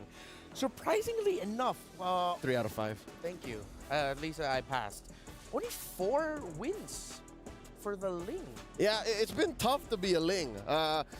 Again, half of the teams in the groups are very damage-centric. Yeah. So when you're a Ling, you're not even afraid of just getting caught up by a CC or a trampoline. You're afraid of just getting blasted. Yeah, just getting caught out. VSG will match the attack type of the carry. They go for dependable basic attack, fast basic attacks. DPS. With the Claude, DPS. So in terms of the bans here, again, you're going to be asking if you're VSG. Okay, the Lolita makes sense as a ban, but I feel like it's a bit of an overthink. It would not be out of the realm of possibility if they could just go Grok ban 2. Just to clear it out. Like, Just to really say, let's no, you're just not be doing safe. it again. Just to be safe, right? Like, what Coach Ola is saying is that Ruby better go into the roam, but so be it. It's the Fatamis. Odd how these two teams are just willing to let their mid laners stick it through. Yeah. They're just saying, hey, yo, Synchro, well, in this case, Ashley, just hold it down. We'll get to you. Yeah, just wait up. C9, they can take away another EXP laner option. Loyi's open. Loyi's open. Loyi still is. She is. Loyi, Claude, Minotaur, Julian. Sounds like great picks for VSG, right? How is Loyi getting through? We saw Loyi in the previous series today. Yeah. It feels like C9 saying we have the link anyway, so that whatever split push shenanigans or map presence will get equalized. It'll feel more like if VSG pick up the Loyi, it'll be reactionary to the fact of, oh, It's we need open. something to match it, and it's open. Yeah. C9 wouldn't mind either way. It's just a safe pick at this point. It's not the best, not the worst. Yeah. She's reliable. Oh! Whoa. Haven't seen him in a while. That man is conditional. If they pick him up. Yeah, no. Who are you finding? Yeah. You can see in the face of his eyes, like, Wait, which? What's the Lapu-Lapu for? Is it it's a lane duel thing? Are Is they it- expecting the rubies going into the EXP? is it, I don't know, a preemptive attack at the Farsa? I mean, she's still open. It could be. Well, with the entries, all of VSG, Farsa now would seem difficult. Yeah. They could go Kagu or something Exactly. like Lilia. No, I think the Lapu-Lapu took it over the edge. Yeah. Like, the Julian and the Minotaur, it's a bad idea. Lapu-Lapu, you better not. Yeah. Farsa, forget about it. That's 2 picks. Lilia seems safe. Lilia's okay. Yeah. Lilia or the Kagura is what I'm vibing for. Oh, here it comes. Oh, let's go. Someone finally picked up a high loss. Put a COD and a Thunderbelt on it, call it a day. All right, that's a DOD once more. Every day we're seeing something new. And this might actually not even be a COD Thunderbelt high loss. There's a chance it might actually just be full defense high loss. Just straight up. Straight up with how annoying he is. So with the way I'm seeing things, wait, is that a mid lane Esmeralda? It is. It is. Might even be a mid lane Ruby. I love this meta, bro. Midnight, what are you doing? Coach Midnight, here it is. Oh, and here it is I again. hate to say it, but Reptar, look, there's 3 solid targets for the Lunox again. Look at the HP pools on the Ruby, the Hylos, and the Esmeralda. Yeah, the Lunox looks, she was happy in the last one. She looks way happier this time around, too. Sword and the shield all over again. Hey, but it almost worked out for the shield prior. So yeah. Maybe. High loss, Esme. Rome, mid, EXP, we shall see. Might even be a mid lane Ruby, as you mentioned, with the swaps. Any last thing that you want to say before we go to the boys? Nothing is beyond C9 right now. My mind is blown. I just want to see some good MLBB. And good MLBB, I hope we get. That's it for us here. Casters, guys, what's going on? What y'all thinking? Wow, I'm thinking we're getting some good MLBB. How about you? You like the high-lows pick? I like the high loss pick. I've been a fan of the horse. The horse. That's it? That's where That's it. I've been watching a lot of White Horse recently. Okay, I thought you were going to say, yeah. All right. Well, I thought there was more to the horse, but you know what? Let's jump into the game here once again. It's a best of 3 spot for the semifinals for both these teams. Cloud9, after what happened in game 1, they bring a very fun lineup, I'd say, with this, especially the fact that you have another debut hero pick with Xayah here on this high-lows pick. Oh, good early poke, too. I mean, they're going to have that. And, of course, too, with Ashley here on this Ruby. A Ruby, typically, we don't see in the mid lane too often, but this is just that dynamic, you know, that C9 has brought to the table for MWI. And the pressure here, though. Okay. Careful. All right, she's fine. But I think one thing, too, you have to respect this damage from this Julian. I mean, Killway's also running the Warcry emblem. And, you know, Julian already does quite a bit of damage alone. You pack in some extra percentage. Again, the knockup. Oh, the damage coming from Synchro. They might actually be going for this. She has to flicker. Decides, nah, not yet. Nicolette on the Ling, though. Trying to go for the invades already. Already ahead of Kiyoi, actually. Just in the first minute, but Kiyoi will be able to just pick up level 4 as well. But yeah, man, like Leo said, now the Lunox gets a lot of value. Same goes for game number 1, right? The Esmeralda, the Ruby, and the Hylos. I guess now Xayah has a vengeance, so there's another way to actually turn the damage back around. In game 1, it was the Bulwark. Now it's the vengeance. Yeah, and look at this. I mean, even the placements that we see from VSG, the way that they also calculated things in the previous game, very impressive. Again, you know, for a lot of people, they might not know this, but they actually boot camped, I believe it was in Bali, like a week before the tournament. And it shows them, you know, that experience that they gained, however long that was for that week, whatever they managed to do is showing here in the tournament for MWI. And, you know, with the way that they're rotating, even with this lineup, I think, yeah, it's crucial. Oh, Jewel.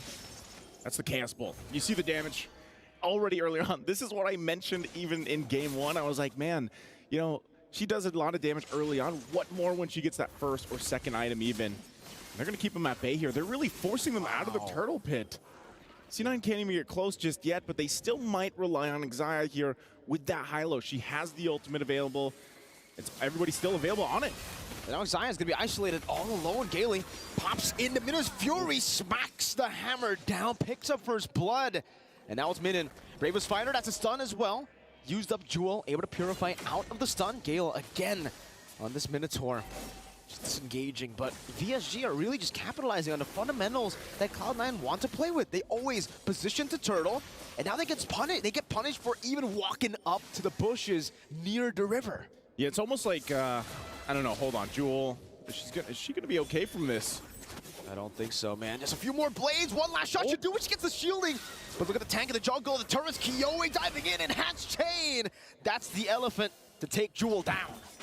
It is, and they're trying to make a play here on the bottom side. Not going to happen, but, you know, going back to it, it's like, you know, you want to see how are you going to utilize the Hylos pick? You want to kind of, I would say almost better for this lineup to just drop that pathway down earlier, the Glorious Pathway, and let it, you get that speed boost or that reduced movement speed that you can work with, plus that heal, even the Vengeance. So they're going to force Rian out of here. She actually decides to go for the Battle Mirror Image in front of the Blazing Duet too. That's a fadeaway, jumps back towards the BMI. And Gale's right there to get the motivation roar. Well played. Good timing. Well played. Yeah, you're right. For VSG, able to make that move, and they're really good. This is what I was talking about earlier, man. The way that they rotate around the map and that they're there for those moments, those timings. VSG has that seemingly really good timing already. For Cloud9, it feels like they're still really trying to make this lineup that work, and now you already see VSG. Hold on. Good chain into the chaos. Excited trying to run away with the Glorious Pathway. That's an Imafetta connecting on the two members, bringing them back under the turret. But Minion zoning Nicolette away with the Bravest Fighter. Kyoe on the purple buff Jewel, trying to look for an opening here. Nicolette gonna be zoned again. Ashley, no, I'm offended. That's a Minus Fury connecting there, but the Tempest of Blades will be used up. Nicolette still isn't able to find the purple buff. It was Kyoe, and she finds a kill on top of it all. This is what's tough, man. You get to a point, if you're C9, to be like, all right, things are falling apart in the early game for us, and now our resource, our most valuable resource, mind you, for Nicolette is going to be focused on, put the pressure there, and you lose bodies for it. It's too expensive. Nice. It's too much to handle because with this kind of lineup, and especially having a Ling there, I mean, we saw the win percentage in the draft. It's not too good. And 25%. 25%, another objective is going to get taken. So, and there's a reason. Oh, no. Oh, hold on. Again, oh, the immobilization with the chain, the enhanced scythe, and then again, the roamer that's been killing. Where can they make a play? For C9, where can they find their own moment here? Because right now, that's what I was saying, you just get to a point where you're so far behind and it's tough to find your winning condition at this point. Even early on already, Brilliant's going to be used under the turret, forcing them back. So VSG is just trying to brute force themselves even for these tier 1 turrets. And at this point, you kind of have to think, all right, for C9, what do we do? How do we get back in this game? Because obviously we have lost the early game. And at the same time, we have to protect this purple buff. And that's why you see VSG playing around that. They see this wound, and they continue pressing on it. Because that's all you have to do for VSG to delay it even further. Because eventually, Cloud9 can farm up. But Xayah, Glorious Pathway with Vengeance used up. They're trying to bait out as many resources as possible. Synchro dealing a lot of damage already. And Ashley already used the I'm Offended. Now Panda goes for a trade up top, but might be cut off. Minion has the Bravest Fighter. Doesn't decide to use it. Panda, good positioning back again after getting that turret. All right, 3,000-ish gold is not anything too crazy. As long as Cloud9 doesn't lose any, bodies here from this point on, they can farm up at least for Panda. She can do what she needs to do because you've only got that Berserker's Fury here for Nicolette. Panda has the Corrosive Scythe working on her next. War Axe there for Ashley. And that's the thing, man. It's just like itemization-wise, firepower-wise, it's not going to be there for a while. Even with the lineup that they already had, it wasn't going to be the case unless Nicolette had a great start, which is why we see these assassin junglers, play their part so well if they get that early lead. Look at this, Nicolette going to be forced even just to fight for these regular camps for her. And a lot of the times, too, now that you have Gailey picking up the Flask of the Oasis, it's even harder to get through that sustainability, to get through that motivational roar, healing, and this is just going to be another turtle taken here. The chaos now, I mean, at this point, all the neutral objectives are just getting taken out so quick. So fast. The Julian in itself, you can clear really fast with the enhanced scythe. On top of that, you have Synchro. Enhanced chain going to be used up onto Ashley there. Minus Fury again. Gailey finding 3. Even the Vengeance is not going to be enough. Now it's going to be Minden with a Bravest Fighter to the back line. Finding Panda with the last swing. And now it's Rian gunning Jewel down, running away real quick with the last skill one gets her. The act of thievery, stealing away the lives of Cloud9. I'll take that stack. I'll take that kill. And they take everything in that exchange. VSG. I think at this point, they all have the birthday buff, man. They're playing this game so well, it's our perfectly. Birthday. It's our birthday at this point. And, when you're looking at this kind of, again, they're just planting themselves in the jungle here for Cloud9. No. What can you do? What more can you do aside from just look and have everything taken in front of your eyes? Panda does get a golden staff, but again, every time that this happens, you're looking at adding an extra minute to getting that playback potential from C9 now. Oh, hold on. Oh. Nicolette? Wait, gotta be careful. She walked into Dexter there. Oh, that looked close. Gailey, though, rotating over. Pinch poised by Nicolette. No one there to catch her, so it's a good assassination up top onto Rihanna as she gets out. It looked close. It looked really scary. She walked over to Dexter, but it's all good. They get something on the board, finally. At least they get on the board. Good shot of what's at stake there, right? The close-up of the keys that have been crushed already, man. For MWI. Cameraman doing work there. But, you know, that's the thing, man. When you look at it, Cloud9, they did make a comeback in their tiebreaker yesterday. Now, can they do that here? Is that something that's possible in this game with this lineup? You have to start thinking about if they get to that mid-game, late-game transition and they get to the late game, what is this lineup going to be able to do for them? I think even yet, they should just give up the first Lord. They really shouldn't contest it because they're just not in position to go toe-to-toe yet. I mean, even look at the level gaps across the lanes here. You know, at that point, too, you have to be very crucial. I mean, Jules only level 8 to Moonton's at level 11. And even with an Esmeralda, you're not going to really be able to be up front like you hope. So it's up to VSG. They might even just try to bait this out, you know, force C9 to have some form of confidence to see if they can turn things around. But honestly, for C9, they need to buy as much time as possible. Wait for that moment. Nicolette? Another one with the blazing duet now. Rihanna able to get the solo this time around. Disaster for Cloud9. Min, bravest fighter, glorious pathway placed down by Xayah just to disengage. The assassin lost in a 1v1. That's not good. Yep, Nicolette going down there, especially against the gold laner from VSJ, is just going to resort to a Lord secured, an objective secured. You know, again, she's really just trying to do what she can. That's you can't count out the fact that Nicolette at this point, especially because she hasn't had a purple buff in a while, she's not going to have the next one either. She's just trying to push the side lanes, trying to get something because otherwise they're forced to get nothing. And for VSG, they're going to continue to put the pressure here everywhere. I mean, again, Synchro getting that purple buff is going to make things much worse. She's already got multiple items that she needs to tear through the front line. I mean, what you can call it a front line from Cloud9 here. And as they get ready, Lord, it's down on the bottom side. They're going to keep Nicolette there, but VSG eyes set here on these other lanes, especially in the mid. Nicolette sent down there without a purple buff. You can see the rest of the members already going to the mid lane, picking up the tier 2. Kyowe wants to challenge Nicolette into a 1v1. Enhanced chain going to be used up there. Nicolette deciding to just finch poise out away from that Lord. But VSG, they've always been really impressive with how they manipulate these waves.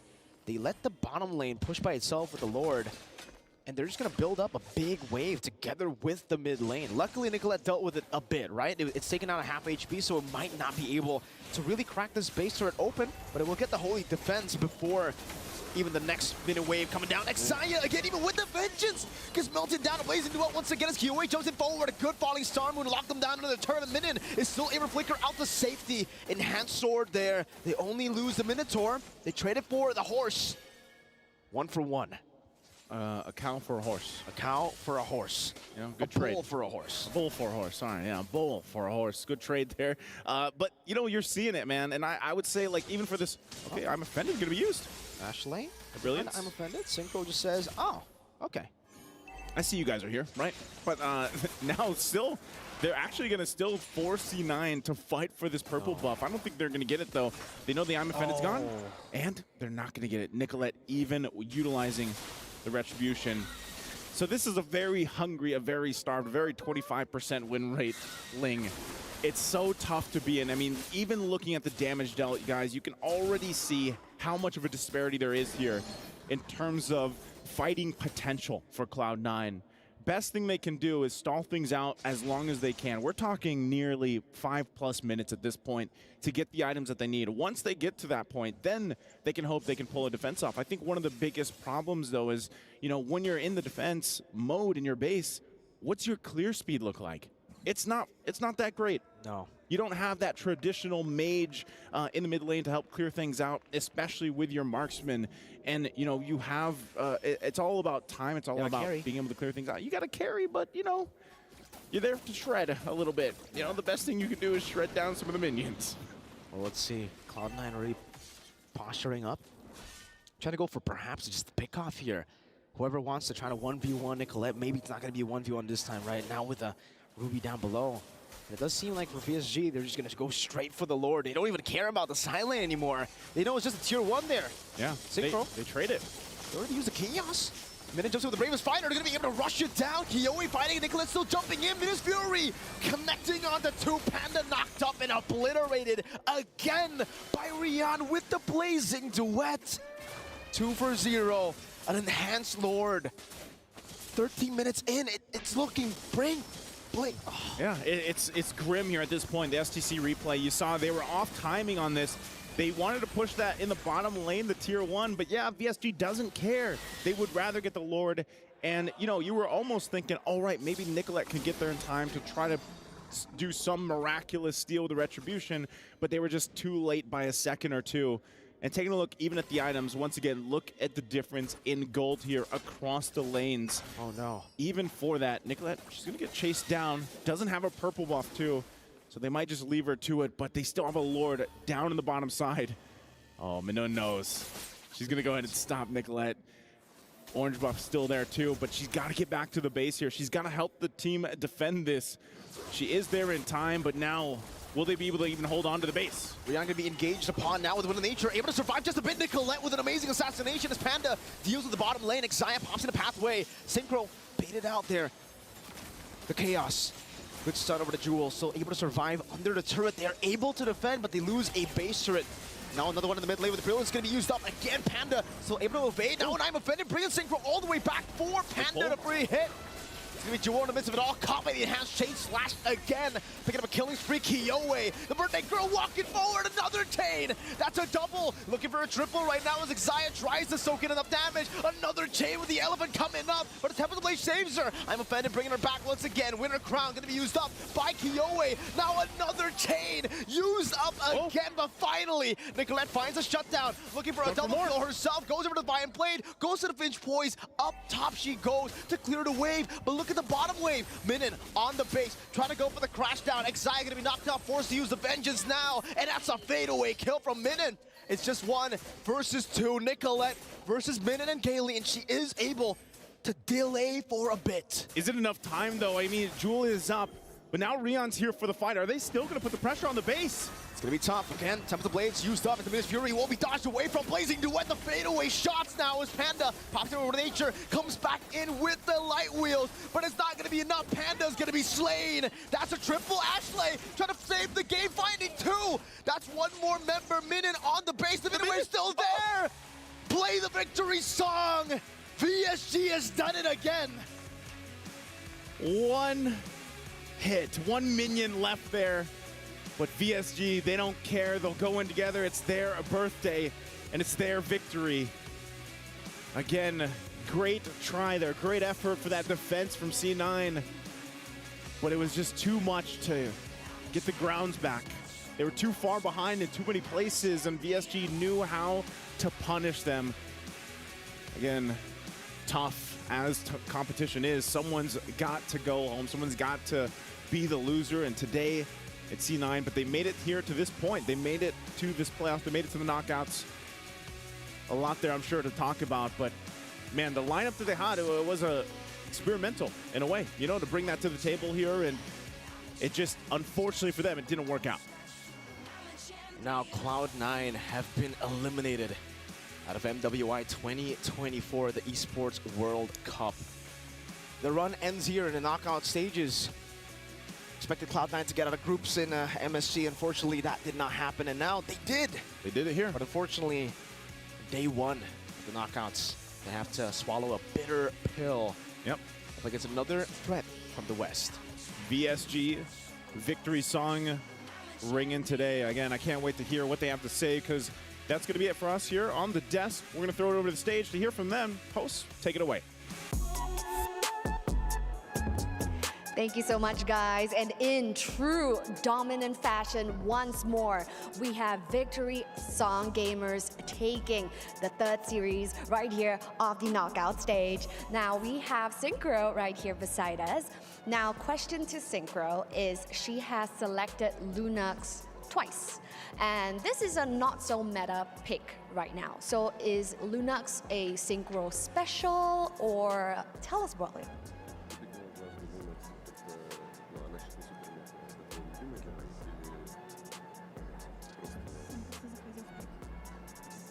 Этот герой просто подходил по пику. That's just was good for our pick. That's why. Right, so you guys played it in the ECA for Lunox. So is this like your pocket pick? Is this your comfort pick, and that's why you chose Lunox? Yes, that's why. All right, a lot to celebrate here today. Of course, winning and Kyoei's birthday. Any plans? Хотелось бы его отметить всем вместе после нашей победы, вернее, которая уже есть. Yeah, we win, and I think we can do this later. So yes, so speaking of today is Kyoei's birthday. By the way, in-game, in the Land of Dawn, you guys were taking everything for Kyoei. Objectives, turtles, lords, the blue buff from Ling. And speaking of gifts from the team, yes, we would love to have our representatives, Ashley from Cloud9, to please hand on over your keys to our representatives from VSG. Thank you, and you fought well. Perhaps you can give each other a fist bump for a game well played. You can give Ashley a fist bump for a game well played. Oh, well played, Ashley. Thank you. Amazing performance all took place. So, you got the key, you had the win. Anything you want to say to the viewers right now? Поддерживайте нас дальше, мы будем очень сильно стараться. Спасибо за вашу поддержку.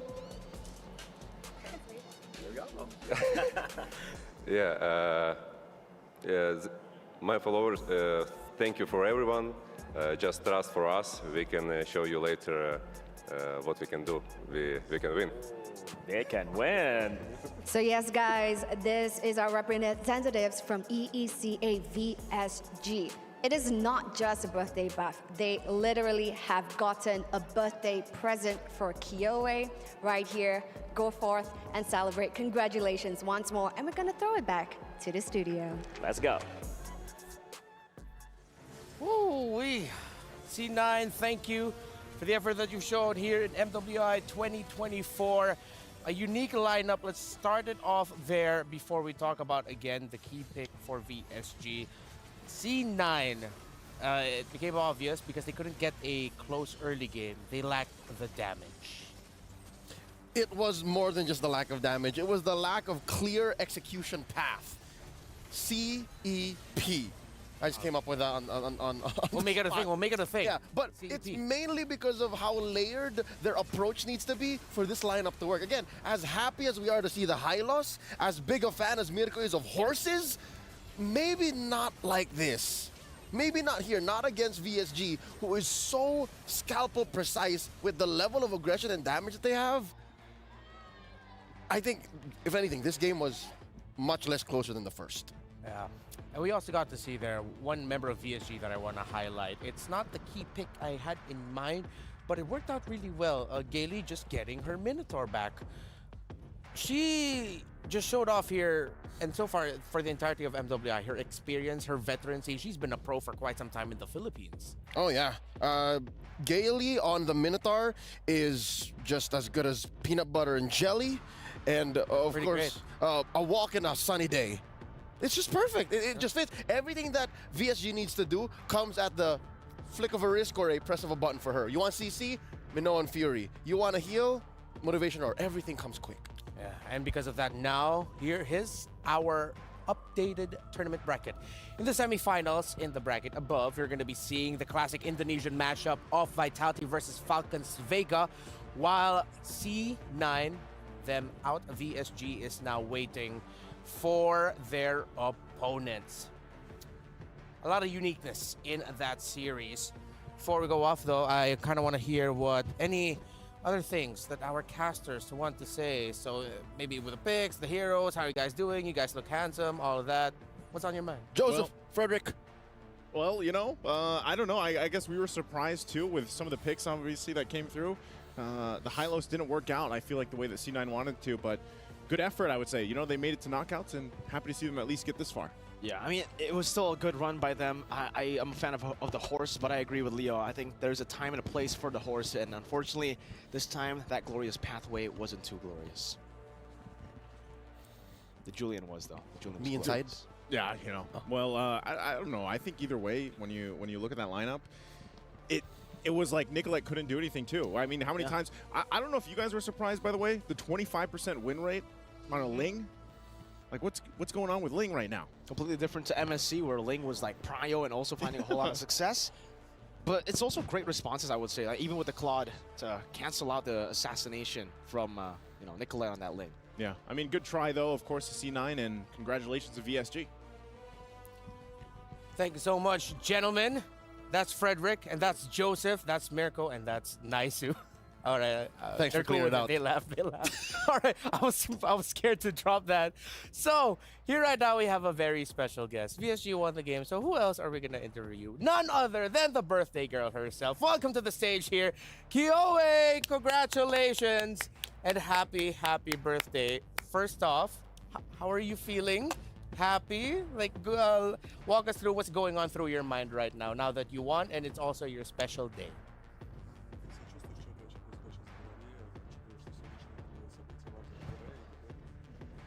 Я не знаю, у меня ощущение, как будто игр не было. Не знаю, я на релаксе. Очень. She said that she just feels nothing. It's okay for her. Like, you know, she didn't play any games. Yeah. She's relaxed now, so all right, everything is okay. Okay, so now that she's relaxed, all is good. So starting off the day, did your teammates surprise you? Did they greet you? Did they knock on your door? Well, what did they do to start off your birthday?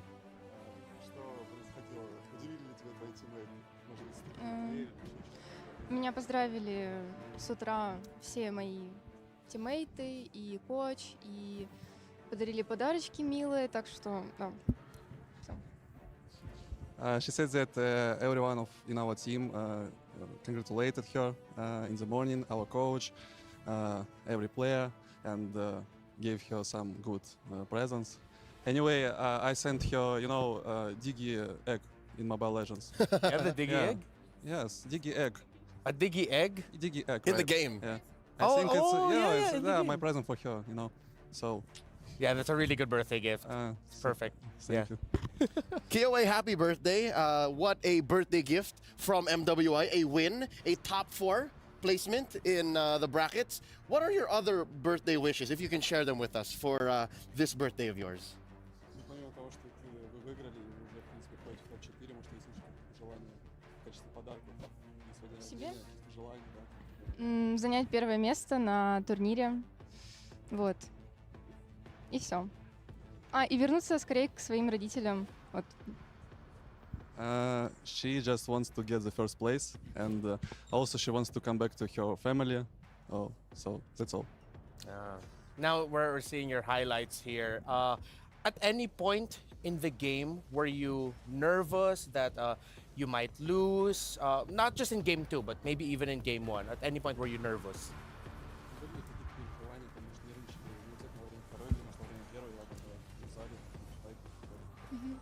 В первой игре мне очень захотелось пить, и мне пришлось просто в АФК встать, чтобы попить воды, потому что я немного переживала за то, как нам камбэкать игру, потому что у нас произошла немного дискоммуникация в команде, и, короче, очень сложный был камбэк. She said that at first map she wanted to drink a lot, and she had to stay AFK to drink, to get the water, you know. Yeah. And also they had some problems with communication at first map, some missed calls, and she said that it was difficult to come back, but we see now that it's okay. Yeah, it worked out But very it was difficult, yeah. Oh, but it was difficult in that first game. Yeah, right. Kioe, I want you to be able to appreciate and enjoy your win here, but tomorrow, you might be facing one of 2 opponents, that being Omega Empress or GGHG, Gadmin Gladiators Homegirls. Which of these 2 would you like to face off and why? Это я поняла, что он спросил конкретно.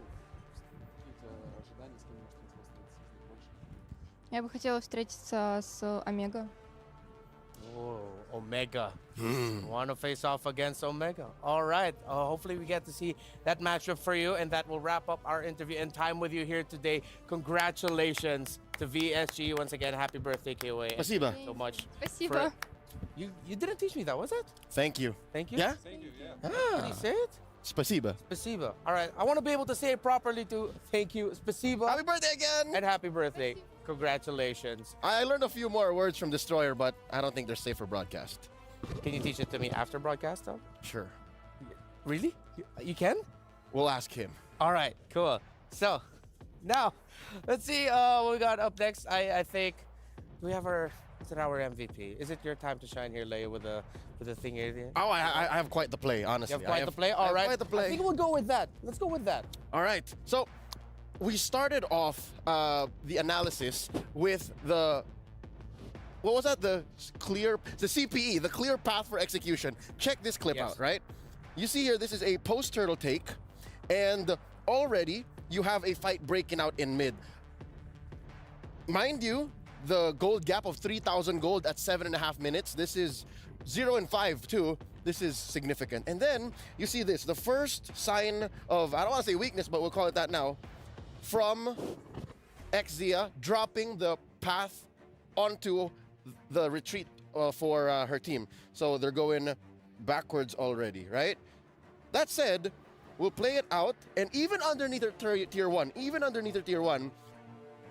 C9 knows that this is a losing fight. Hence why, all the more, VSG pulls out all the stops, all of the ults, everything, even in the back line, you see Rian has her exit path ready. And we continue, and it ends up in a free 3 for VSG. That's only because, not the gold lead, not because of the point of entry, but because of how clear and easy it is for VSG to pick the fights. Again, you have the Minoan Fury, as previously mentioned. Instant knock-up slow. You have KOA just needs to cast a spell, 1, 2, and then she has enhanced everything. And then, of course, Minun, which, by the way, we questioned. We questioned why the Lapu-Lapu came in so quick, but all she needs to do is Bravest Fighter in, flicker through, and already you're dispersing all of C9, which C9 does not like. C9 actually wants all of y'all to be under that path. Yeah. C9 wants you to go into the path, have Panda get free hits, and then have Nicolette clean up. You see how you have to get 2 or 3 things correct before you even engage? That's their lack of clear path to execution, the CPE. A little bit of a difficult lineup to utilize there for C9. I feel like in an alternate universe, that definitely could have worked. I see where they were getting at, but it was just way too difficult to pull off against the lineup that VSG showed up. Our PlayStation MVP of the game showed off some really great performances all throughout this game, and it is that Lapu-Lapu pickup, the one that we questioned. Minun, I will never question you again. 12 on the KDA. I owe you an apology. I didn't know your game. I didn't know your game. No apology. To be fair, like, the basement for a Lapu-Lapu is just solid damage, a straight line into the back line. That's the lowest point of a Lapu-Lapu. At best, she's bullying even a Ling. She's spacing out 2 or 3 in a Lord dance.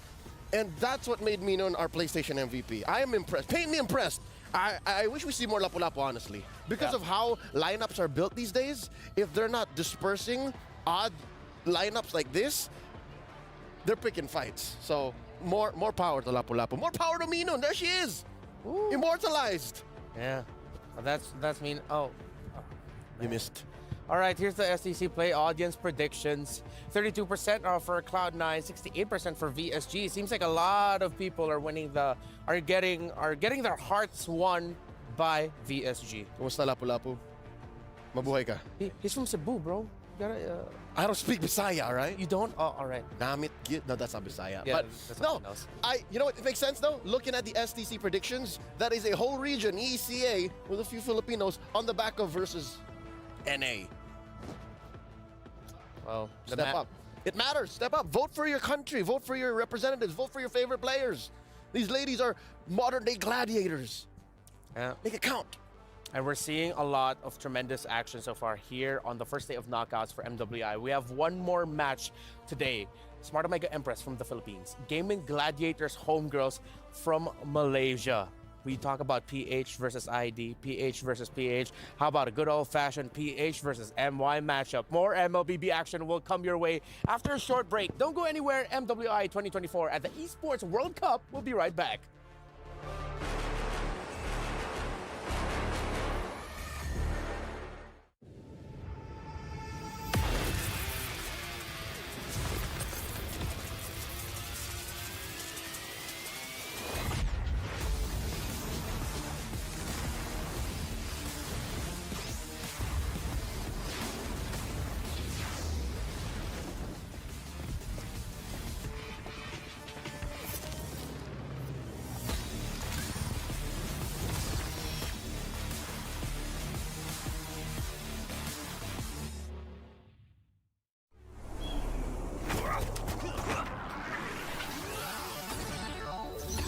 Ready, set, go.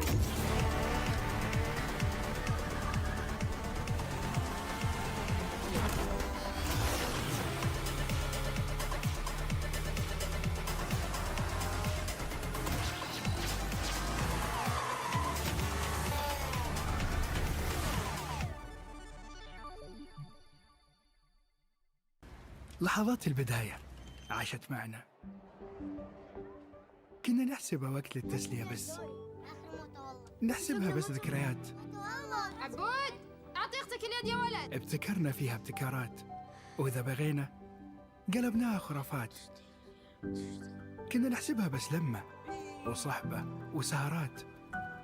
انتبه نوب ترى نوب. لكن كنا نشوف عالم ما حد يشوفه. ليت يشغل وقته بشيء يفيده. الله عليك على يد صوت. عالم كبر وعاش فينا. عالم الحماس فيه يوصلك كل مرة لحلم أصعب، بس ما يصعب عليك. بارد معك وين ما تروح.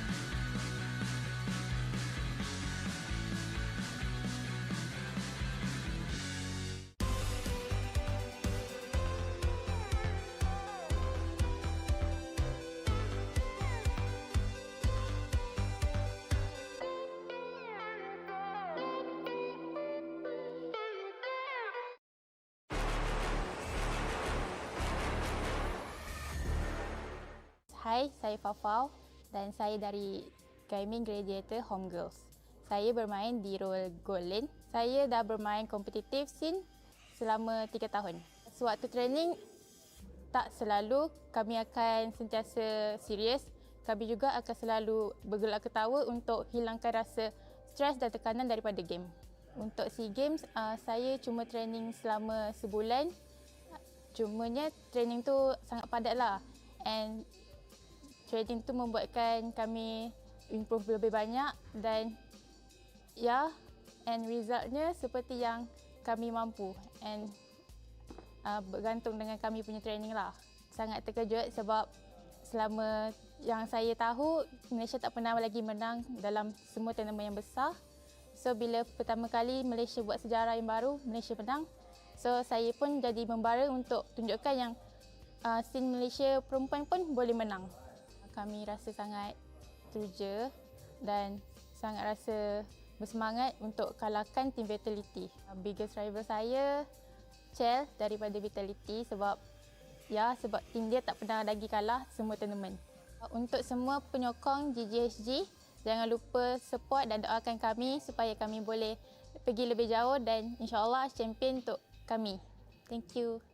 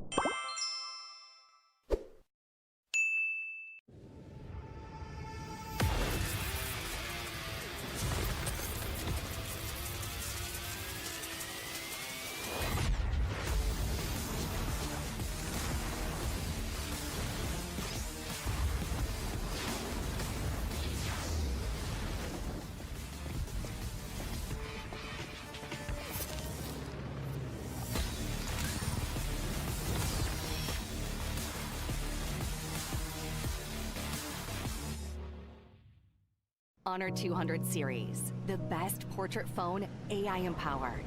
Studio level, AI portrait camera, 3 hardcore portrait modes. Color, vibrant and classic to capture portraits that truly stand out. AI empowered magic portal. Snapdragon 8S Gen 3 AI chipset. 5,200 milliampere per hours silicon carbon battery, 100 watt, Honor Supercharge. This is Honor 200 series. You ever wondered how a Hollywood movie is shot? On a Sony. You review it on a Sony. And how do you make that sound epic? You record it on a Sony. Lunch break on a Sony. So why wouldn't you watch it on a Bravia by Sony? Have you got what it takes to get to the top? It doesn't matter how high you climb. To reach the top, even the biggest champ needs a break. So you can recharge, dive back in, and dominate.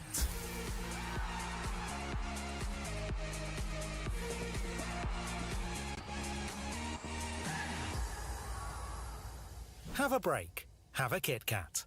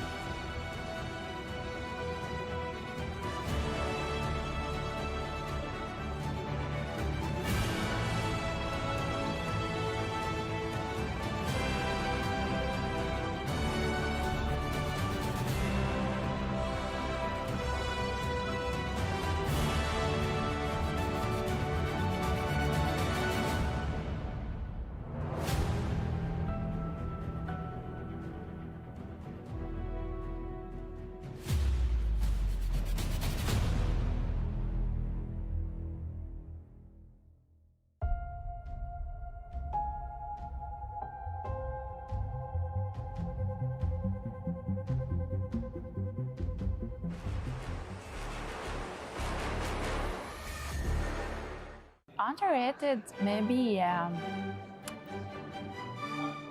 won't say Layla, but Недооценен Митсита. Аргус. Очень недооцененный герой. Он 1 на 1 любого чела убивает на фулсутах. Правда, на XP, конечно, страдает, но на голду это must-have. На экс-патче его апают. Все будут играть на Аргусе. The hero that I really don't like to go against is Lucian because whenever I try to go near, she will pull me. Boom. Boom. Because the hero can, the first skill, the second skill, is it? The second skill can lift up and then pull me to another side. Yeah, that one I really don't like. I get really annoyed. I don't know, for me, underrated is Alice. Esme in jungle. I love Esme in jungle very much. And Vendetta, of course. Yeah, Vendetta. Very underrated. Because it's my main hero and I don't see a lot of people play with it. So, don't like that. I think the underrated heroes is Zaz. Because he's good. Yes. Because in Malaysia, we rarely use it. But when I came here and then I tried to play rank and then people all ban Zaz. Yeah, ban Zaz. They respect ban her. Yeah, but in Malaysia, we don't ban any Zaz. Но Дариус считается самый сильный лайнер за счет того, что он берет соло первый фул и погнал. Вторым скиллом шотает любого персонажа.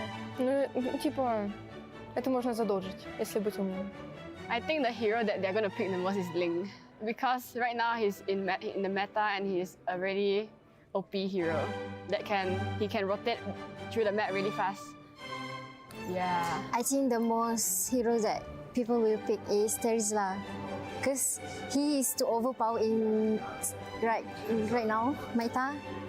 Yeah, probably the band or pick the heroes. I like K1, but yeah, you know his hair damage now, it's not that good, so I can't play hair now.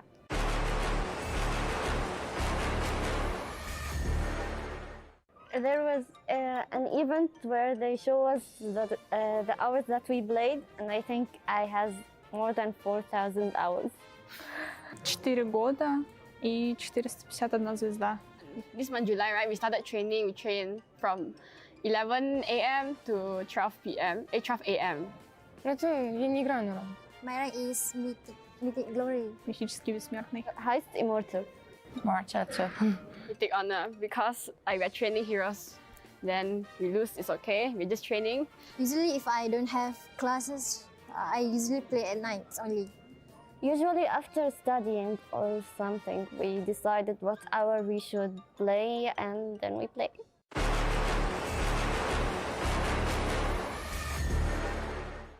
Mia. First player. Mia. That Zera's ulti. No, that's Mia. Mia's first skill. Second skill. It's an item. The Blood Wings. Blood Wings. Это крылья королевы. Blood Wings. Крылья королевы. Крылья королевы. Blood Wings. Yes, Blood Wings. Atlas second skill or first skill? First. Lalo second skill. Atlas. It's второй скилл Атласа. Второй скилл Атласа, да. What is this? Atlas Ultimate. Even I don't know. I'm a wrong one. I don't know. I go. Yeah, but we forgot the name. Paquito. First Paquito. I think first Paquito. Maybe. First. Ой, это Пакито. Второй скилл усиленного. Paquito. Paquito third skill. And the item that gives HB, I don't remember its name, but it's half immortality. Ой, это пояс, да. Защитный пояс. Защитный пояс. Arizbel. It's the new emblem. But I can't remember his name. Temporal region. Yeah. Это перк. Какой-то. Какой-то перк. Кубик. Quantum charge. No. This is the new talent. But I don't know what's the name of it. Florian. What about Florian Bessep? Yeah, that. Это Флорин. Пассивка Флорин. Yes. Пассивка Флорин. Oh my goodness. Florin. Burst is Fury. Brisker Fury? Yeah, Brisker. Крит Берсерк. Я Берсерка. Bazooka Fury.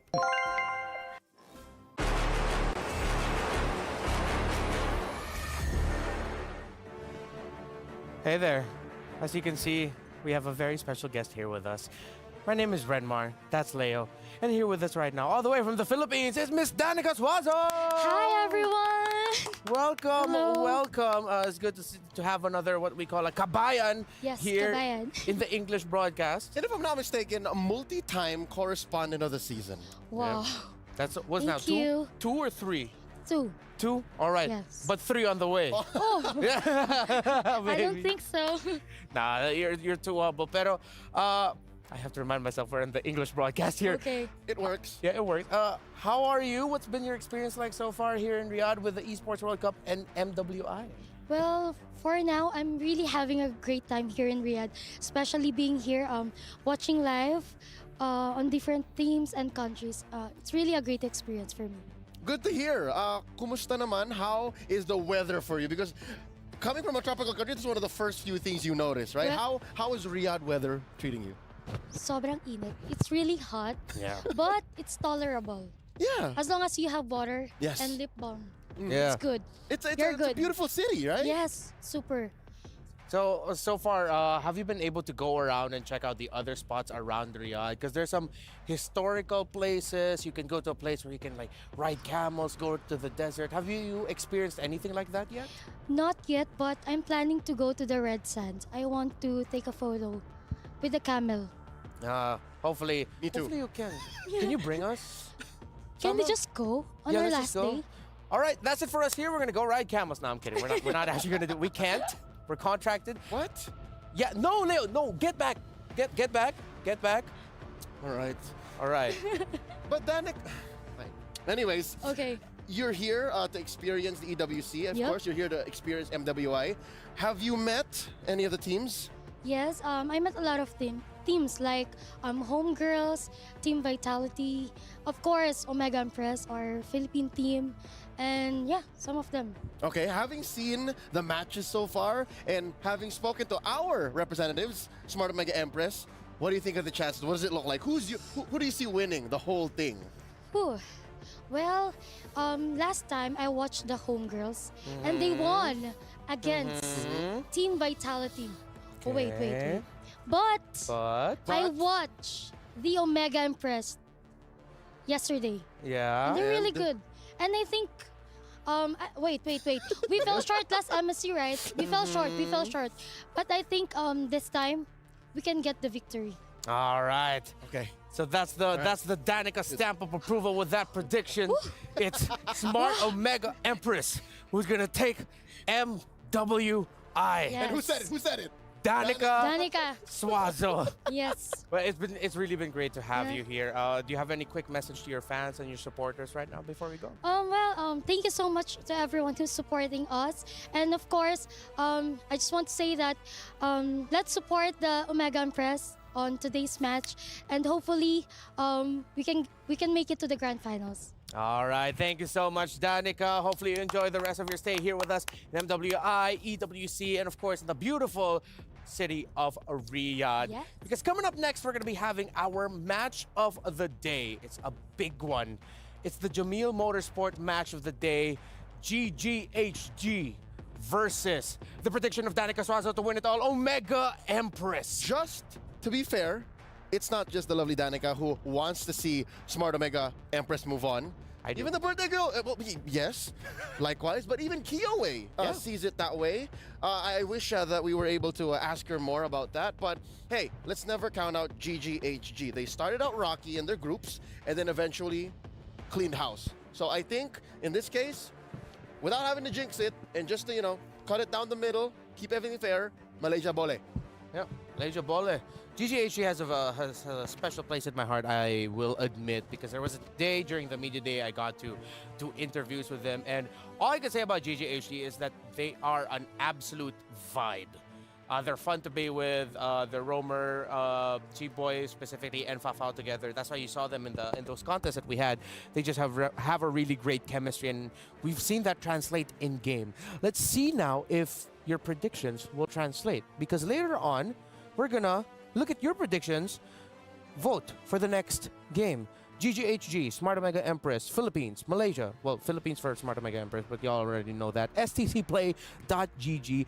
Don't forget to predict there, because you get to see the reaction of the players when they get to see your predictions. All right, special mention for the Kabayans, whether you're back at home watching, it being currently almost 9 o'clock. Yeah. And to everyone watching, whether you're of a Filipino blood or supporting Smart Omega Empress, and I'm saying this specifically for them, because GGHG, they're good. Again, Malaysia is on a high right now. They just won MSC. But to the Filipinos, so far, it's been a disappointment. Nobody's predicting for Omega Empress. What's going on? What's going on here? We it's gotta, always like 20%, 30%.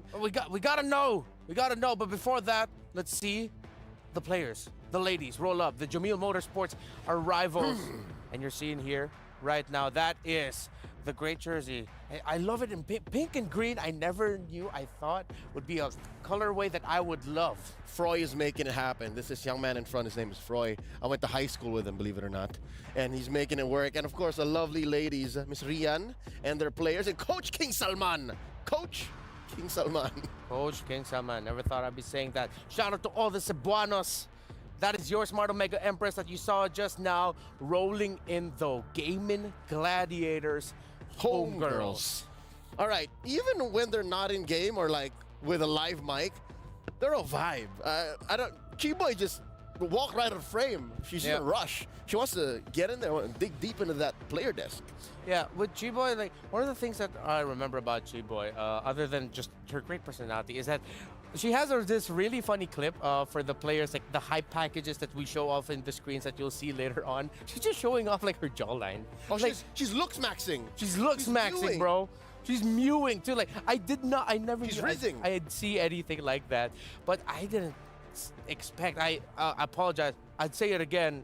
I'm sorry. Gaming Gladiators Homegirls wasn't familiar with your game, and they are showing us their game. But we also got to see the game of Omega Empress. What do our representatives from the Philippines, the Cebuanas, what is it about their playstyle that stand out for you, Leo? Aking palangga. Well, they did show a lot of macro prowess. Again, when you play the map, you look at a 0-3, 0-4 ending kill score. That means the Filipinos have done it again. Now, on the other hand, GGHG, they mix up that both. That's what made SRG so successful. They respect the macro, they have a flow, and when they fight, oh, do they fight. Yeah, they fight really well. Mega Empress, those are their strengths. Again, they come from a region that is oftentimes underrepresented within the Philippines itself. But here they are, all of them, a group of friends from Cebu in the Philippines, flying off to a country so far away to hope to raise up that trophy in glory of the Philippines and in glory of their region, MWI. Up against them, though, another pride of Malaysia in Gaming Gladiators Homegirls. This should be a really great one. Shinoa. I was thinking of quinoa. Shinoa, Fafao. Yes. I'm looking forward to that matchup. The gold lane matchup is something to look forward to. Again, Shinoa developing year after year. Fafao is someone we expect to really show up. So what else can they provide us? How deep do their strats go? Maybe now you bring it out in the best of 3. This could be another chapter in what is a growing story of Philippines versus Malaysia. We saw Falcons AP Bren versus SRG. Now we're gonna see GGHG versus Smart OMG. In 4 and 3, here's Cheryl and Bara. And we are back again at the Amazon Arena. Queen, after you, of course. Thank you. Well, this is it. We've reached to the final match. We've seen all the queens battling it out right here, this very own arena for the MWI 2024. وأعزائي المشاهدين وصلنا معاكم لآخر مباراة لليوم. So this is it, the completion of this bracket. It is definitely gonna get all on with our last match here for the day. That's absolutely right. Now, this particular matchup, ladies and gentlemen, blast from the past, a matchup that we have seen in the grand finals of MSC just last week, the clash between Philippines as well as Malaysia. Now, unlike the MSC, we are seeing this matchup right here in the quarterfinals itself, where only one team will emerge victorious and head on over to the semifinals to live the dream of hopefully taking the championship, and that is MWI 2024. Now, with that being said, all the way from the Philippines, presenting to you Smart Omega Empress.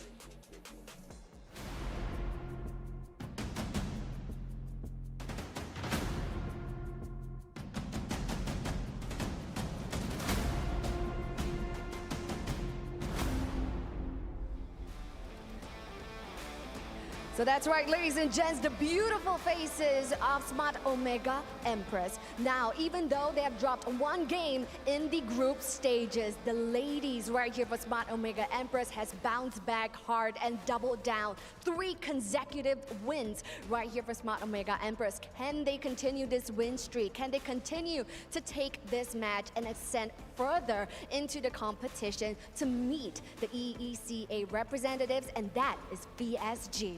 And now for their opponent taking place right here, let's go with Gaming Gladiators Homegirls.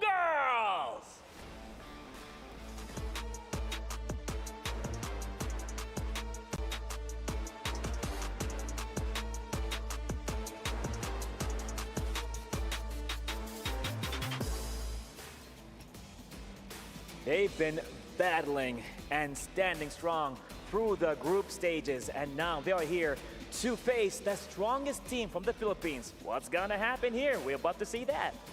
So yes, ladies behind me, queens of your respective regions, this is your time to shine. Please head on over to your respective battle stations.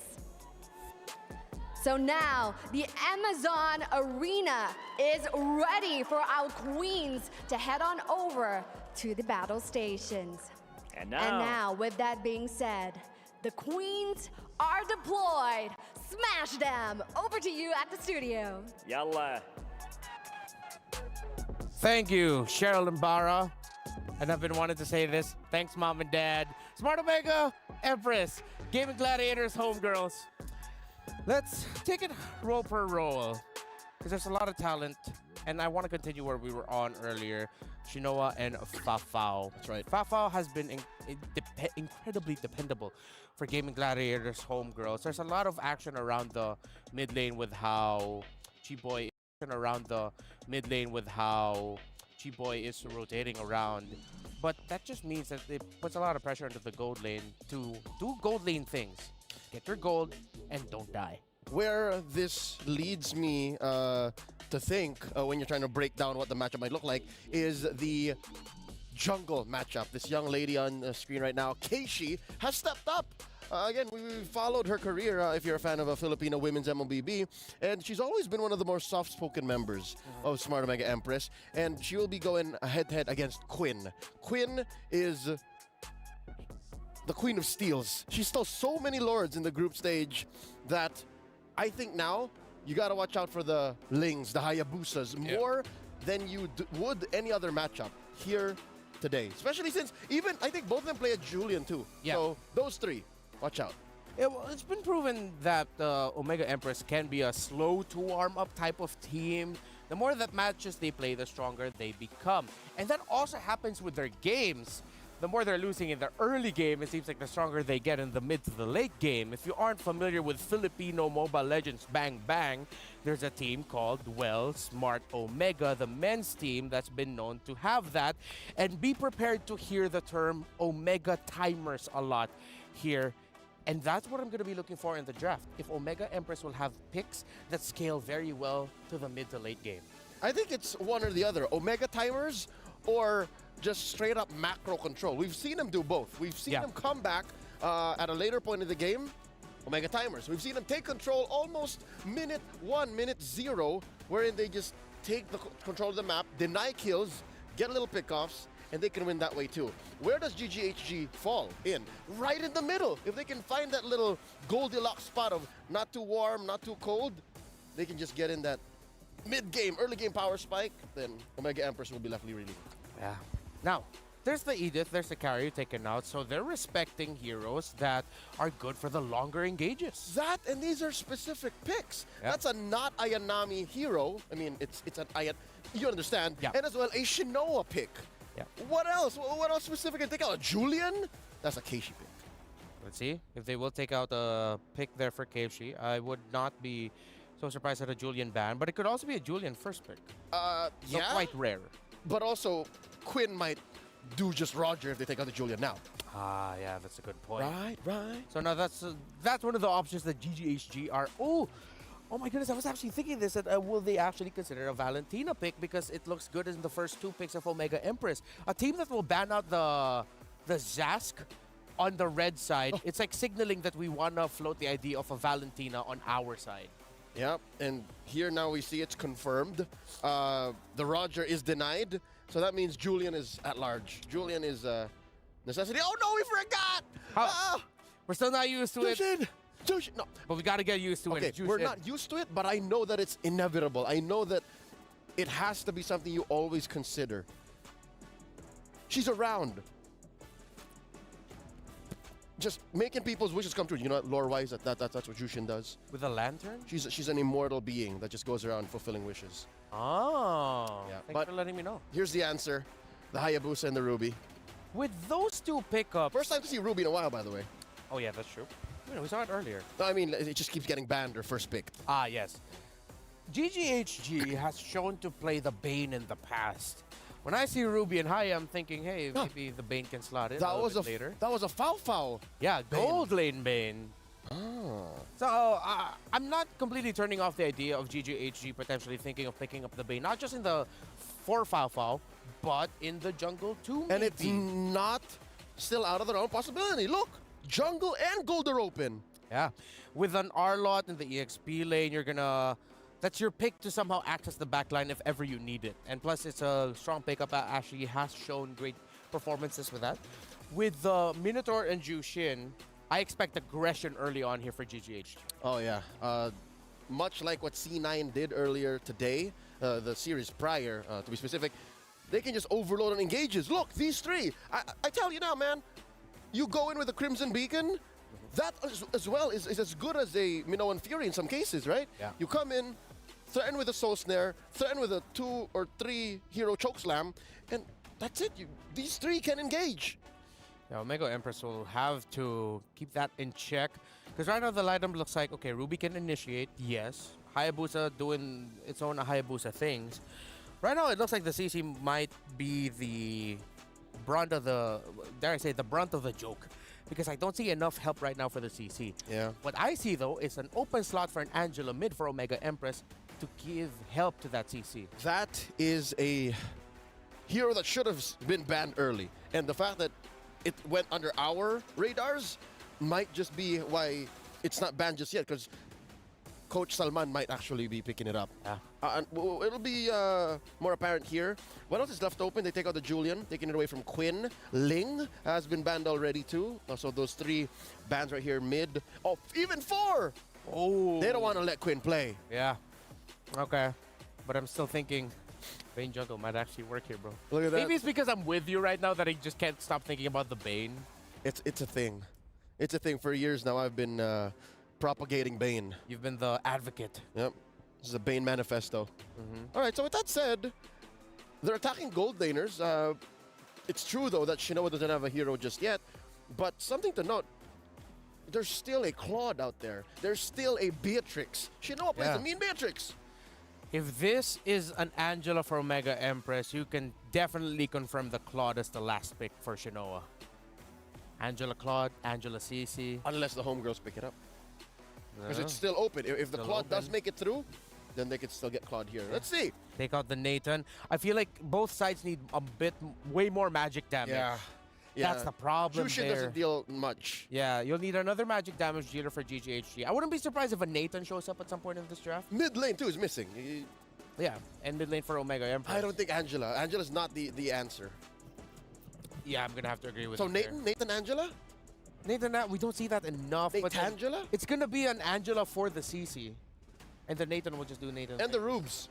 And the Ruby. Too. And I also, all right, never mind. No Angela here. Yeah, no Angela. I did some work in the lab. You put Haya and an Angela together, it works.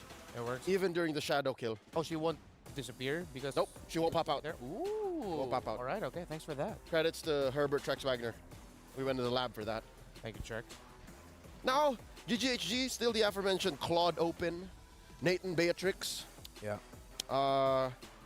Didn't notice the Harith was left out. Oh, what? I'm glad that you're mentioning the Beatrix, by the way, because you need a lot of those quick basic attack lockdown. Yeah, she's the, again, the straight line. She's the point A to B. Yeah. Simple solution. And there's a Claude, of course. And what's in mid? Oh no, what's in the jungle, rather? I wonder if this is going to be something unique. Come on, just pick the Bane.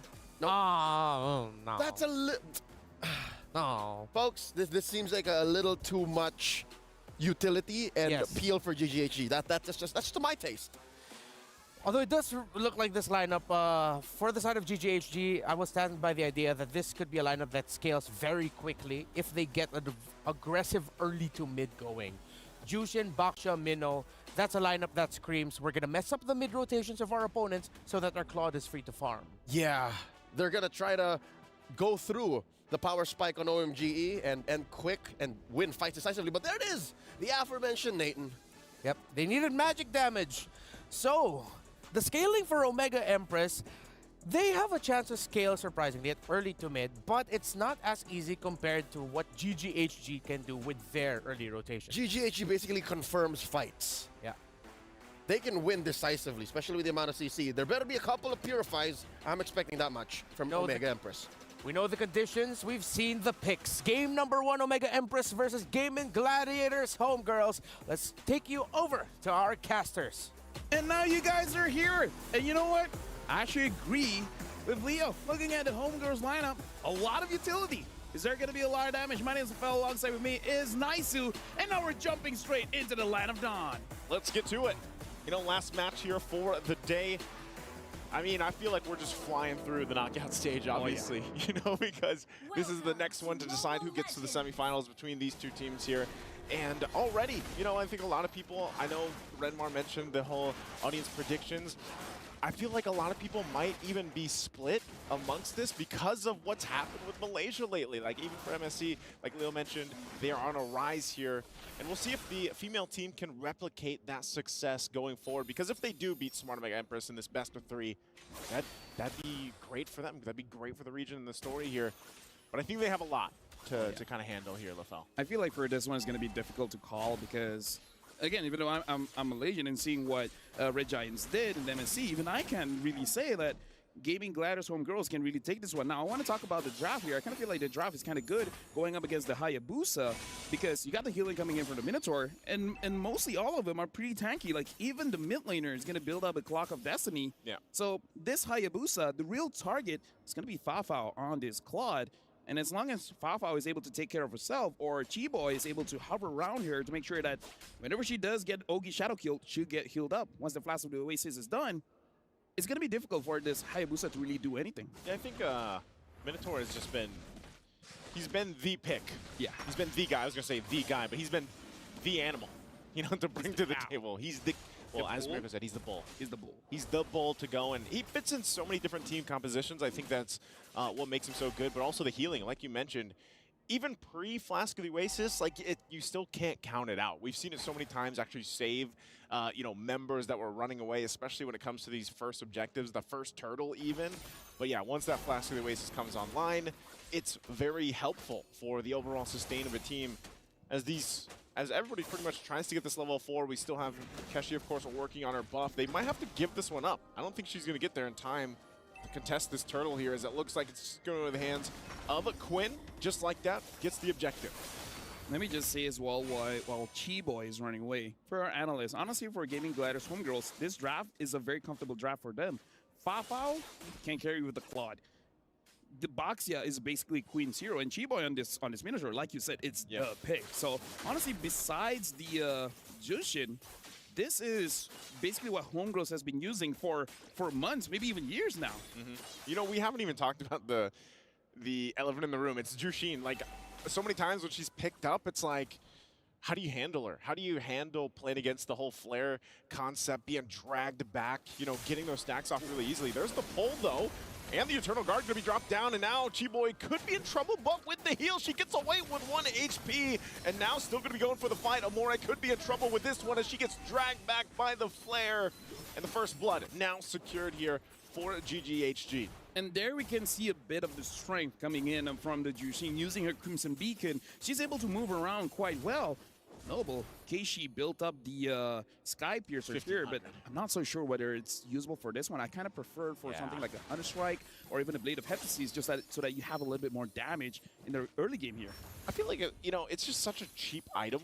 Yeah. 1,500 gold, you might as well grab it early on and see how that goes, because you can see she's going to work on the next, but I think you kind of rely on the fact that you can pump out some damage. Already, look at this. I'm Offended going to be landed too, and now they're going to try to keep this tier 1 turret alive, but the flare brings Murray back again. It looks like she's going to be okay. She's able to survive the exchange, but man, talk about escaping just by a thread. Smart Omega Empress, they got to respect the damage that's coming across from them, you know, but they're still keeping it relatively easy.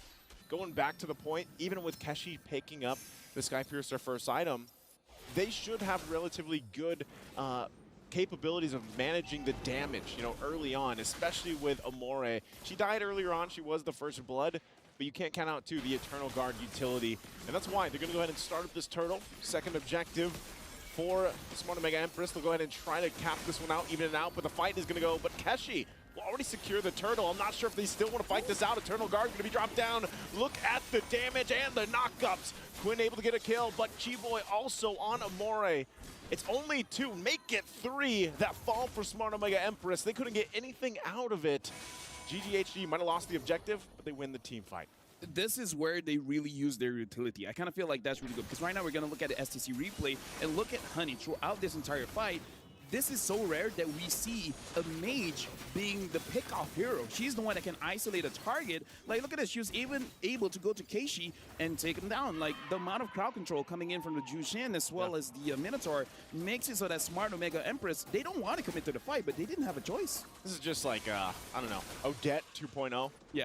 You know, a different kind of Odette. Odette deals damage. This one deals stacks. Yeah. And utility. Utility, yeah. Like, I mean, the way that you play kind it, of Chow. It is. And the fact that you can even flicker forward and then, you know, get those stacks faster and then drag them in, because you can drag multiple targets. Multiple targets, yeah. As long as they're in that little radius of the flare. And also Flask of the Oasis was just picked up by Chiboy here, so she's got that now. A little more extra sustain that we talked about leading into this. You can see, I mean, the good kind of gold lead that they built up, all just based in the last couple seconds or last couple minutes. Gotta say as well, despite having a Hayabusa, honestly, Fafao has been having an amazing time in the game.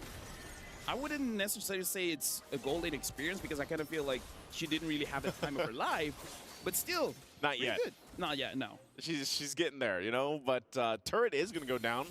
First one there for Smart Omega Empress to get. There's the drag with the flare. This is what we're talking about. Not Ayanami could be in trouble. She pops the Vengeance, though, returning a lot of that damage back. She's trying to escape. She's going to get dragged again. What do you do against that? Time and time again. And now bring it to the mid lane. Not sure if they're still going to re-engage this, but yes, you're seeing this, the power of the Jushin pick. It makes it so that you don't have a choice. Where do you go? That makes it unfair. It's like, legit, I don't want to. No, Mom, no. No more. No. I want to pause the game. No, you can't come here. It's like, yeah, it's unfair. It's one of those catching mechanisms where it's like, for example, catching heroes, they can do it once every, say, 20 seconds. This is like, what, 3-5 seconds? Okay, pull back then. Okay, pull back then. Pull back then. There's probably going to be a change on that. There's got to be. It's probably going to be a nerf. Yeah, maybe a little bit longer until you can activate it again. I'm not sure, because it's just more mana usage. That might help. Yeah. That might help. Because, I mean, how many times have we seen whatever team does have to play against the Jushin, them trying to escape from it? I mean, looking at the items, hold on. The fight, though, for this purple buff territory, GGHG could have forced them back. Smart Omega Empress on the retreat a little bit, already using that Eternal Guard as well. She's even going to throw the Eternal Guard around, but they're low enough. They have to back off. Chiboy with the heals for the motivational roar, and that's going to be it there.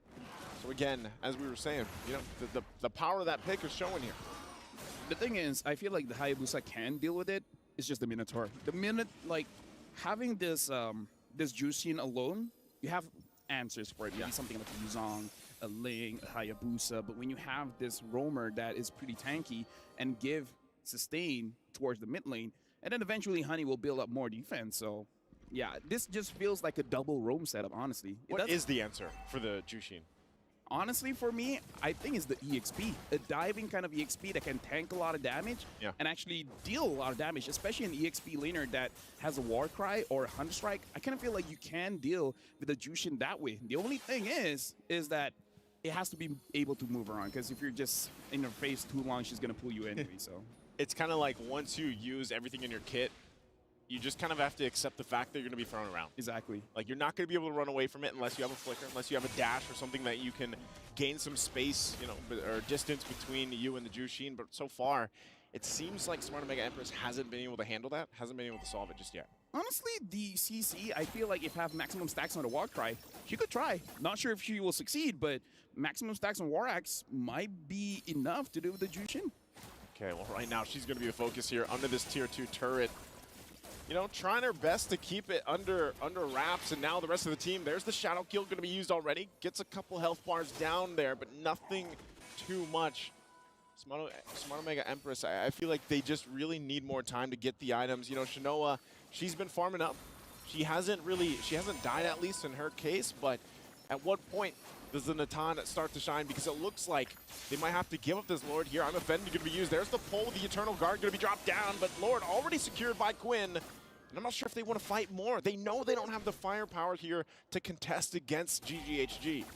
Nice. While nothing is going on here, I actually have a quote here coming in from King Salman. Our big problem is that our first game is always down. Yeah. And they said for this knockout stage, they got to work on that. And this could be good, could be bad. Maybe this is part of the script where... At least it's a best of 3. Yeah, first game not looking good, but then game number 2, game number 3. But again, the first game is not over. Just going to give you the quote there where looks like even Smart Omega Empress, they realize usually game number 1, not their hottest game. Yeah. I think, you know, Redmar even pointed it out. Smart Omega in general, even the men's teams that we have over there in the Philippines, they're known for like a certain timer. They call it the Omega timers. Now, even for the female team here, for the Empresses, you know, they have their own timer. And I think in a case, it's like, yeah, their first game for some reason, it's kind of like they're downloading the script. They're downloading the play here against their team they're facing. And right now that's been happening because they're going to lose these turrets as the Lord approaches the base. And look at this, Murray just continuously getting dragged in. I'm going to be used into the Eternal Guard, forcing them back a little bit further. And still down in the mid lane, Quinn's going to be able to get away. But they hold on to the base turrets for now. Honestly, that's probably the best thing Smart Omega Empress can hope for. You know, when you're down like this, at least get that defense. Hold on to your base turrets. How you deal with the Minotaur is isolate him away from his team and then kill him first. The thing is, they don't have a way to do that here, especially when you look at the lineup. You have an Arla, you have the Minotaur as well as the Jushin. They can actually protect the Minotaur. Looking at the itemization here, his full item is just the Flask of the Oasis. The rest are just the second-tier items just to have a little bit of stats. It's like a Chop Suey. Chop Suey? Chop Suey build. Yeah. And then honestly, the Arla as well has been stacking up with the Thunderbelt. So this lineup is a little bit too tanky. That's why I was a little bit worried about the Hayabusa, especially the first item, Sky Piercer. I kind of feel like Sky Piercer is okay if you can confirm the kills. If, say, in your opposing side, there's 3 squishy heroes, like the mid, the jungler, as well as the gold laner. But when the opposing side is tanky for everyone except for the gold laner, I think it's not that great. Oh, this might be a moment to proc that Sky Piercer, and there it is. Chiboy's going to be the one to fall into the Shadow Kill once again, but the Blazing do it on the backside, forcing them back a little bit further. The flicker out from Murray, too, will keep her alive, but look at this. Final Slash going to be used, and not Ayanami will fall as well. Again, it's a 1-for-2 trade here. Smart Omega Empress does get Chiboy, but man, talk about a tough fight in the mid lane. Like I said, this is how you deal with the Minotaur, right? You have to isolate the Minotaur. This one is more on Chiboy. Her positioning was a little bit off, and that's how they got the kill. But then afterwards, just because the difference in terms of gold as well as EXP made it so that it didn't look that big of a mistake. Homegirls was able to initiate a fight and still get something out of it. So a bit of a mistake coming in from Chiboy. But Smart Omega Empress, now they seem to understand they got to deal with the Minotaur first, and then start thinking about the rest of the team. I think that's part of it. Once again, they're going to go. I'm offended, already going to be utilized, and this should be another kill. Chiboy will go down again right before this Lord is going to be the focus. So down a member. I'm wondering if Smart Omega Empress can go ahead and play with the advantage they have. They still have to keep an eye on these side lanes as well. You can see what Fafa is trying to do, trying to put pressure there on the bottom side. Like I said, at least for Smart Omega Empress, they held onto the base turrets. They can keep it kind of under control for now. They might be looking for Asha here. She goes in. Look at the damage coming out from Hani, though. She gets the flicker out from Amore as well, and now she's going to be looking to drag in more members, and you can't escape from this as Murray goes down as well. The power of the flare, dragging them back and forth. Now Smart Omega Empress might just have to watch this Lord take. Well, hold on. Keishi wants to go in. Keishi wants to make a play, but they're too tanky. It's not going to happen here. And it looks like the Lord is going over to Gaming Gladiators Homegirls. This Justin is not going to see game number 2 or game number 3. I don't think so. And maybe that's what it takes. You know, maybe that at that point you let it slip through game 1. But I don't know, man. Like, at this point, you've seen it so many times. Have so much success throughout MWI alone. We didn't get a glimpse of her, you know, at all during MSC because she couldn't be played. But here for MWI, it's been a nuisance for any team to go against it, because even when you have a good initiation, you set things up, once she joins the fight, someone is going to kind of have to be that sacrifice. Someone is going to have to be the one to get dragged around and stay back and just pretty much die, you know, because at that point, how do you escape it? Even a Winter Crown here picked up for Quinn. And now this is a big play. This is a big moment for Smart Omega Empress. Can they stay in the game here? The Lord making its way down the bottom, nearly 15 minutes in. We'll see how they play this out. Yeah, honestly, this Jushin can force out mistakes, but Mireille probably could do something with the Unoffended. Maybe could force an initiation coming in from Gaming Gladiators and make them make a mistake. Queen right now taking a little bit of damage coming in from Not Ayami, as well as the Lord comes in, but they're focusing on mid. Okay. Turret's going to go down finally. Mid as well. Still the top's up there. Blazing to it going to be used. And then the Winter's Crown. Keshi couldn't get the shadow kill off that she was looking for as Amore falls and Lord's still up here. Murray's going to be next and she can't escape Ash. And now it's just a few members left of Smart Omega Empress. They want to fight back. Keshi waiting for the shadow kill to be back online, but she's going to find Ash and now looking for Quinn as she picks up the kill there. So far, so good. It's a double for Keshi.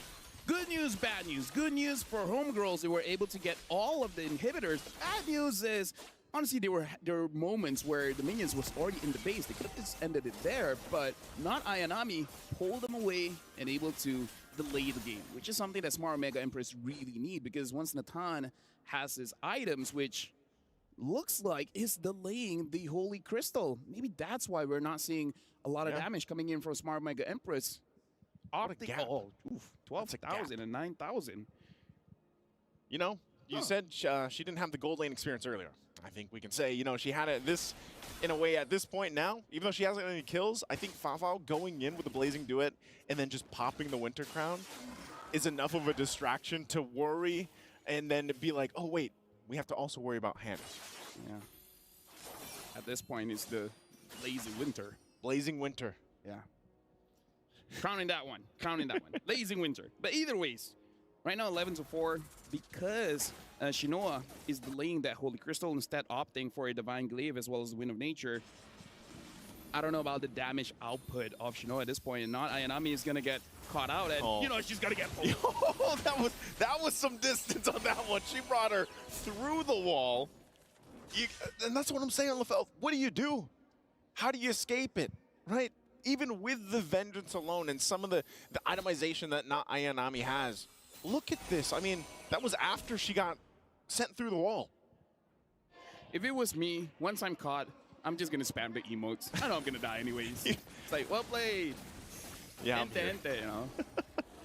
I don't know. Again, there's got to be something done, but right now that's another Lord just going in the hands here of GGHG. And with a fully exposed base, this is going to be even more difficult for Smart Omega Empress.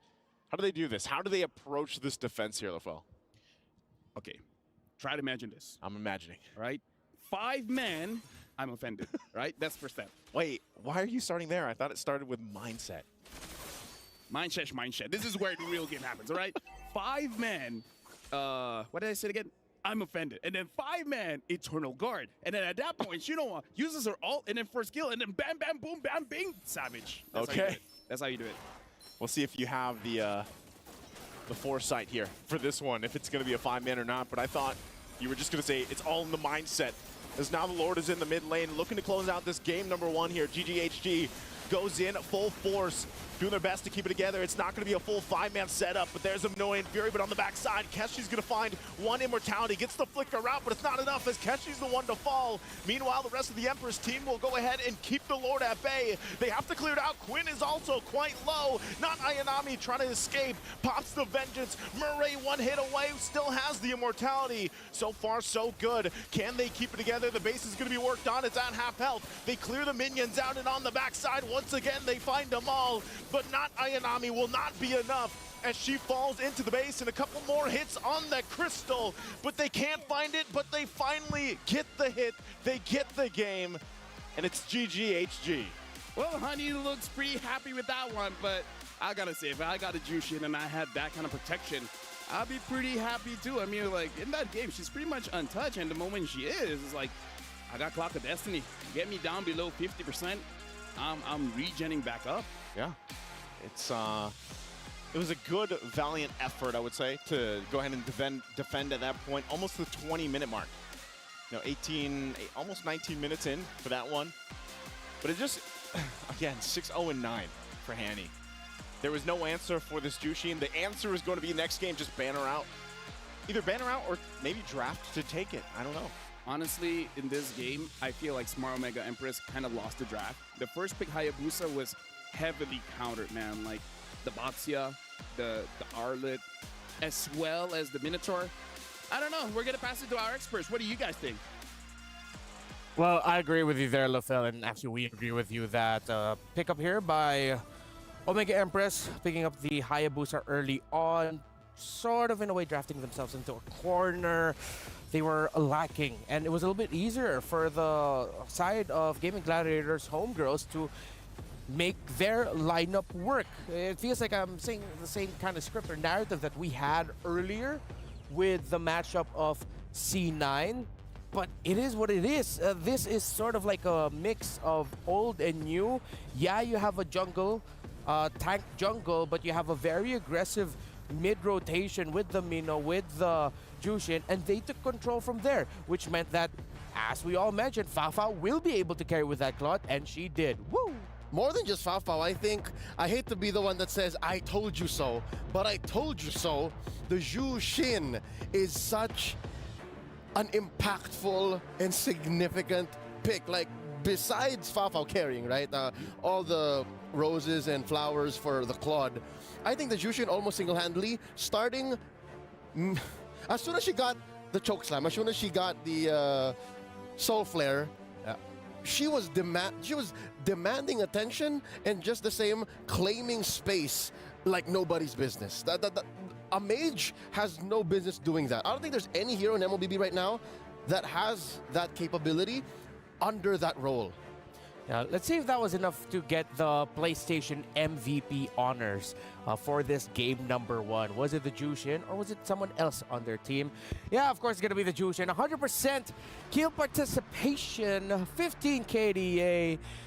There's a reason why this hero, once she came out, it took some time, but just like her kit, it takes time until you feel it, but then people realize you don't need time. Just be aggressive early on and make sure you maximize Lantern Flare. You know what the time is? What? About 3.5 seconds. That is from 0 to a choke slam.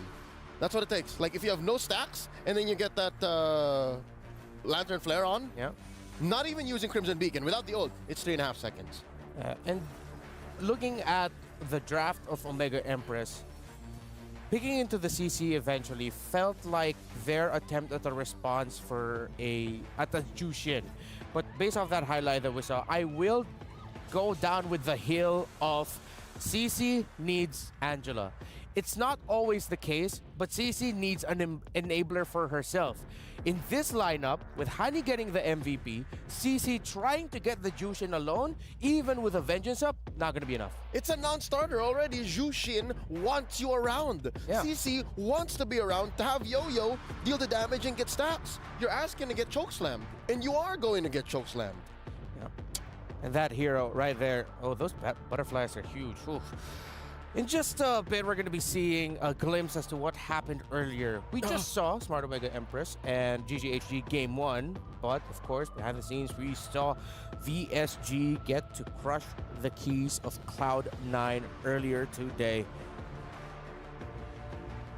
Is that Minun? That's Minun. Oh, Minun's such a sweetheart. She can't. It's a mixture of excitement and sadness that she has to be at the hands of the, what do you call it? Yasi? What, yes? The name of the press. The press, She Yasi. had to be the one to press that button. Yeah. Oh yeah, she was. Right? She's the one in front. Yeah. So a fun fact: the players that you see in front of Yasi, the Preston. hydraulic press, they're the ones who actually press the button to engage the process. And now you're seeing here the reactions of the players. Of course, Homegirls very happy. Fafao, when asked about Malaysia winning MSC, she said, "I'm shocked because Malaysia has never won any big tournament, but SRG finally did it. Because of that, I feel hyped and I want to prove that Malaysia can excel or can win in the female scene too." And so far, they've been impressing all throughout MWI. Not the perfect performances that they're not perfect performances. They're not, you could say, like complete stomps. They have dropped games and all that, but they're really showing that they can play with the best of the best here in MWI. Real quick though, I want to change the narrative now to Omega Empress. Yes. What do they got to do? What are your experts' recommendations for what they need to do to secure this game number 2 and force a game number 3? All right, number 1, get that draft down. Already based on the quote from Coach Salman, game 1 always seems to be rough. Always. All throughout MWI 2024 for Smart Omega Empress. So I think now we've gotten that out of the way. You know how aggressive and you know how well GGHG is able to use utility. Address that. Respect the Jushin. If you're going to draft a dead lane, make sure that the other lane is active. And if you're going to go for combos that are, again, straight lines, A to B with a solid CPE. Clear path. The execution. That's it. GGHG, well, they're a team that are relatively quite newer on the scene, but they did dominate their qualifiers going here. Smart Omega Empress have been together since 2023. They all come from one region, and they were 3rd place in last year's MWI. Quick note, since 2021. Since 2021, even this specific roster. This specific roster, 2023, a majority of them since 2021. Not Ayanami came in late 2022. There we go. So, the Smart Omega Empresses, the veteran scene, the experience is here, you know. So, if there's a team that can come back from a situation like this, I mean, you expect veterans to go for it. Again, Coach King Salman did mention that they are a team that when it comes to game 1s, it's just not their cup of tea. There's just something up with game 1s as Smart Omega Empress that just doesn't work well for them. So I'm more excited now to see the adjustments that they'll bring. But I am even equally excited and fearful because, again, I'm a Filipino, y'all, of what adjustments GGHG will do to respond to what Omega Empress brings out. So there's still a lot of questions up in the air. Let's put some cool things up on the screen because I think we're ready for you to revisit a key moment during the previous game, Leo. Just to make my point clear, not just was the gameplay relatively mum for Smart Omega Empress. I mean, this is a draft that they were ready for. This is a draft that they had a plan for in the late game. But in this moment, 1647, this is a sign of them being a little scrambled all throughout the map. You have a bare base. You've left it clearly. You want to farm up on Shinoa, and you're leaving Amore in the center right there. You have the farm up on Shinoa there, waiting for that wave. But the question is, how did not Ayanami get in this part of the map? How far was she? I'm sure they had a shot call for this. I'm sure they had a play. But already you have the nagging issue of Miss Honey right here. I'd like to apologize prior that a lot of the clips I'm showing you guys are very crowded clips, but you'll also note that based on the positioning of the CC, based on the position of Not Ayanami, this was a choke slam through the wall. She went from this point to this point right there. Is that not maximum range? Is that not a ridiculous range? Even a heavy spin could not take you from that point to that point. That is one of the strengths of the Jushin. She could have done it through here, But if that is what happened, I think Keishi would have a better exit plan. See, Keishi would be able to respond. But instead, put her there, just shows you the mastery of Hani on that hero. There you go. That's just but one of the moments that was, I'd say, the nail in the coffin. It wasn't the decisive blow. It wasn't what ended the game. Yeah. But I think it was one of the signs that showed us, yeah, no, maybe Omega Empress are just really trying to scrap throughout what's left on the map. And sadly, not Ainami was the fall gal. You know, like just buy time. We need Shinoa to farm. Yeah, and Naisu did mention it in the game itself. During the cast, he pointed out, well, you don't expect that range, like with how far it went. And even LaFell pointed it out. So it seems like everyone here is really just in agreement with the impact that the Jushin brings to the table. The fact that it's diagonal makes it worse. Yeah, it wasn't a direct line, it was a diagonal line. And again, we go back to that point of CC. Yes, CC is expected to go to places like that if she has help. The CC, if you want to make it work in a draft, needs help. We've seen it before. We've seen it in MSC. We've seen it in MWI. I feel like would have been risky. I don't know. Perfect vision, whatever that quote about 2020. Perfect vision is hindsight is 2020. Hindsight is 2020. I still think that could have been, maybe should have been an Angela if it was a bit too CC-centric. But then again, the lineup of GGHG, if they still last pick the Baksha, it was a great last pick. All right, little food for thought as the draft unfolds.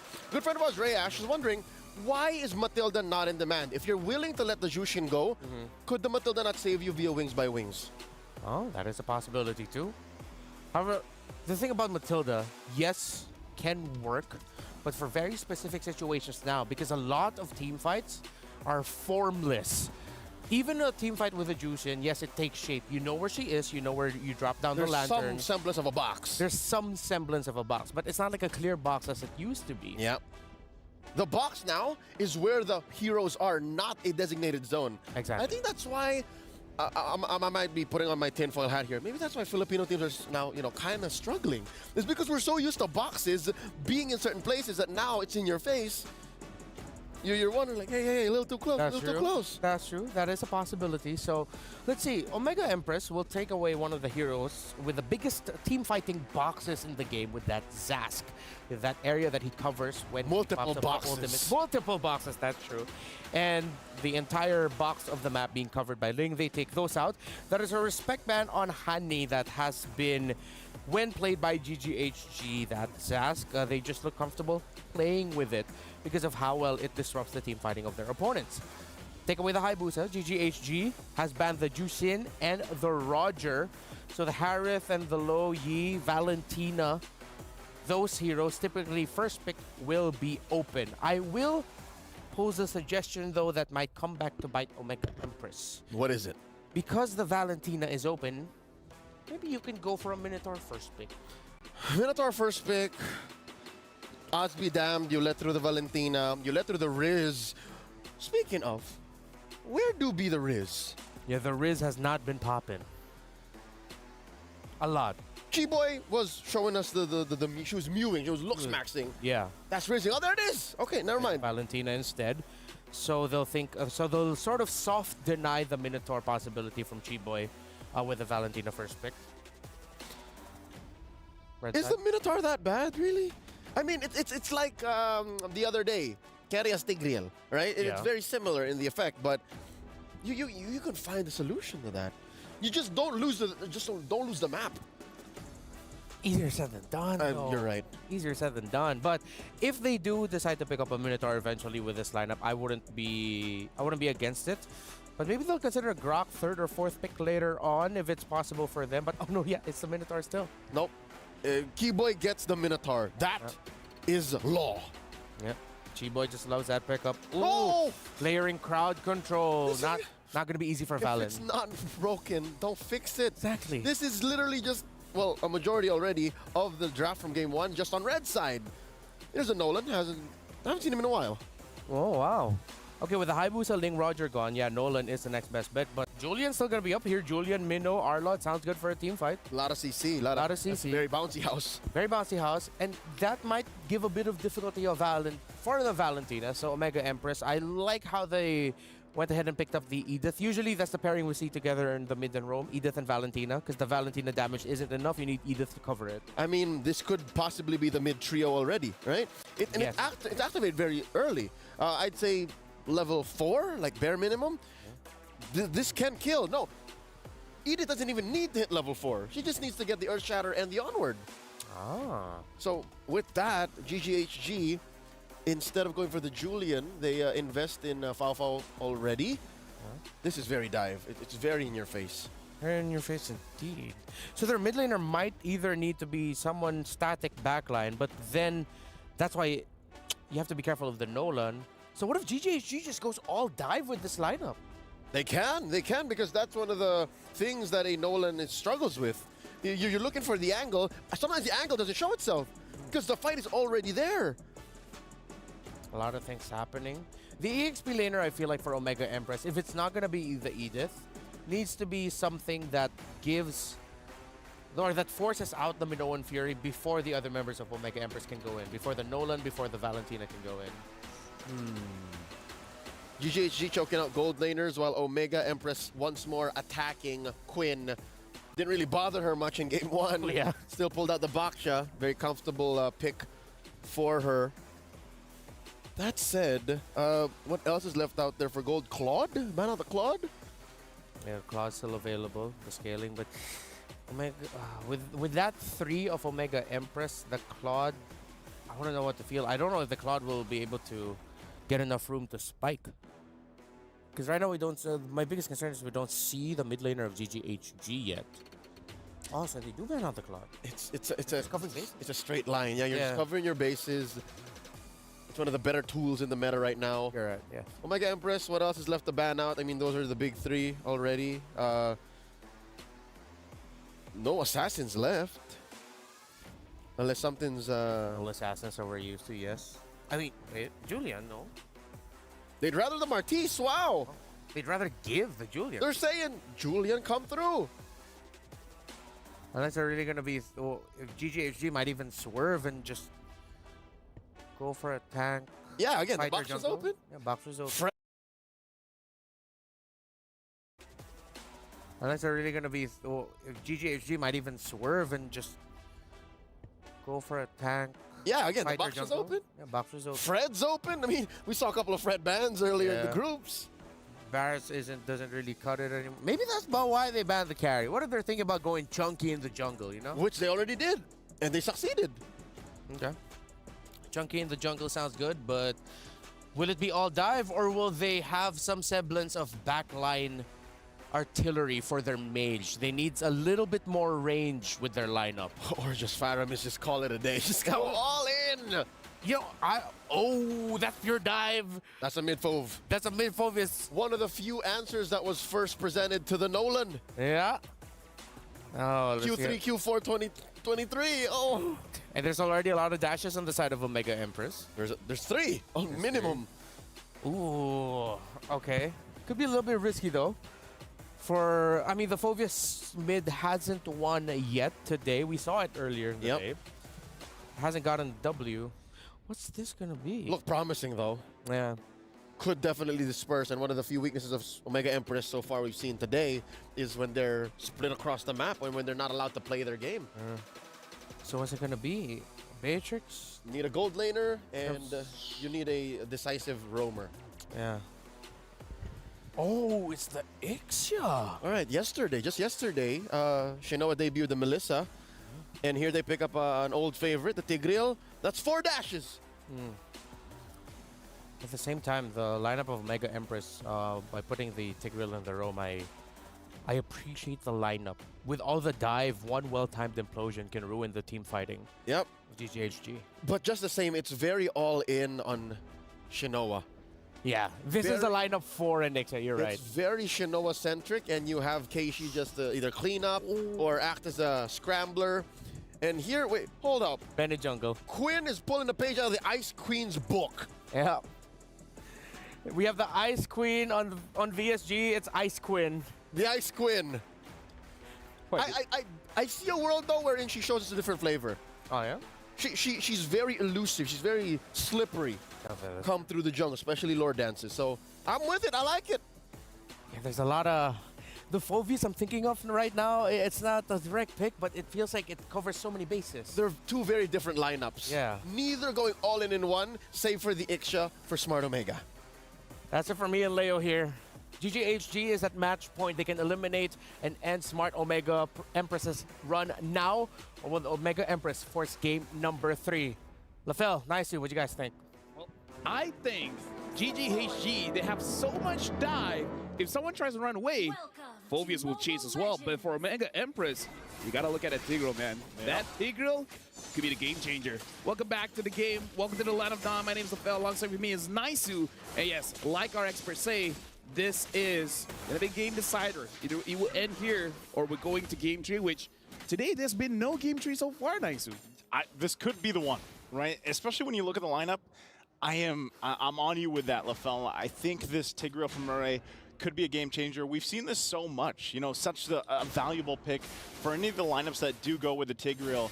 And even on that note, the Ixia, come on. Like, this is the most glass cannon, gold lane, Hail Mary pick that you can pick up for that.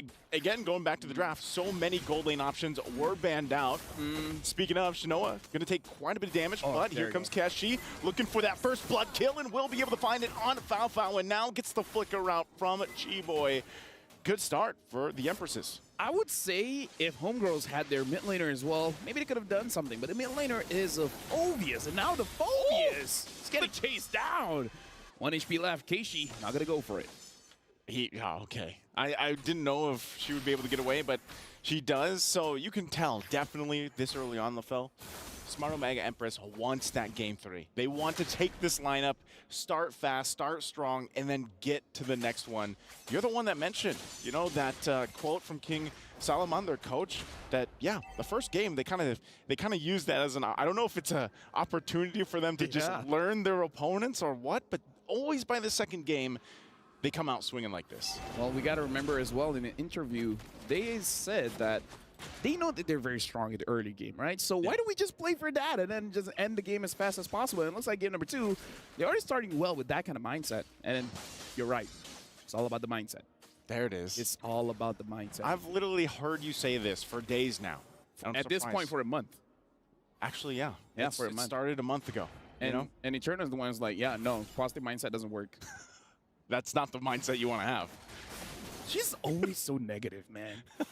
She's like, oh my God, I'm so worried about this people. What happened? That's how she sounds like. Oh, that's why she's not playing here like these women are, because, man, they have to have the mindset to win this matchup. And Amore, you know, she's got the Minoan Fury. She's holding on to it herself. She could actually find the setup. Final Slash going to be used right on target, trying to keep it from happening. Amore jumps out of the fight, but they're still going to go. Fracture already used from Keshi, too. They get forced back. Looks like they wanted more with that. Ash going in, but I think with that, GGHG just gets control over the turtle pit. Yeah, it looks like they were able to sustain way more than Smart Omega Empress expected. And again, I kind of feel like it's a combination between the heals as well as all of the dodging, because you got to remember that when the Phovius is jumping up and down, I don't think it's a full iframe. It's like a semi iframe where there are instances where you avoid the damage, and I don't know if it's real. I just felt like it. And first item C Halberd for the Ixia. Probably for the Minotaur. Probably, you know, for the Minotaur, it even helps a little bit with dealing with the Harith. Yeah. And even some of the sustainability that you're going to get just from, I mean, even the Brave Smite, right, for the Arlott there, the emblem. But I think it's funny because the last time I saw Ixia was in a different tournament, similar setup. You have a Tigreal and an Ixia. You're hoping that at some point, too, Shinoa gets the Sky Piercer, and you just hope to see that crazy slow motion setup of an implosion with a full barrage with Sky Piercer procs. If they can make that work, that would be closer to what you were talking about earlier in the previous game. 5-man implosion, 5-man full barrage, 5-man Sky Piercer proc. Oh, hold on. Quinn gonna get tossed over right into the jungle. You know, just taken care of real quickly. And now for the orange buff, she's going to lose that. Keshi working on it. Ash might be able to help stall that out a little bit longer. Looks like the rotation's going to come up. They get the information. They at least save the buff. Yeah, again, looking at the goal difference here, we got to talk about this, how even though Gaming Gladiators homegirls, they were able to secure the first hurdle, 2-0, 2 kills over to Smart Omega Empress, where in terms of the goal difference, about 900, 1,000 gold, which is okay. But now Ayanami taking a lot of damage, but Ash having to use the flicker is to make sure that she doesn't get taken down there. Whole lot of ankles getting broken there. A lot of flickers being used, obviously, for that exchange. But yeah, I think that's part of it, too. If you want to look at also the power spikes or the timings here for both of the teams, who has it faster here? In terms of the power spike, I actually do feel like Smart Omega Empress, Shinoa takes time, but everyone else, like Amor, Keishi, and Mirik just needs level 4, same as not Ayanami. So I kind of feel like they have the power spike advantage. To be fair, Honey only needs the Clock of Destiny, but it's about your opponent or something. There it is. Once again, the damage is going to come through. Demonic Force already popped. Getting the airtime that she needs, but still staying strong. And now they're going to force Smart Omega Empress back. Demonic Force being too much. Not Ayanami trying to get out, scoots out, but not enough as she goes down to Quinn. And even with the setup, with the implosion, it was not enough. And so that'll be another objective secured, but they trade it across the map. Tier 1 on the bottom side, that's Turtle in the hands of GGHG. If I could suggest, Mirai, don't look for anyone else. Just look for Chi-Boy, because we saw that counter engage hitting on to 4. Yeah. 4-woman knockup. It's about as good as you can get it if you can't get that 5, you know, at that point. So for Murray, even when you find those setups, that setup potential, even utilizing the flicker early on, sometimes you still got to be very cautious in that counter play, that counter punch with the lineup that we've seen so many times, especially with the Minotaur locked in here for Chi-Boy. So they'll kind of get, I guess this is more like a check, you know, you were building on that momentum early game for Smart Omega Empress. You go in for what looks like to be a good team fight, a setup, but then you kind of get just checked, you know, and that's exactly what GGHG did. And also you saw, Chi-Boy just picked up the Flask of the Oasis. We talked about how that is such a good item, even in the previous game. This is going to be a rare moment for me, Naisu, but I'm going to say it here. All right. Don't go for 5-man implosions. Don't go? Just go for 1. Just one. This time they're going to go for 2. There's the knock-up again. A Demonic Force going to be used. Ash and Fafu joining the fight. Shinoa also on the backside. Goes in with a full barrage. Looking for targets here to lock onto, but gets thrown into the wind. Ash there already using that final slash. And now, once again, they drag it a little bit further under the turret. Murray trying to keep alive, but they're just going to go full sending it under the turret to fight him out. A flicker going to be used by Shinoa. Can she outplay it a little bit further? Looking for another kill. She gets a double kill. Can she get the triple? She's waiting for time to get here. She heals back up. She gets a triple. Maniac. How does she do it? And now she gets the Savage. What an outplay. What an outplay from Shinoa. I did not thought that was going to happen. But like I said, you don't need 5-man implosions. Just do 2 and then get a Savage. Sometimes less is better. Now, we got to look at the STC replay here to see, like, homegirls, they were very ambitious here, which you can't understand. Look at Shinoa. She's so low. But look at that healing, right? The healing coming in from her own kit. And maybe this is why she grabbed the CA Halberd, just to make sure that those extra heals, it's not going to happen. And not Ayanami, that was a key onward. That onward was savage-able. Like, because of that, they got a Savage. Oh, man. What a play. You can hear the crowd love that, too. One bad thing, though. What's that? If she dies, that's a huge shutdown. That's a lot of gold. That's a lot of gold. That's the only thing that we got to preface here. So that's on the list now for GGHD. They're like, yep, all right, we got to go ahead and shut her down. Is that the first Savage of MWI? I think so. Right? I mean, I know we've seen Maniacs. We've seen Maniacs. I don't think we've seen Savages. I think that's the first. So there it is. There and also with that, like, she gets the Corrosive Scythe. I'm wondering what the next item she's going for, too. Demon Hunter Sword? Yeah, Demon Hunter Sword. But even with that, I mean, now they're going to... This is the thing. Mid lane, they're going to find it out. Full barrage already going to be dropped once again. Demonic Force might not be enough for this one. They're trying to get the positioning. Final Slash going to be used too. They finally get Murray, but look at this in the mid lane. They're going to be shut down a little bit further as she does fall. And Demonic Force from Hanny is too much. But here comes not Ayanami. The shield is there, the stun. And now Ash will help disengage. Talk about a swing back. Momentum continues to go back and forth. But GGHG wins that team fight. Okay, she went for the one-person implosion. Okay, get two. Get two at least. All right, no, we see the middle line, right? Don't do 5, don't do 1, do 2. But again, that's the big shutdown goal, right? We just said it. We literally just talked about it. You're on desk, LaFell. You got to be careful what you say. I would like to give my apology towards the management of Smart Omega Empress. I only have one thing to say. I'm just doing my job, man. Hey, you're stating the facts. That's what they had to do. They knew after the Savage, we got to get the kill. They got it. Now the gold's there. Obviously, also Skypiercer being picked up here by Kashi. So all this leads into a relatively even take for the Lord. You know, itemization-wise, it's pretty evenly distributed. They're pretty much neck and neck in terms of economy, but right now, who's going to get the advantage, the upper hand? And I would still say something that GGHG has to be careful of is that full barrage. Once they see that laid down, someone has to put the pressure on Shinoa and hopefully cancel it out early because it's a lot of damage that can be pumped out. But as we're seeing, man, Hani on this Phoveus. This Phoveus mid that pops up. Hold on. Speaking of, Demonic Force going to be used once again. Quite tanky yourself. And also in the bottom line, Shinoa going to be the one in trouble under the turret. They're going to dive in. Ash goes in, takes a ton of damage, but will go and trade it out. And it's a 1-for-1 trade. A 1-for-2 trade, actually. Conceal going to be used as well, pushing them back a little bit further. GGHG on the run here.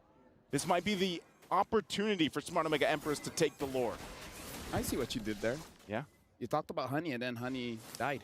Sorry, I threw it back to you. Yeah. This really is Malaysia against Philippines. More than one way. With that being said, now we're kind of going back to equal here. Every member is live, and now they're fighting around the Lord. I would say slight advantage to Homegirls just because they have the healing coming in from the Minotaur. But with that being said, there's honestly a lot more engaged coming in from Smart Omega Empress because Amora has the Minoan Fury. So Miri can pick people off. Just do 2 Implosion, and the rest of the members Amora can handle. So now you honestly have the perfect setup. You have 2 roamers, and both roamers can initiate the fight. So 1 for engage, 1 for disengage. So on one hand, you have healing. The other hand, you got a lot of good ults. Oh, plus the Edith.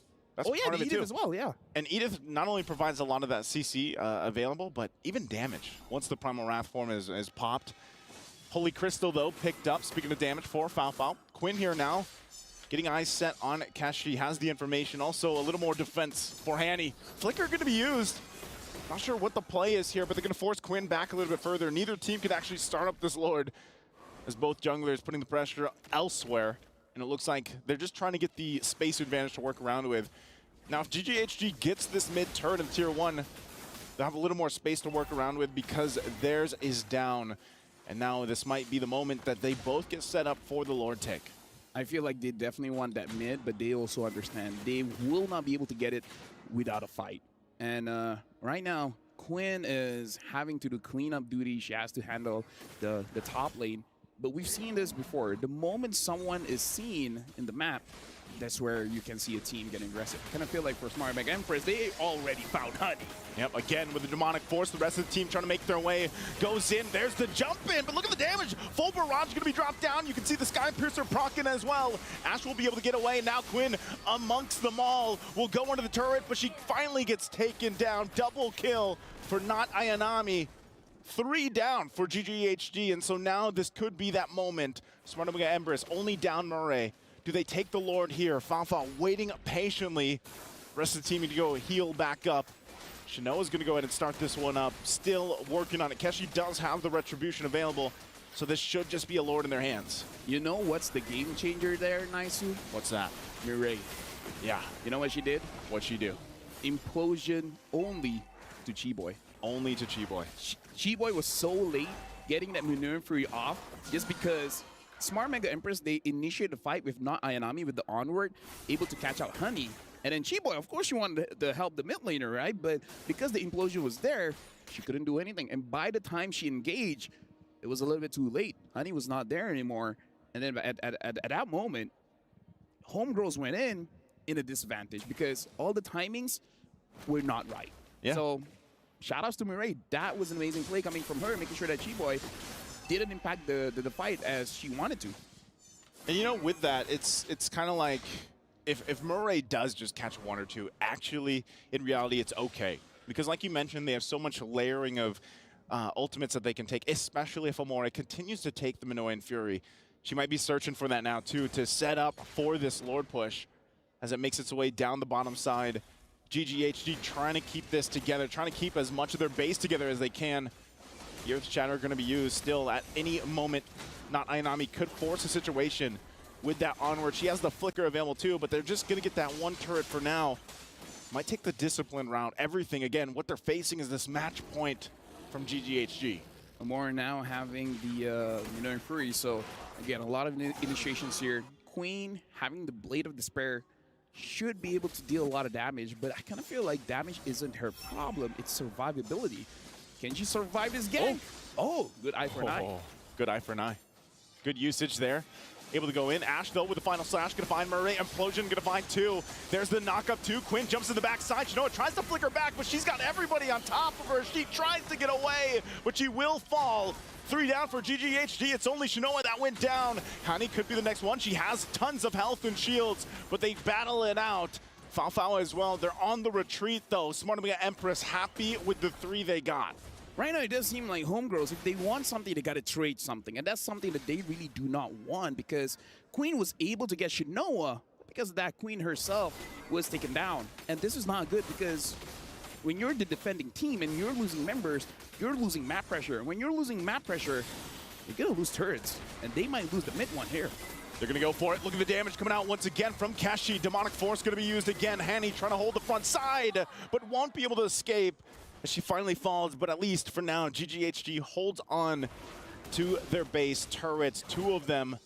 They only lost that one at the bottom side. And now, where does Smart Omega Empress continue to put the pressure? 15 seconds from the Lord coming up here. Are GGHG in a position to contest this Lord once Hani is back alive? If she responds and then goes to the Lord, sure, but I don't think Smart Omega Empress is going to give the time. As we see, the Lord is getting rushed down immediately, so Hani doesn't even get time to respond for this one, so they got to protect the base. Now, the problem is, look at the wave clear.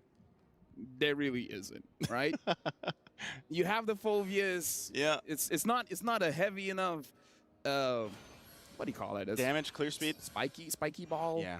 Spiky ball, ironclad. Yeah. Something. Oh, you talking about his chain, his weapon? Yeah. What's this called? Isn't like a, I don't know, it looks like a mace lantern. A mace. Okay, sure, let's go with that. The mace, lantern, flare, not the flare lantern. It's not enough to clear the minions, right? Yeah. The one that can really clear is Fafao, but Fafao needs to be in the Zalman Force to actually clear it, but... Quinn could, kind of. She will die for it. Maybe use the Electro Final Blow. Yeah, she can, but she will die for it, right? Because the moment Ayanami sees Quinn is going to take it down, so it's very risky. See how they kind of go with that risk. Mid lane turret's going to fall here. Lord makes its way to the base. G-Boy also picks up an Immortality. She knows she's going to have to play that front side, especially into Amore. And there's the onward. They're going to find Ash. They get the flicker out. Still Lord going to be worked on. Primal Wrath going to be used. They have to fight for it. Going to force a situation. A full barrage going to find multiple members. The knockups too. Multiple Immortalities will be popped. The final slash going to be used. But it's Cheap-Boy that falls. Keshi looking for another. Multiple people so low here. But so far they can't find Shinoa. As she'll be able to pop off once again, looking for another. Looking for the cleanup here. As Smart Omega Empress stays in the base. They approach to Shinoa, full health, full locked in, goes in, tries to clear the wave, and that's Ash gonna fall, and Quinn's gonna be next. But the tower lock is there as Quinn takes a couple shots, but it won't be enough. And we are going to game 3 as Smart Omega Empress takes game 2. And again, Mirai is, I would say, the disruptor here. But we gotta talk about not Ayanami on the Edith. Honestly, that Edith looks like the control to make sure that homegirls, they don't move around. Yeah. Like in this game, Quinn did not have a good game. Chi-Boy in the early, sure, doing quite well, but the moment they shut down the Minotaur is all good, is GG. And speaking of that, we're gonna throw it over to our experts. Isa pa para sa Pinas. For the sake of fairness, lagi sa to untuk rakyat Malaysia. One more for both. It's down to a BO1 in this best of 3. And yeah, it comes on the back of a savage 5K for Shinoa. Shinoa. I'm gonna get her name right now. Shinoa. That Ixia. I didn't expect it would be an Ixia that would be the salvation of Omega. So far, Shinoa has debuted successfully most out of meta heroes in MWI. And I understand why Chiboy is responding this way. Yeah. It's because she was still in the mindset of game number 1. She was still the same Minotaur that was always putting herself up front. And Omega Empress has successfully downloaded that fact. They know that, okay, whoever we find, Hani, Chiboy, sure, whoever it is, let's burst them down. And key to that is to maintain their resources. They held on to their battle spells. They held on to their core damage dealers.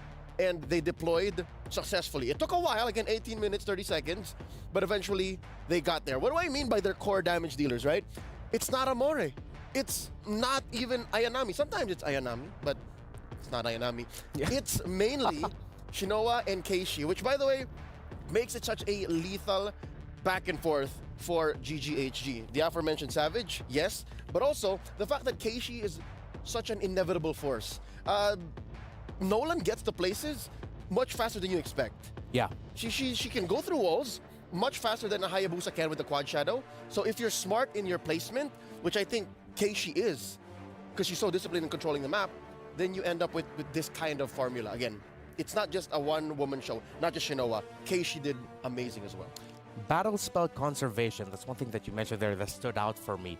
And maybe it's because she was able to conserve her flicker at the right time that the PlayStation MVP is Shinoa. You needed that flicker for this Ixia and you needed to maximize it. The draft that GGHG had with the Phoveus, the Minotaur, the Arlot, and the Benedetta, I really thought that would be it for this Ixia, but it wasn't. Yep, this is once more a replay for, honestly, a nomination for Play of the Day. I'll say it now, a savage for Sheen Perez. Shinoa here. We'll break it down later, all right? We'll break it down on a more cerebral level, but she used her kit so well, and I think key to that was, I don't know if you agree with me, but her first item, Sea Halberd, it allowed for that fight to be much shorter, and that's what they needed to do. They needed to shorten the time that the members of GGHG would fall so that Ayanami could follow through, and there would be windows of doubt for GGHG for the Savage to eventually unfold. Yeah. And one thing that... Oh, hey there, Ixia. How you doing? Hello. Hey. One thing that Lafel mentioned was the play of Mirai on that Tigreal, where eventually she readjusted her priorities of who she would be catching with her ultimate, with that implosion. And there was a moment we saw early on where the first major play that GGHG countered was the implosion strictly just for the Phoveus that has Purify. Eventually that was adjusted that Mirai said, all right, I'm really gonna conserve my implosion and make the most out of it. Once those Purifies are gone, once that Nolan has bursted this Phoveus, I will be able to use my implosion. And it helps that there are literally 4 sources of CC that could pull out the Purifies. Yeah. Again, battle spell conservation. If you're able to force out the Purify from Hani early so that she can continue demonic forcing, then all the more Keishi and Shinoa's job becomes easier. If not, then that's when you force out the implosion and then it comes through and then you layer it with maybe another Earth Shatter, another Onward. Because I think some people forget there is a stun in Shinoa's kit. There's a stun in the Ixia. Yeah. So if you're able to get that through while you're in full barrage mode, then even a Zaman-forced Harith, even a Harith hopped up on time magic will have to lay down and take a dirt nap. And that is it. One more game to decide the fate of these two teams. Omega Empress and GGHG have taken each other to the limit. But before we continue the story of these two squads from the Philippines and Malaysia, let's go on over to Eterna, who's with Maria. Hey everyone, it's Eterna here with Maria once again. We're backstage. Yay. It's nice to see you. Nice to see you again. Rachel Malati. Rachel I love Malati. her name. Yeah. Beautiful. Yeah. Yeah, that's my real name, guys, for those of you who don't know. Surprise. Anyway, yeah. I think earlier on you mentioned that you met GGHG before Yes, and yeah. you had a small talk with them. Do you know what the overall vibe is right now with them? Anything that we should know on the broadcast? You know, after they won against, not won, draw against Team Vitality, at least they scored one game. Mhm. It feels like they win this tournament. It feels like they are really confident they can go through anything. But when I asked them, like during the post game press conference, okay, how to avoid this overconfident thingy, because you just scored 1-1 against the best of the world, the best team in the world. They said that, okay, we know that this is a game that we just won and we made it to the playoff, but then we don't want to overconfident. We respect all. Oh, okay. Yeah. Okay. That's the vibe.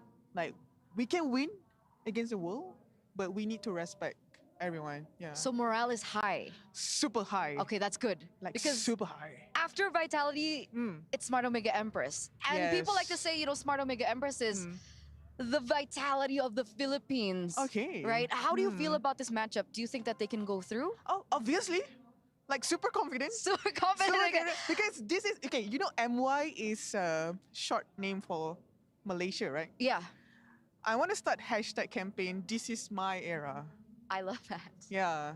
This is I the love beginning that. of my era. I mean, technically, it Yeah. still could be possible here at MWI. Yeah, they just show us against the Vitality. And yeah, and you just said Smart Omega is the Philippines version of... Yeah.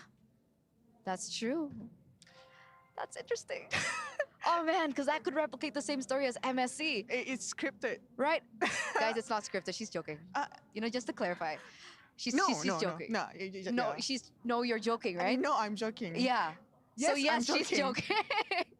Anyway, do you have a message for GGHG for their Yeah. next upcoming battle? Just do your best, believe in yourself. Like all the Malaysians supporting you. Even right now, because of your recent winning, the government also stated that they gonna give all supports to the MLB team. So just be yourself with boundaries, not like Lafel. And yeah, just have fun. Just be like you, homegirls. And this is our era. This is my era. And thank you so much for the hard work. Yeah. Okay, and thank you so much, Maria, for this interview as we're heading over back to the studio. Hashtag, this is MY My Era. Wow, thank you. You know, I really love that Maria there put the Lafell on glass. I didn't expect that. Thank you so much. Out of pocket. Kind of out of pocket. Thank you so much, Rachel Jasmine. Excuse me, Eterna, for the lovely interview with the lovely Maria. It's looking like, I mean, this could be the potential My era or the MY era, but there is still one more game for the Malaysians. They have to play up against Omega Empress. Looking back at what we saw here, the Phovius in the mid made sense. But it was responded to well by Omega Empress. Still, I really feel like Phovius mid is so risky. It's a acquired taste. Your lineup has to have agreed. Your team has to have agreed from a player to player and even to a coach level that, hey, this is not your traditional artillery mage, not even your utility or support mage. Yeah. So there was some semblance of promise here, right? Like you almost saw its full potential, and I may or may not be putting Reptar on blast here, but at some point he had his hands in his head, his hands in his head in his hands. It was miserable because there was a 3-for-1 trade, if I'm not mistaken, mid-game. Even after that Savage by Shinoa, which hopefully we can break down very soon. And that's when it could go well. That's when you can time out the stolen ult. You can time out the stolen the stolen angles. And if that works out, then yeah, the Phovius mid is beautiful. I think we can go back at that moment specifically. Will we be able to go back to revisit the Savage that Shinoa was able to show off? Again, these are the members of Smart Omega Empress behind me. The He's woman on the of line. the hour. He's on the line. That's her right there. Shinoa. Get the name right, Renmar. It's not Shinwa. Yeah. We also did sing the praises of Keishi. And again, you always have to consider the fact that Chiboy is a force to be reckoned with. She will always be in the front line, whether that be for better or for worse. And Quinn is not afraid, and she's not above getting her hands dirty. When you need her to steal a lord, she'll be there. When you need her to assassinate a soft gold lane marksman, she's there as well. And of course, Hani. Hani can pick up a Phovius and still show up. Again, a gold lane Phovius isn't for everyone. Or rather, a mid lane Phovius isn't for everyone. I think I can count in my hands, I don't want to say in one hand, but in my hands, how many times a mid lane Phovis was picked across many different leagues and regions that here now, even Hani, I gotta tip my hat off to her. Well, there were times where I really was feeling like looking at that Phoveus. Wow, Omega Empress has to spend so much just to take one pick down. But okay, going from Shinwa, let's go on over to another player I'd want to focus on the side of Shinoa. Sorry about that. Shinoa. Continue. Look at Keishi this time. In person, when you get to meet her, she's quite very low-key. Soft-spoken. Soft-spoken. And her playstyle is somewhat similar. Excuse me? Drafts up. I don't think this is what we should be seeing. Yes. We'll be repairing this. Yeah, it we're will repairing be, this. This might be a... It will be amended. It will be amended. That isn't the actual draft, but we can go back to Keishi. Yes, sir. Talk to me about Keishi. What she I'm does, a big fan. I'm a big fan of Keishi too. Like when I got to interview her, she really is the type that she just goes with the flow. Literally, I asked her, who are you looking forward to face? It's like, I'm looking forward to face anyone. I thought they would mention everyone. I thought she would mention Vitality, Vega, of course, but she didn't put a lot of focus on the Indonesian teams, and she just said, you know what, just give me anyone. I'm ready for anyone. Truth be told, anyone includes GGHG. Yeah. And currently, they are who stand in the way of Smart Omega Empress from breaking through third place. But take this as well. Talk about GGHG. What if they snap into a different mode? What if they get a brand new laser focus and they show us something else? Because it's one thing to take the momentum, to have the momentum taken away from you, right? After winning game one, oh so dominantly, and then suddenly, you know, losing to a Savage. So I hope and pray that GGHG have something left in the tank. I'm sure they do. I mean, a pick that can rock Jushin really well, a pick, team, excuse me, that can rock a gold lane Bane, that has excelled with Zask, tells me they are a team that is ready for this current meta. And for this current meta, heading into today, if I'm not mistaken, some of the top picks that we've seen, the Terizla, Claude, Edith, Julian, and Ruby, those are our top 5, with the Minotaur, Harith, Valentina, and Roger very close by. So with these picks that I mentioned, are there anything there? Is there any pick there that you feel like would be a respect ban for either of these two teams? Let's start with Omega. What would Omega want to take away from GGHG? Oh, Minotaur. For sure. Unless Valentina's open, because we saw that works now, right? Yes. But to hone in on what you're trying to get at, I'm gonna cut through A and B, jump to Z, or maybe should I say T. Yeah. The odd lack of the Rizzler. Group stage was all about the Rizzler. We saw teams first picking Terizla left and right, and now suddenly, save for Smart Omega, they actually love the Edith. Where's Terizla? What if Edith gets banned out? Maybe they should consider that if it doesn't get banned out. I agree with you. And I really agree with you with the Minotaur. At one point in this tournament, I think this was the updated stats from yesterday, heading into the knockout stages. Please correct me if I'm wrong. He had close to a 70% win rate. That's how effective Minotaur has been for MWI. Edith with 62%, Valentina 66, almost 67. Terizla, because with how much he's been used, is teetering around 47, 48%. But then again, it's just because he's been used so much. Yeah, the sample size will do the stats dirty, especially if you pick it high enough. As well, Roger, if I'm not mistaken, like Roger should also have like a close to 50-50. Roger, surprisingly enough, is usually banned. There you go. So he's just that much of a priority in the pool that he's protected. Yes. If I'm not mistaken, out of the most banned heroes at some point, okay, he's not the most banned, but he's in top 5. The top 5 most banned alongside Ling, Chip, Jushin, Angela. Roger is there at the number 5 spot. At this point, I think you're really just thinking of banning one hero per side, because there's always 2 that's automatically taken out, and then you just get 1 that you can adjust and modify. Here we are, the draft. One of the heroes that you mentioned earlier was Edith. Instead of that, maybe pick up the Terizla. Maybe that will be an option for GGHG as they first ban that. Omega Empress, if there's a pick I would like them to respect, it would be the Claude of Fafao. but they will also respect the Zask that we mentioned earlier for GGHG that they rock in the mid. Second band now for HG, I would like to see them consider taking out the Angela, maybe the Valentina. I think they're just going to start attacking Shinoa here. But here's the thing, attacking Shinoa is most likely an exercise in futility. You know she has a Melissa, you know she has an Ixia. Very rarely do they have to kind of set up around her. There's the Lingban, still at large, the Roger, still at large, the Zhu Xin, the Chip, the Lo Yi. There's so many heroes out there. Oh, and of course the Valentina. So we're gonna see a Lu Yi or a Chip, or Lu Yi these days just kind of gets snubbed. If I'm Omega Empress and they, Chip's open. Good thing they Would ban you out the rather juice deal in. with the Chip? I mean, if they go Chip here, you obviously go Arlo. You gotta go Arlo. And I feel like Omega Empress could potentially... Ooh, they don't go for the Chip. So Chip, LY, Arlot, all open. Yep. Harith still open. Would Mirai do Chip? Would you get 2 power picks with 1 pick right away? You rush Chip Harith? Lo Yi Harith? Okay, Lo Yi Chip. Lo Yi Last Chip time I saw that, it was a little disgusting. Yeah, but I still lean towards the idea that it can be a little bit overkill. So they go for... Whoa! Do they just snub it entirely?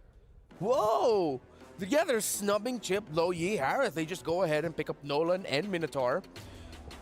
I mean, we did talk about the win rate of Minotaur now at 69% and counting. Nice. 16 times. Yes. I mean, at around 10 or 11 wins. It's easy. Again, if not for the Valentina, the Minotaur would have single-handedly and dominated the game. Chi-Boy is notorious for that. So, with that said, no Valentina on the board. How does GGHG respond? Do they pick up the Arlo this early? Do they pick up a Tigreal this early too? Because again, I think the Tigreal is great against Keishi. Yeah. It's great. Ruby's also out there still. I'd rather the Ruby than the Tig. If you're going to pick up the Tigreal, could be later. I would like the Ruby now. Oh, but this is also really great. You pick up the Lo Yi, self-sustaining, great crowd control.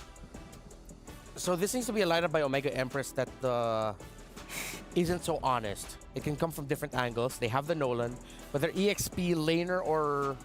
No, yeah, their EXP laner needs to be coming off, needs to be able to come off from an off angle so that you get the Lo Yi out of position to maximize her rotation dispersion. All right, there's the Arlo going into the hands of not Ayanami, which is a solid answer to Lu Yi as he is an answer to the Chip, right? Yeah. Like, as long as you know where the angle is coming from and you're able to relocate, you can just final slash whoever comes through. And what's scarier about this is there's no way out.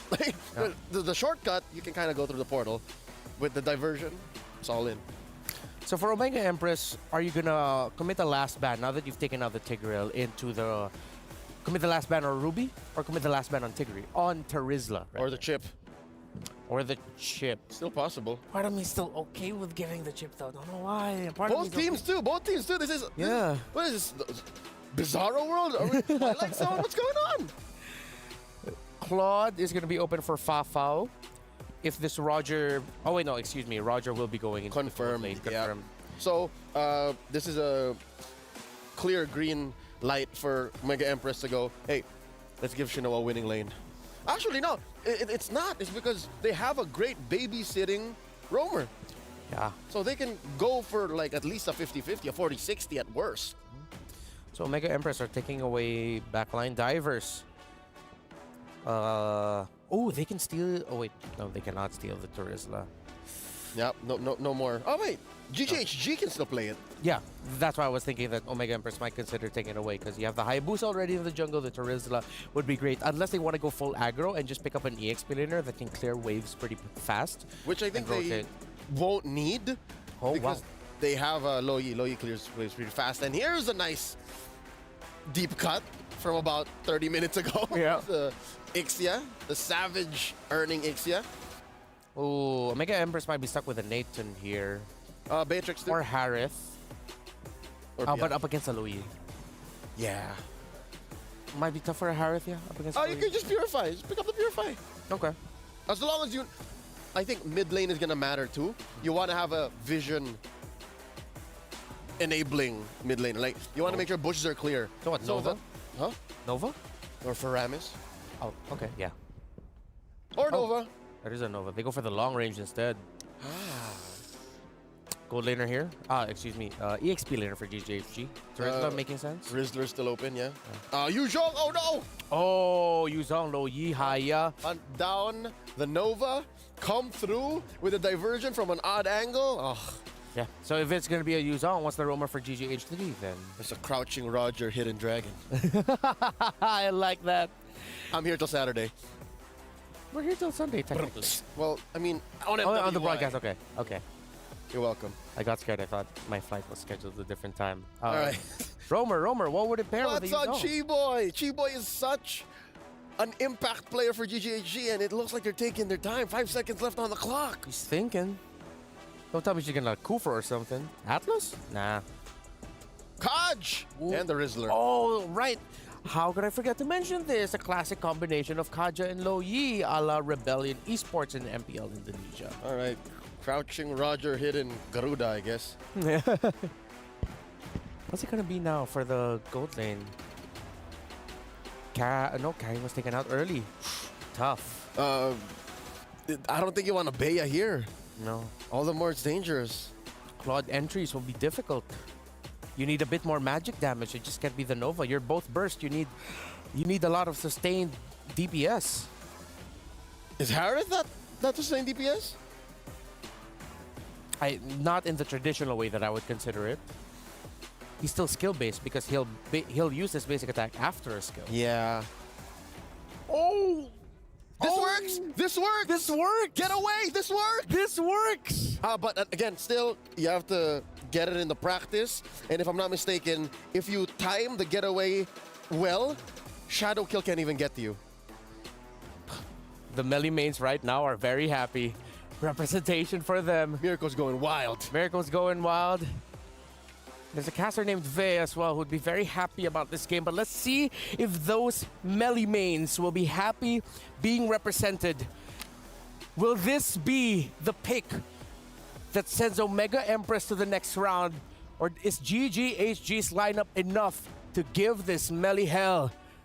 This has been me, Reptar, here with Leo. We'll be back later, but now we'll send you off to Lasu. Lafel Naisu, how you? Lesu? There's an actual Malay word that Lesu means. Yeah. It means tired.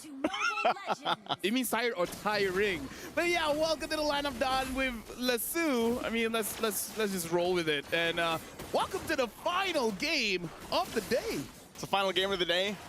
Hey, we got to see a Savage earlier, and now it comes down to this. When I was looking at all the series today, I was like, you know what?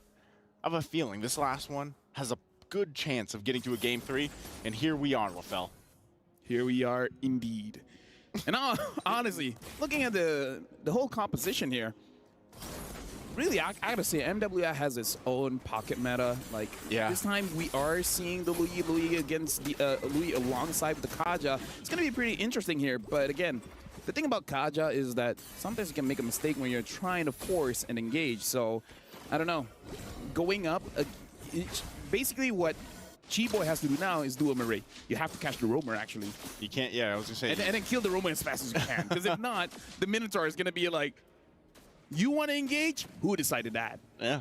And, you know, the thing about it is, I guess when you look at the Kaja, because this is a pick that it's always there, kind of like in the back pocket of a lot of teams, but it's very specific situations where they bring it out. And I think in this case, the Kaja is going to help. You're really just trying to get the numbers advantage early on, but you have to make it happen fast. And I think part of that is utilizing the fact that this is a Lo Yi. You can go in with a diversion, make some surprise picks happen. But if it doesn't happen, then you have a response, especially from Marais, especially with the final sash. And I think it was a great pick, a genius pick to pick up the Novaria, a hero that has been slept on through MWI a little bit because you're just playing for vision. You know, you're looking to get at least a vision, at least a sense of where the rest of GGHG is. And even for Shanoa, I think the experts handled it really well about the whole go away, the way that you can actually time that correctly to even deal with Quinn in a sense here. So we'll see how it works. We've seen Melissa at least a couple times. I've been hit by a go away once. Have you? It was not pleasant. I did not see that coming. And I gotta see, I was hurt. What were you playing? Oh, not MLBB. But anyways, now not Ayanami as well as more. Taking a bit of that. Chiboy gets taken down. That's a good final slash from not Ayanami. We'll see if she's able to get away, and now Murray there to help him out. There's the Minoan Fury, gets the knock up into the air. Quinn goes, and Quinn will fall 2 down. Monomega Empress gonna get everything in this exchange. 2 kills plus the objective. Well, we saw quite a bit of mistakes coming in from Homegirls there, where essentially the abilities are not hitting anyone. And you don't want to see those kind of mistakes in the final game of the day because, again, Smart Mega Empress, they're good at the early game. And after game number 1, they're going to make sure that they hold on to their lead. Looking at the goalie here, Fawa is not having a good time. Ooh, yeah, not having a good time. Also, not Ayanami going to go ahead and pick up. Oh, hold on. Gets the Thunderbelt already, but look at this. Oh, they know. They know. They have an idea, and that's why the Navaria is so good. And now they might actually press the situation. Murray going to jump in. They forced Chiboy back. They couldn't get the kill they were looking for, so at least stopped in their tracks for now. Now Quinn going to join the fight. The shadow kill going to be used. It's all on Murray. Go away is going to be dropped down, but it's not going to be enough as Murray falls. Good response from GGHG. Yeah, at least they get something here.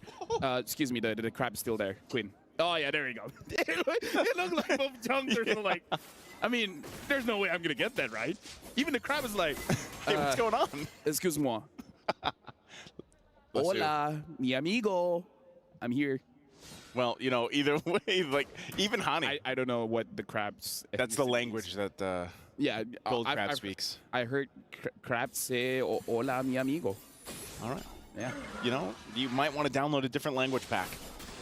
Maybe that's probably it. Yeah. Either way, right now looking at the items here, the Arlet, very fast Thunderbelt here. I'm going to make sure that he's going to be able to stay in quite a while. And the Hunter Strike on the Nolan is going to provide quite a lot of trouble. Quinn opts for a Sky Piercer, and you know how I feel about Sky Piercer on a Hayabusa against the Minotaur. If they can pick up the Minotaur, it's going to be good. But if they don't do it, then they're kind of wasting an item slot. I think it's part of playing the part. The whole fact that you have the Kaja. You know, you want to get that pull in. You want to be able to get that Sky Piercer proc off. I almost also would have liked to see maybe if Chiboy picked up the focusing mark instead to go with this. You know, to get that burst potential down and get that numbers advantage, but this is what they're going to go with, Quantum Charge, and now the fight for this turtle. Final Slash going to be used. They get a couple flickers out too, but it's going to be Quinn that gets the turtle, and now Murray in trouble. That's the Sky Piercer procking right there, and she's still going to be going, forcing them back a little bit further. Turret is going to be grabbed down in the bottom side. That's the trade. But they might still go for more. Not Ayanami, going to be all by herself. Multiple members here from GGHG on top, and now in the mid lane. They'll keep control of it, but I'm not sure. Do they still push this in? Not Ayanami going to have to watch the turret just go down here. So good trades. I mean, a trade across the map, and you go and look at the gold. It's pretty much even for both, even down to the kills here. And Turtle, so it's pretty much an even game here, Lofel. So for that one, the reason why Homegirls were able to get a win was because of Chiboy. She was able to lock down Mireille mid-animation of the Minoan Fury. So she was able to stop that big ult. If she can continue doing that, then we got a game here. Well, shower kill going to be used just to put a little bit of pressure. Not much going to happen there. Quinn might as well just go ahead and use it once she has it available. And if they can get a, pick off at this point in the game, it's going to be great. But you can see, obviously Quinn still needs a lot more damage. Hunter Strike's already available here, of course, for Keshi. She's working on the next. And like you said, you have some defensive items too locked in, but nothing just yet for Murray. What would be the right item for Murray to take first item here against this lineup? Honestly, I would even rush the Flash of the Oasis just because you're facing against a bursty kind of lineup with the Roger as well as Hayabusa. Might as well just make sure that your teammates will get extra shielding as well as heal. So personally for me, I would rush that, because if not, then you can build the small item of the what you call it? Which one? It's an armor item that reduces the damage. Still plates? Yeah. Oh no. Hold on. Still going to be more. Wow. Talk about clearing that up. Oh, and she's going to flicker out, avoiding getting set up there, but they are going to have to trade the objective. So the turret's going to go down here. And so they'll go ahead, go for the trade. A more. Is going to be used? Yeah, she's going to be fine. But this is the turtle. That's what they're going for. Ash going to go in. Flickers on in, forward, but fighting for it once again. Murray not going to find the connection she's looking for, and Quinn will somehow get the turtle. Ash going to be the one to drop, Murray going to be next. She goes down there, the rest of the team on the back end, and they'll get zoned out, but there it is again. GGHG somehow getting that turtle, getting the exchange. Do they get more? Not Ayanami jumps in to keep the turret alive. I'm gonna say that was overextending. Personally, for me, that was a bit more aggressive than I wanted it to, but they made it work. You know, like, they trusted Ash. Ash went in. Oh, now Honey still survives. Honey still survives. Good try there with the final slash, but not Ayanami, not going to be able to get that one. They trust Ash. They trust her. Even I was like, okay, Ash, you already missed your ult. You're still moving forward. You're taking a lot of damage. And still, she says to Quinn, is like, trust me, you need the right mindset.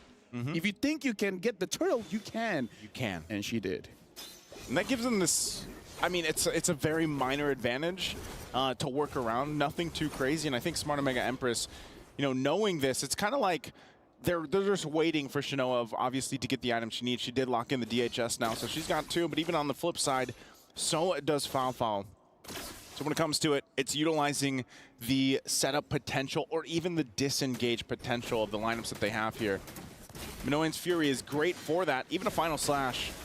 But they go in once again, looking for the engage. Go away, are we going to be dropped? And now Ash can't get in range. And now still fighting for it. Not Ayanami going to pick up a kill. Gets the stun with the Vengeance, with the shadow kill on the backside. Looking for the right target, and Quinn won't be able to find it. Not Ayanami giving the call, going in once again. The Vengeances are going to be there. Murray jumps in, and she gets away, but not Ayanami going to be the one to fall. And they go back again, not wanting to overextend. But I don't know, man. Would you say Smart Omega Empress comes out with that win?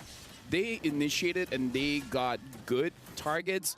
It would be better if Homegirls did not trade, but the fact that Homegirls did trade, I would say it's pretty even. We're going to look at the STC replay here where we see Marie able to catch 2, and because Ash understands that she's not going to get away anyways, might as well try to engage. And Quinn tried to go to the back line, try to get Keishi or more, but again, because everyone's so clumped up, they're all looking good.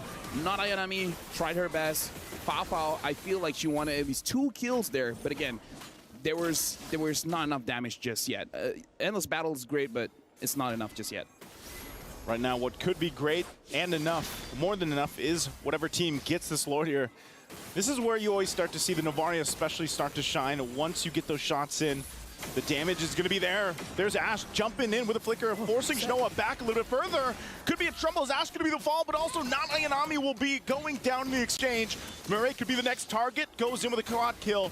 The quad shadow won't be able to go in any further. Once again, fighting for this space, fighting for the Lord here. Chi-Boy in the front of the fight, but it's going to be a reset. Yeah, definitely, because Homegirls, they got to be careful because the Minotaur is still there. The Minotaur is still healing. Shinoa as well as Keishi can deal a lot of damage. So I feel like for Homegirls here, you don't want to overextend. You got your advantage. You get away. If you get a catch, that's amazing. Looking at Chi-Boy, still having the ult, you can pull someone in. Preferably pulling in the Mireille. The thing is, do they have enough damage? Fafao just completed her...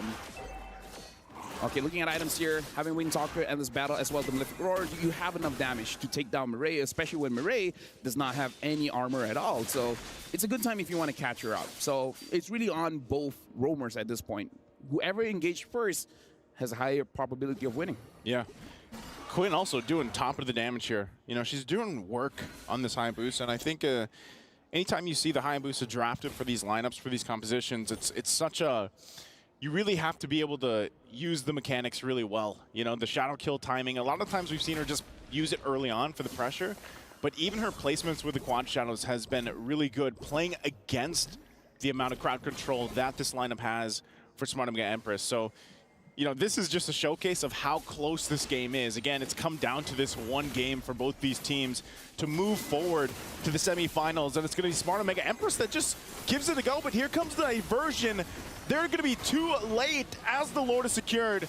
Unless something can happen, Conceal going to be used. Chiboy might pull, not Ayanami. Is that the right target? They're going to force them to fight. A final slash going to find 2 targets. And now still working at it. She's going to fall next. Keshi trying to join the fight, but Murray falls as well. They still have the Lord. Do they want to fight this? Foul can't get the kill on Chinoa.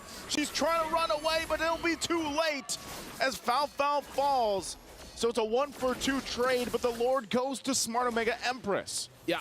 I feel like, yeah, just a little bit too late. I feel like Smart Omega Empress, they saw Quinn down at bottom, and then they just called it. It's like, we got to do this now. While all of this is going on, STC replay here, I feel like the targeting coming in for Homegirls is a little bit off because it looks like they're going for different targets here. Fafao is going for the damage dealers. Everyone else was cutting back. Not really their fault because all of their HP was so low. Yeah. It's more on Fafao being a little bit too aggressive here. But something I do have to say is 30 minutes in, and I don't know why. Ash only has 1 item. Kind of doesn't make sense. I don't know why Ash only has 1. Like, I feel like we've seen the item pop up quite a few times. I don't know if it's a bug or something, but why does she only have 1? I feel like at this point, the minimum you should have is 2 because you're the EXP, you're not a robot. Yeah. Interesting to point it out. Yeah, just 1 item. Yeah, she's only got the Dominance Ice. I mean, she picked up the Fury Hammer probably early on just for the lane. The thing is, their gold is not different. 5.4, 5.9, 500 difference, but looking at the Arlet is going to finish the 3rd item first. Right? Yeah, interesting. I mean, it looks like they have, what, 2 conceals? Oh, Quinn, wow, she just deleted. Diversion going to be used, but they won't follow up on that. So with this, once again, it's just going to be put the pressure on the bottom lane. That's the game plan for Smart Omega Empress. Want to get as much territory as they can. And now eyes set on the base turret here. 4 members for GGHG. Is it going to be enough to hold on a little bit longer? Base turret still standing for now. Not Ayanami on the front side. They're going to jump in. Murray there too, looking for this kill on Ash. Ash Immortality going to be popped. There's the final slash. The Chi-Boy will fall, and now Ash could be next. They get the stun. It's a double for not Ayanami. And now they're going to take the discipline approach and back off. They still have a tier 2 in the mid lane to work on. Right now, Homegirls is definitely in a bad spot. Looking at STC replay here, it does seem like Chi-Boy is not going to have a good time trying to force a fight because now with the map pressure that they have, Smart Omega Empress, they can initiate. Mireille can do whatever she wants at this point. And looking at the management here, they're not really pleased with how the game is looking so far. Well, at least for Homegirls. Yeah, for Homegirls. Smart Omega Empress team looking really confident at this point. Look at that, Hanny just deleted with a combination from Keshi. 5-0-4. This pick really paying dividends here, and now I'm going to work on the Lord. Not sure if GGHG can really turn this around. Conceal going to be used from Chi-Boy. There's the jump with the penalty zone, and Quinn going on the backside too, going to force them back a little bit further, even with the go away. But Quinn will find Keshi. Final slash can be used. Chi-Boy going to be next. Chi-Boy will go down. She's out of here, but Quinn still there. Not Ayanami going to try to keep her here at bay. Quinn goes in with a quad shadow.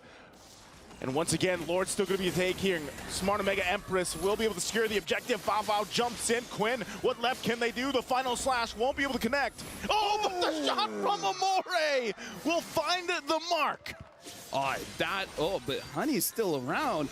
Homegirls, they really don't want to let this Lord go. They're like changing shifts at this point. It's like, okay, now it's my turn, now it's your turn, now it's my turn, now it's your turn. Make sure they don't get the Lord, but looks like they don't have much say for this one. The Lord is going over to Smart Omega Empress. It's going to be the trade right there.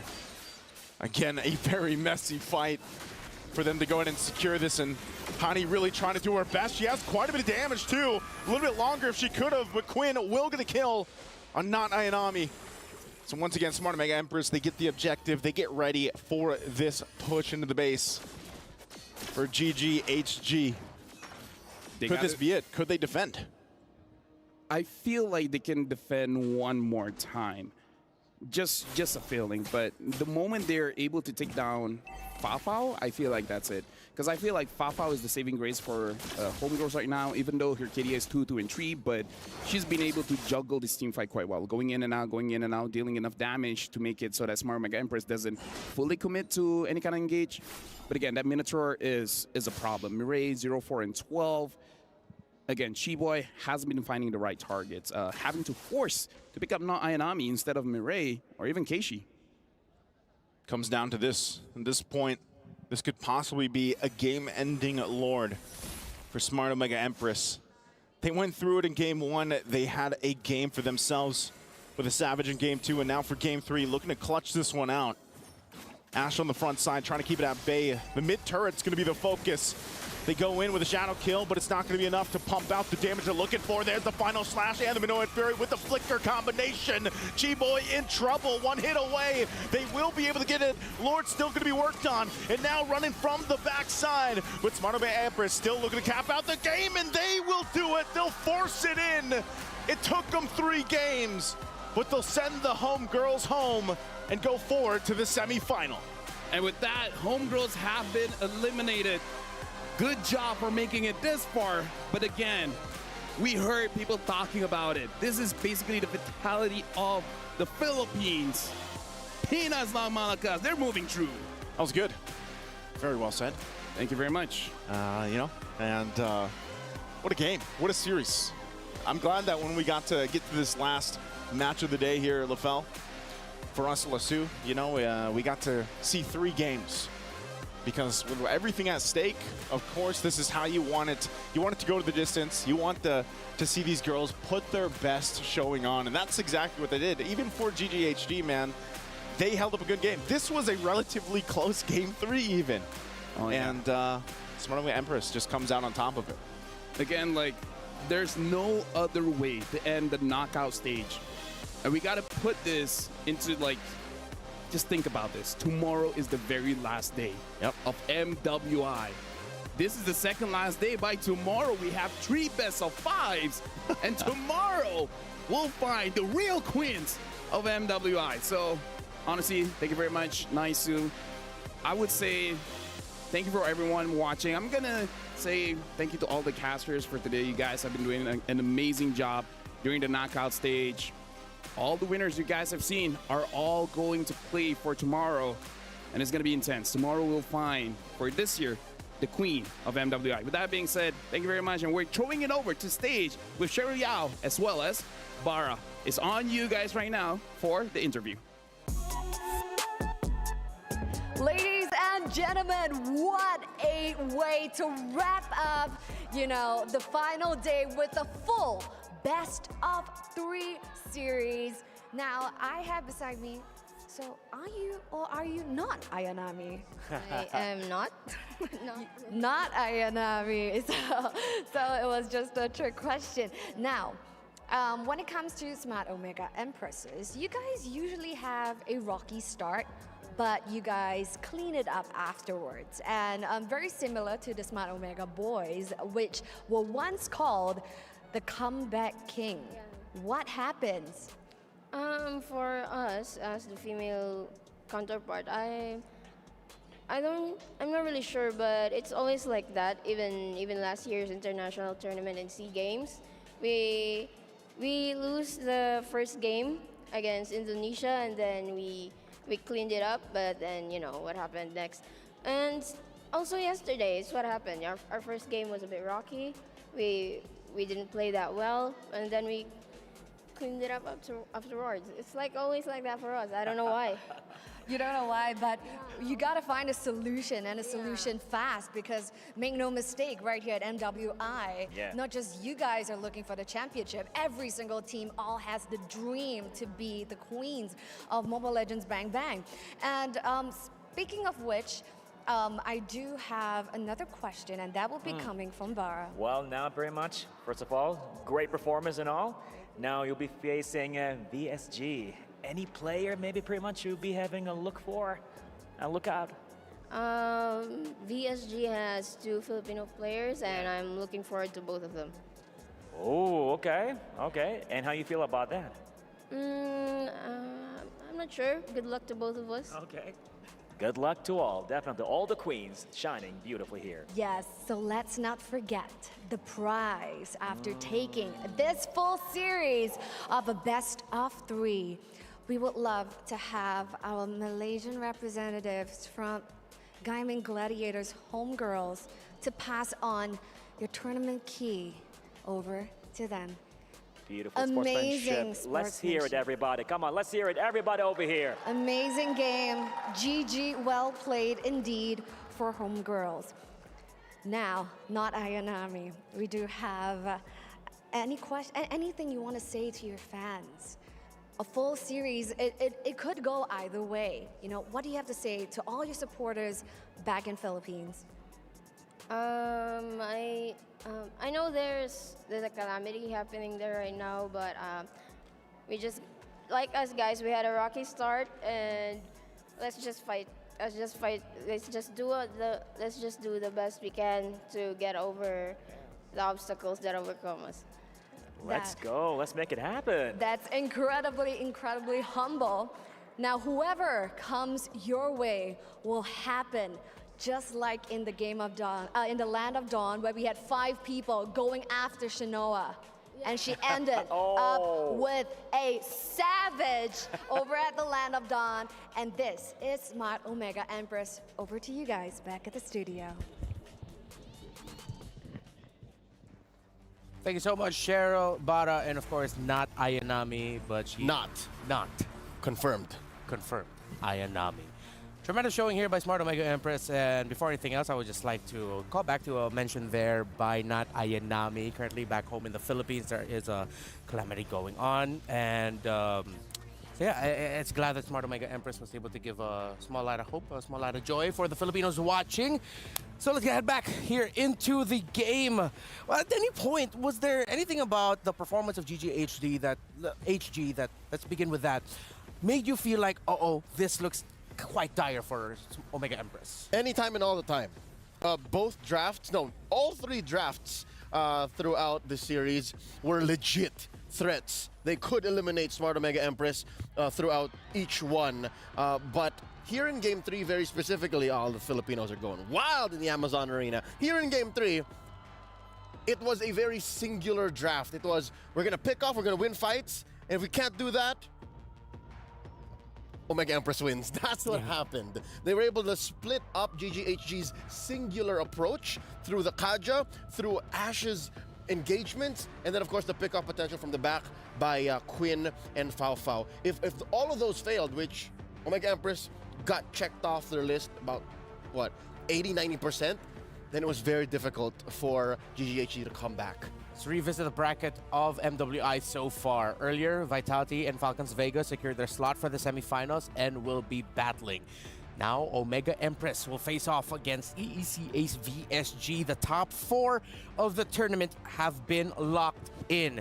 3 teams there were expected to make it to this point. Now, they have a wild card amidst them, VSG. But let's focus now on what we just saw here. Smart OMG getting the W over their opponents, GGHG. Lots of G's. Let's welcome our MVP. It's Shinoa, the goal laner of Smart Omega Empress. Shinoa, how are you feeling? Getting a savage here in MWI? I'm feeling great, and actually I was expecting it to do good in Iksha Hero Pick. Okay. Why Iksha specifically? So did you prepare the Iksha for MWI? Have you been spamming her a lot? Oh yeah, there are so many using Harith, and I think it's a counter. So you think that Iksha's the counter to most of the gold laners we have now? How about the Melissa? You've shown the Melissa twice now to great success. 100% win rate now on your Melissa. How did that come about in your training? You prepared for Melissa too. Yeah, I was spamming Melissa and Iksha.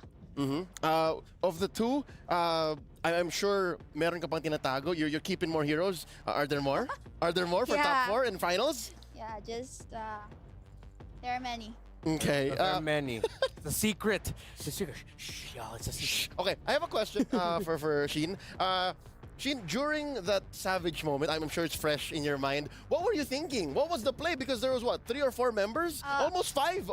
Literally 5 members of GGHG on you. What was going on in your mind? They're coming at me. They're all coming at me, and I was calling my teammates that hey, come here, I can do this. And actually, I was feeling great. It was savage.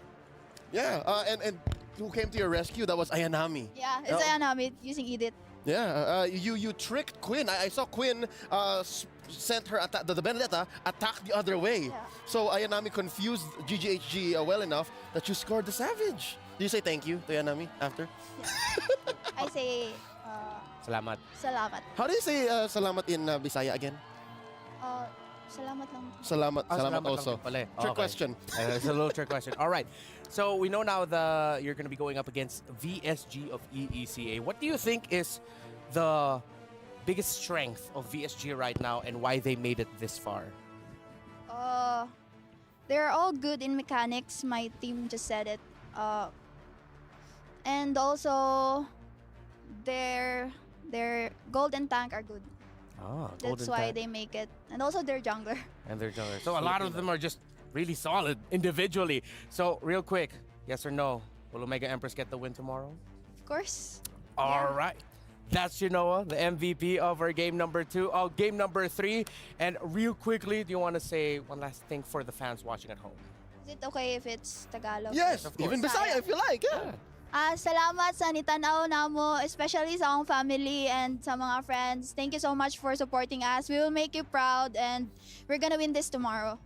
Thank you so much, Genoa. Congratulations to Omega Empress. And now I think would be the perfect time to check out who our MVP is actually for that game number 3, and it is none other than Amore. The Novaria. You mentioned, Leo, in the draft, they needed vision and they got it in spades. It was an all-in vision. The alternative was the Faramis because, again, there was a lot of team fights wherein Smart Omega Empress came this close to death, but apparently they played well enough with space that they didn't need that. What they did was lean hard into vision and the inevitable scaling of Novaria, wherein she got maybe, a couple of from downtown shots. Like, definite three-pointers from Amore. Yeah, there's that one death that you see on Fafao. That was on the hands of that Novaria. That's her. And that's her. And that was a moment where Fafao actually needed to survive because that meant that GGHG could have come back for a fight. But that one stain, that one death, that continued the turnaround for Omega. And in a way, it made the diversion a non-starter. It made going into weird angles almost impossible because, you could check this bush. If no one's there, throw the Astral Echo the other way, and it's almost as good as it goes, right? That's all Novaria. That's all Amore. Are those rocks around Novaria? I've always wondered. Those are galactic meteors. Where? Galactic meters. The ones like floating around her like a halo. Yeah, she is a cosmic being, so... That's true. Yeah. That's part of her, I would say, her costume. Yeah. it's not organic. That's not her body. Yeah, I get you. And that hero was the PlayStation MVP hero pick. It's time to check out the El Gudia MVP or plays of the day, because it's now time for the play of the day where we review some of the top clips from today's action. We're going all the way back. Here we have Vitality versus Zeno Lilies rather, and there were promising moments here for the Lilies actually. Yeah. And this was the Alice Angela pickup of the great counterplay actually coming in from Team Vitality. You know, that about this series, especially Chell. Chell is an incredibly solid gold laner. If she's not popping off, she's just like not dying. She's so stable. Yeah. She is Stable is the right word. There you go. She is giving just rock solid, just building vibes. Yeah. And it was just a great effort by the entire team to make it work. Countered it. Thought it would be over for them, but now let's revisit Falcon's Vega. One of two mid-lane Foviai? Fovias. But of course, you can't count out Falcon Vega's understanding of the metagame and fundamentals. So despite all that, here we go. If I'm not mistaken, you say Chinchaw. Damn you, Chinchaw. Like, this was a good fight for Net Angels, but look at the base. The split push there coming in from upper left corner. Chinchaw. Right. There it is. Go. What a Beautiful. split push end there for Beautiful. Falcons Vega, and you could actually see the heartbreak when that happened for Net Angels because that looked so competitive for them. They could have won that. Look at that beautiful smile. She was devious. Yes. She knew what she was doing. The energy I got was, oh my god, I can't believe that actually happened. Or all according to plan. You'll never know. We'll have to ask Chinchaw. You're seeing C9 go up against VSG.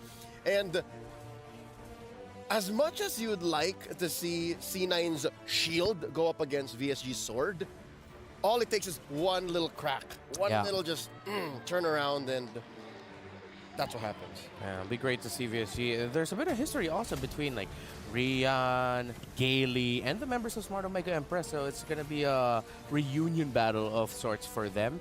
And this was just from the series that we watched, game number 3 of Omega Empress versus GGHG. Of course, with that Melissa. The Melee mains are well represented. That's 2 victories already for Melissa, undefeated. And last but not least, from game number 2, the aforementioned Savage by Shinoa. Can confirm now, she was actually calling for help. And here comes Ayanami, enough of a distraction to make Quinn want to go for the Edith instead of Shinoa, who would then just kill everybody.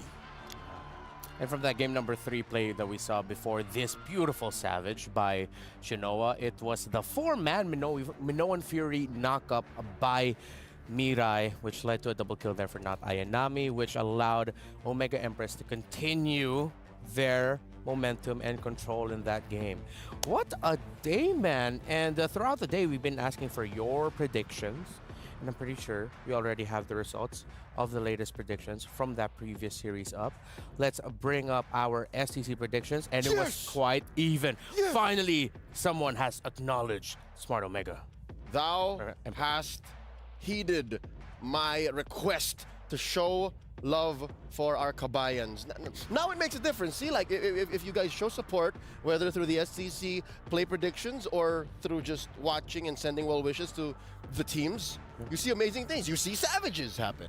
Yeah, but what I also feel like is with those predictions, this is a perfect time to acknowledge the rising star that is Malaysian MLBB Esports, not just on the men's side, but on the women's side as well. Of course. GGHG's roster don't have the same amount of playing time and experience as the roster of Smart Omega Empress does. Some of them has been doing this for so long, and they've been doing this as this entire group for a whole year now. Yet they take it to the wire. Yet we see a game 3 that really could have gone either way. So kudos to GGHG, to the homegirls, the Diamond Gladiators. We have to see you guys very, very soon. Yeah. Now, I know that in the game right now, there's a lot of skins. There's a bit of a fair for the youth. The youth fair is here with incredible bonuses and exciting events. You can grab multiple permanent skins for free, just like Sylvana's Classroom Charm and its painted skins Classroom Glam. Both skins I do not have, and I'm jealous of anyone who does. More exciting events will be revealed, so watch out. Do you have those skins? Yes. You do? Dude, I've been spamming Bane and Jushin. How can I not have the skin? All right, you go. Pretty, by the way. For a skin you get for free, you feel like, hey, I should be paying diamonds for this, but thanks, Moonton. All right. Thanks. Okay, yeah, you have the skin. You have the skin. Do you want to say the thing? The next thing is scheduled. You know, you be the one. You have the skin, so you be the one to say the thing. Yeah, you sulk over there, Reptar. Ladies and gentlemen, folks around the world, do tune in. Tomorrow we are coming to a conclusion. MWI 2024 ends through a back-to-back-to-back best of 5. That's right, starting off with Vitality versus Falcons Vega. It's civil war here for the Indonesian queens, the uncrowned queens versus the de facto dominant force in women's MLBB, and of course VSU versus OMGE, and then in the grand final, whoever wins those first 2. Yeah, we'll be seeing the semifinals and the grand finals tomorrow. It's packed.